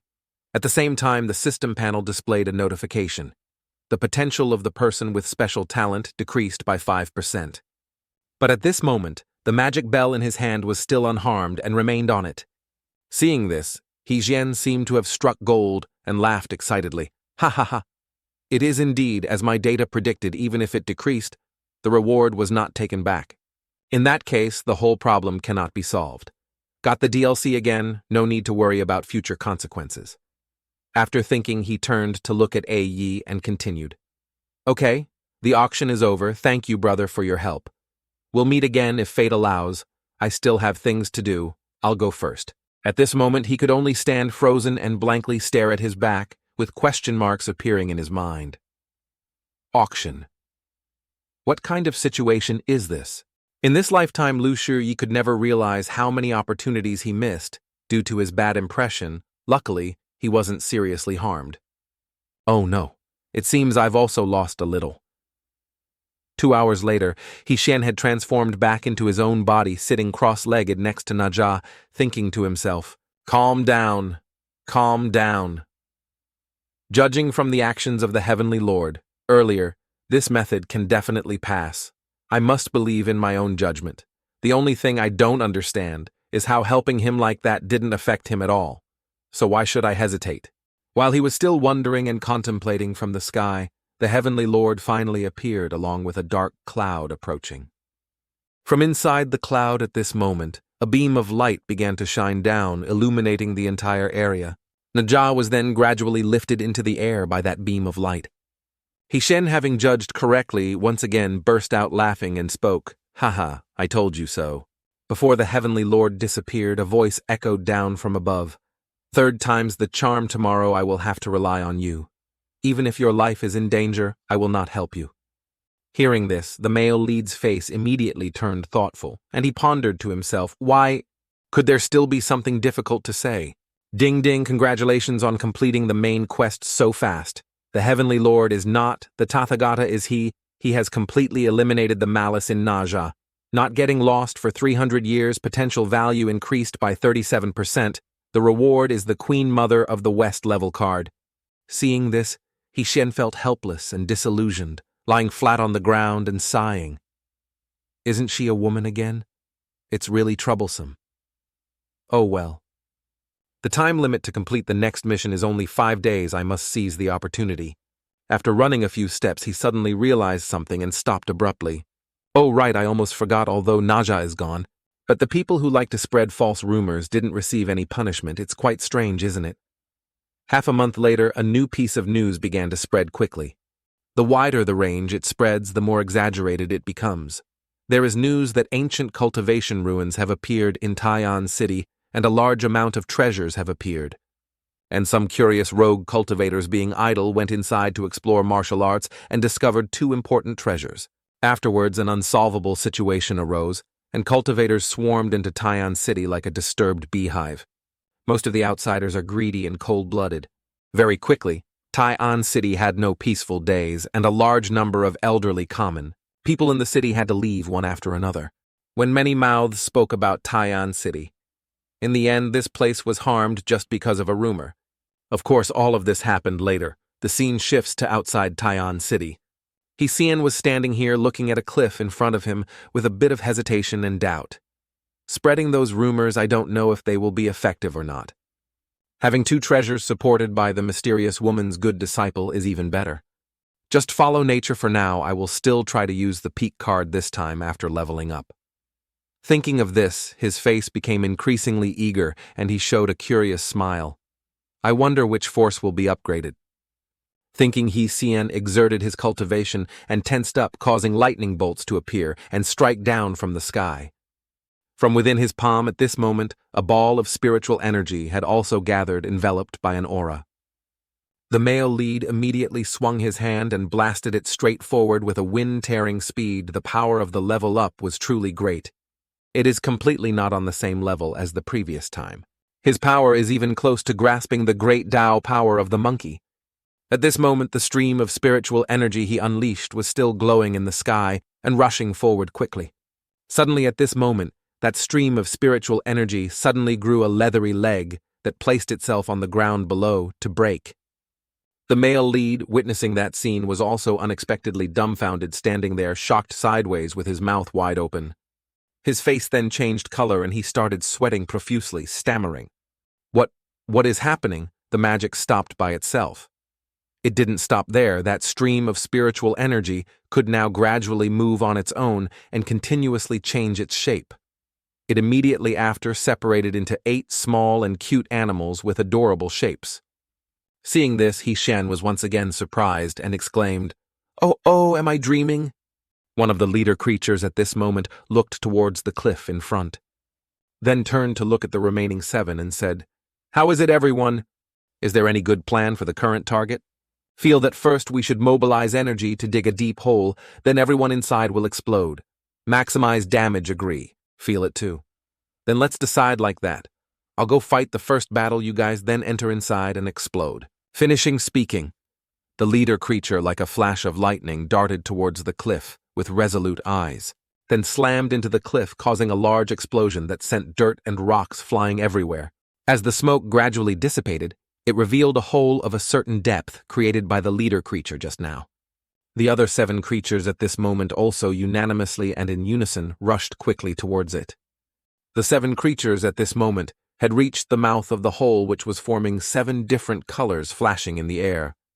Immediately after, one of them volunteered to explode, first creating an explosion that spread evenly throughout the cliff and caused it to crack.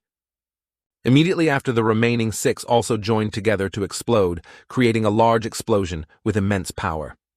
The entire cliff at this moment could no longer withstand the power of the explosion and gradually showed signs of shattering. Immediately after, the entire cliff collapsed before the male lead. Witnessing this unprecedented scene before him, he couldn't help but be surprised and froze for 5 seconds. He then tried to regain his composure, sweating profusely and widening his eyes. Did the magic just now generate its own will? Half an incense stick later, after experimenting a few more times, Xian was completely cold. Magic actually has its own consciousness. It's hard to believe I've never seen it before. What kind of powerful being was the predecessor of this body? At the same time, the system panel displayed a notification of a new quest. The target of the quest is the descendant Tai Diaoqi. The current identity is the city lord of Langjiang City. Currently in the Wulong Mountain camp on the eastern outskirts of the city, a descendant. It's a city lord again. Why did he run to the mountain stronghold? The scene shifts to a moment later at the houses located beside the cliff inside. At this moment, 3 mountain bandits were whispering and discussing with each other. What on earth happened that the chief suddenly summoned everyone back? Haven't you heard anything yet? No, what on earth happened? In the camp, some brothers found the city lord of Langjiang who was seriously injured by someone in the forest. The other two heard this and widened their eyes in surprise, asking back, "City lord, the boss plans to extort the city lord's mansion. Once we get the ransom money, we quickly disperse and run. From now on, we won't worry about food and clothing extorting the city lord's mansion." As expected of a big brother with charisma. The male lead, hiding behind a bush nearby, heard the conversation of the three mountain bandits and surprisingly stroked his chin, thinking to himself. Seriously injured, so he was captured by the mountain bandits. No wonder his location is inside the camp deep in the forest. My current mission is still to ambush and get close to the descendant first. Understand his true personality and then prescribe the right medicine. To understand the target better, I cannot reveal my strength and attract too much attention. Let me think. That's fine. Pretend to save someone and get locked up with the target, then judge their behavior later. Once the detailed plan was prepared, He Xian immediately stood up and revealed himself, speaking. "Hey, you wretched bunch, quickly tell your boss to release the city lord, otherwise don't blame me for being impolite." The three mountain bandits heard this and all turned their emotionless eyes to stare at him. Not long after, He Xian was roughly kicked into the prison by them, then looked at him with a contemptuous expression and spoke, "Even a mortal without cultivation wants to come and save someone. Truly overestimating yourself, lock him up together. You should feel lucky that our boss doesn't kill." Sitting next to the male lead at this moment was the descendant Tai Diaoqi. The city lord of Langjiang City is also the target of this quest. Jiaoqi then looked at He Xian's back and asked curiously, "They said saving someone. Are you here to save me?" Hearing this, he suddenly remembered his mission and turned his head in surprise. He then played the role of a fan and spoke. "You are the city lord, aren't you? I have admired you for a long time. I accidentally heard them kidnapping you in the mountains, so I fought with them. My lord, no need to thank me. These are things I should do." Contrary to the gentleness of the male lead, Jiaoqi replied with an angry expression, repeatedly kicking him. "I thank your head. What are you, a mortal like you, showing off? You yourself have no power. Don't you know to go report to the city lord's mansion? This time, it's great. What's the use?" He Xian then sat up with lumps on his head, trying to force a smile even though tears were flowing, and replied, "My lord, I know I was wrong. I single-mindedly wanted to save my lord. The intention is good, for this mission's reward. I must bear it, but this guy is too violent. It always feels a bit wrong." Diaoqi, standing here, also replied to his previous words with an angry expression. "Shut your mouth, you fool." A moment later, when it was mealtime, a chef appeared from outside holding a plate of food, opened the door, and entered. He then bent down and placed the plate with the food, which was still hot, on the ground, and spoke. "This is your dinner." Saying this, the chef immediately glanced outside the door with a vigilant expression, seeing that the guard was not paying attention inside. The chef, seizing this opportunity, quickly whispered softly, "City lord, I am the chef here, one who admires you. I intend to rescue the two of you. In the evening they will hold a feast. By then, I will bring food and drug them to make them pass out. Wait for my good news, please be assured." Saying this, the chef immediately turned his back and left as if nothing had happened. Jiaoqi heard this and didn't show much surprise, looking at the chef's back, gradually walking away. The more he looked at that guy, the more he noticed something, frowning and thinking to himself, "Why do I always feel like I've met this guy somewhere before?" Not long after, it started to get dark. Just as the chef had said, all the mountain bandits at this moment were happily holding a celebratory feast together. At the same time, inside the kitchen, the man had begun to take out a bottle of medicine he had put away earlier and held it in his hand. His wife, standing outside the door, saw this and felt a bit uneasy, advising him, "Husband, please don't do that, okay? These bandit brothers are our saviors. If they hadn't intervened to help, we would have been killed by those evil people that year. You are now repaying kindness with enmity." The chef heard this and turned to look at the woman, replying, "No matter what, they are bandits, but they are good people who only rob the wicked. Didn't you say these things? Don't talk anymore, my heart is set. Only like this is there a chance to escape the bottom layer. To make your life better in the future, I must definitely stand on others. This might be my only chance, I must seize it." The chef's wife heard this and said no more, silently observing the man. A moment later, a tall, slender, familiar figure appeared from the stairs, rushing down below. The chef had now unlocked the door to the male lead's prison cell and announced, My lord, it's all taken care of, let's go quickly. The two inside heard this and glanced towards the man, silently rating him highly in their hearts. The three then walked out of the dark cellar and looked at all the mountain bandits who were sleeping soundly before them. Diao Qi then turned to look at the chef and spoke words of praise. Very well done, this city lord always repays kindness. Upon returning, there will definitely be a great reward. Thank you, city lord. But there is still a small matter that requires you to do. Please tell me. Don't say one thing, even 10 things are not a problem. Jiao Qi then, with a sinister expression, made a hand gesture across his neck, indicating and continuing, "Go kill them all. This is the only way to cut off their ability to pursue." Hearing this, the expressions of all three people present became shocked, and they stood frozen, unable to speak. He Shen then also broke out in a cold sweat, thinking to himself, "What's with this guy? This personality is much more vicious than Na Jia, decisive killing or indiscriminate slaughter." Diao Qi at this moment, seeing that the chef wasn't answering, continued speaking. "What's wrong? Can't you do it?" The chef's wife, standing behind him with a frightened expression, quickly spoke up to advise him. "Husband, you cannot. If you do that, there will truly be retribution. This is an opportunity to rise up. Don't miss it at all costs. I know these guys, although they are bandits, have a very good reputation, but I want them dead." How will you choose? The chef, standing before two choices between his conscience and the opportunity to change his life, was hesitant and lowered his head still without an answer. He Shen, standing on this side and looking at the situation before him, was also a bit confused and thought to himself, "This guy is so brutal. What should I do?" Thinking of this, he began to cast magic to create some ropes on his hands. Although these bandits captured me, I deliberately provoked them. They also planned to get the ransom and release me. Those ropes were now connected to the bodies of the bandits lying behind, along with a thought from the male lead appearing. The artifact given to me by the strong little Yan Wong can be used now. In a short time I can enter a state of feigned death, and then no matter how severe the injury, it will recover. These guys just hoard money and resources. Their crime doesn't warrant death. At the same time, Diao Qi, who was standing nearby, continued to urge him. "What's wrong? Are you done resting?" The chef then made his decision and opened his mouth to reply. As he spoke, he drew the blade from its sheath with a timid voice. Having thought it through in an instant, the chef took the lives of all the mountain bandits present there.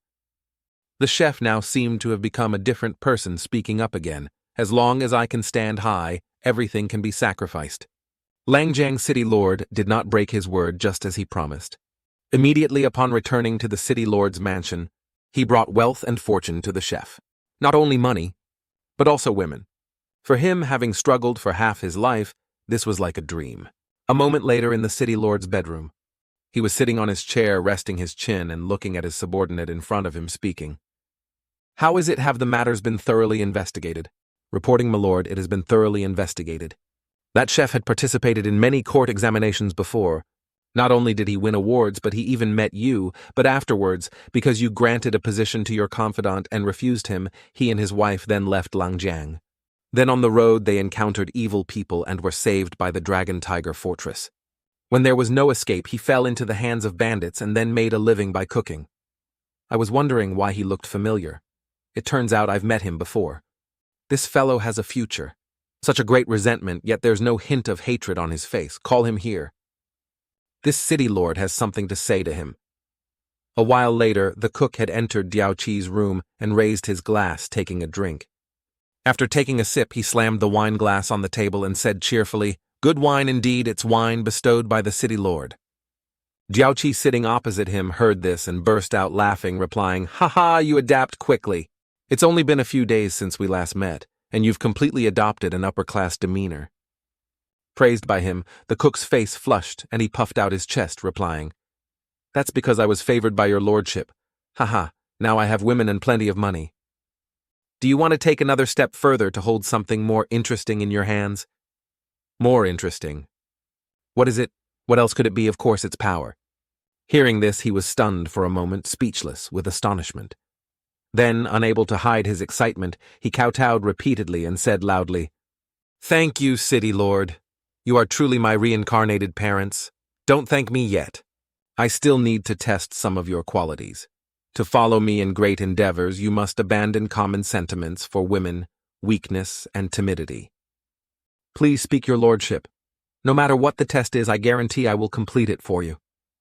Diao Qi then began to whisper something to the cook. After hearing it, the cook's face turned horrified, sweat pouring down like rain, speechless. The cook then stood up, turned, and left, witnessed by He Xian, who was observing everything from behind the window. This fellow's personality is quite twisted. Completely not worth it. But what about the reward? The main storyline isn't like ordinary people. Well, I can just casually increase the potential points then. The scene shifts to a while later inside the forest. The cook was now leading his wife, hurriedly heading deeper inside. When they reached the living room of the city lord's mansion, he immediately opened his bag and hastily put the necessary items inside. His wife saw this and, a bit surprised, asked curiously, "Husband, what on earth happened? Why do we have to leave in such a hurry? It was fine this morning. Why just after meeting the city lord again? Don't mention that city lord's name anymore. He's a demonic beast." "Husband, what do you mean? What on earth happened? Let's talk on the road. We have to leave first. I really don't want to stay in this cursed place for another moment." A while later, after they had both left the city, the wife finally dared to ask again. "Husband, what on earth is going on? Can you tell me now? That beast said he wants to give us an official position." "Oh, isn't that a good thing? Good, my foot. He said I'm still too timid and weak. He told me to kill you, my wife, and bring your head as a pledge of allegiance to him." Hearing this, her face turned horrified and she covered her mouth, exclaiming, "What? At worst, we don't need wealth anymore. No matter what, I will listen to you. He fundamentally doesn't know what we've been through yet. He opens his mouth and demands to kill you. He's truly a beast that deserves to die. All right, don't be angry anymore. Don't get upset over someone not worth it. How could an official understand he hasn't experienced days like these? All right, let's go. Let's go. We have to leave this tattered place quickly." As night began to fall, the cook and his wife had spread out a silver sheet and were sleeping on it. But at this moment, the cook was not yet asleep and slowly opened his eyes. Next, he sat up, reached into his bag, and fumbled around, searching for something. At this moment, he took out a dagger he had prepared earlier, raised it, and looked towards his wife with a cold expression. At the same time, his wife was startled awake, groggily opened her eyes and looked towards him. But immediately after, her eyes widened in horror when she saw the dagger in his hand. "Damn it, why aren't you sound asleep? Why did you wake up and make things difficult for me?" At this point, the cook didn't want to delay any longer and began to raise the dagger in his hand. Next, he plunged it straight into his wife's chest with a cold-blooded expression. Before she completely stopped breathing, she spat out a mouthful of blood onto his face as a final farewell. After the cook had dealt with his wife's life, he flipped her body over. Then he looked down at his trembling hands covered in her blood. His emotions were now in turmoil, and he covered his face, sobbing like a child. His cries echoed throughout the forest, making the atmosphere gloomy and eerie. The scene shifts to the next morning at the city lord's mansion in Langjia City. Jiao Qi, sitting inside, heard the news and laughed heartily with delight. "Ha ha ha ha ha ha, not bad at all." This is the demeanor of someone who does great things. The cook standing opposite him heard those praises, but his expression showed no joy. He was pensive and looked down. At this moment, in front of him was the box containing the head of his unfortunate wife, still dripping blood. Diao Qi then spoke, ordering his subordinate beside him. "Xiao Qi, take him to change into the deputy official's uniform." "Yes, your lordship." Hearing this, the cook's face finally showed a hint of joy as he asked, "Deputy official," but before he could be happy for 3 seconds, Diao Qi had changed his mind and called him back. "Oh right, wait a moment. I suddenly remembered there's still a small matter. Murdering and taking a life. Isn't that a violation of my Langjiang laws?" He standing here heard this, and his expression immediately turned dazed, frozen for a moment. Then beads of sweat began to pour down, along with fear clearly showing on his face as he hurriedly said, "Your lordship, what do you mean by this? Didn't you tell me to do it?" Not long after, the cook was tied to a cross, his body covered in wounds. He was now still trying to muster his weak strength to speak. Why on earth? Why plot against a mere servant like me? I don't understand." Diaoqi, standing before him, calmly stroked his chin and replied, "Since you're going to die anyway, I have these words for you. I plotted against you because you are too much like me, although I was born in the noble city lord's mansion. But I am an illegitimate child of the lowest kind. I have nothing to do with the position of city lord, but I am not content with that position. I must step onto the path of cultivation to fight. I can do anything and pay any price for this. On my way, I have killed many people. Guilty and innocent men, women, children, blah blah blah, including my brothers and my royal father. The throne made of fresh blood led to my achievements today. Hearing him ramble on, the cook finally exploded in anger and shouted loudly, "So what does this have to do with me? I don't have any conflict of interest with you either." Hearing this, Diaoqi stroked his chin and continued, "Those brothers of mine also once said the exact same words as you. But I killed them all, because hungry wolves like us will never be content to be beneath others. Am I wrong?" As soon as he finished speaking, Diaoqi began to smile, raising his arm, which was enveloped in a stream of flames. Then he swung his hand, shooting a stream of flames straight towards the bound cook. Immediately after, that stream of flames erupted into a large fire with intense heat gradually roasting the cook's body. In an instant, his entire body had turned charred black in an extremely painful posture. That fire was not like ordinary fire. It grew increasingly intense with temperatures exceeding 1,000 degrees Celsius. At this point, the cook's entire corpse was gradually burned to ashes by the fire in a very unsightly state. Diaoqi, standing opposite, was smiling smugly, admiring the work he had created. The charred corpse of the cook then collapsed onto the floor as the fire died down. Hishen, hiding nearby and witnessing everything, was a bit astonished, thinking to himself, "The cook's wife has been saved by me. Inside the box is an illusion spell. But I really don't want to let these two guys off. But for an unrelated matter, not only is there no reward, but I also have to waste a card. It's not worth it at all." Just as he thought of this, Diaoqi in front of him had turned to look at him and spoke, "Hey, I say, have you watched enough of the show? Looking at you, you're probably not just a mortal, are you?" Hishen then didn't bother hiding anymore and calmly stepped out, glancing at him. Diaoqi then began to extend his hand, accumulating a stream of spiritual energy, and continued, "No matter what your identity is, let's die together." As soon as he finished speaking, he rushed forward with his fists and streams of spiritual energy surrounding him. Hishen immediately didn't stand still either, and jumped into the air, easily dodging that blow. Next, he landed back on the ground and slid a long distance.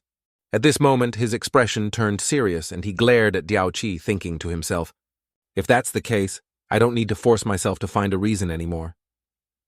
Let's see if I can rely on my own strength to resolve this." Thinking of this, his entire body began to emanate an aura, along with a clear change in strength. His current body had far surpassed his former self. At the same time, Diaoqi had shot straight into the sky and began to use an earth element technique. Around his body, a unique aura was also emanating as he looked grimly towards the male protagonist. He below had also assumed a ready-to-fight stance, gradually creating streams of spiritual energy with their own consciousness surrounding him. All of them, seeing this, began to speak to each other. Fighting, quick. Quick, I want to go first." Diaoqi, standing opposite, initiated the combat with a technique called 10,000 arrows pierce the heart. He then swung his hand, shooting dozens of spiritual energy beams towards Hishen and his companions. Those streams of his spiritual energy were falling like rain with no chance to dodge. Seeing this, Hishen was not worried at all and calmly ordered his streams of spiritual energy to charge forward.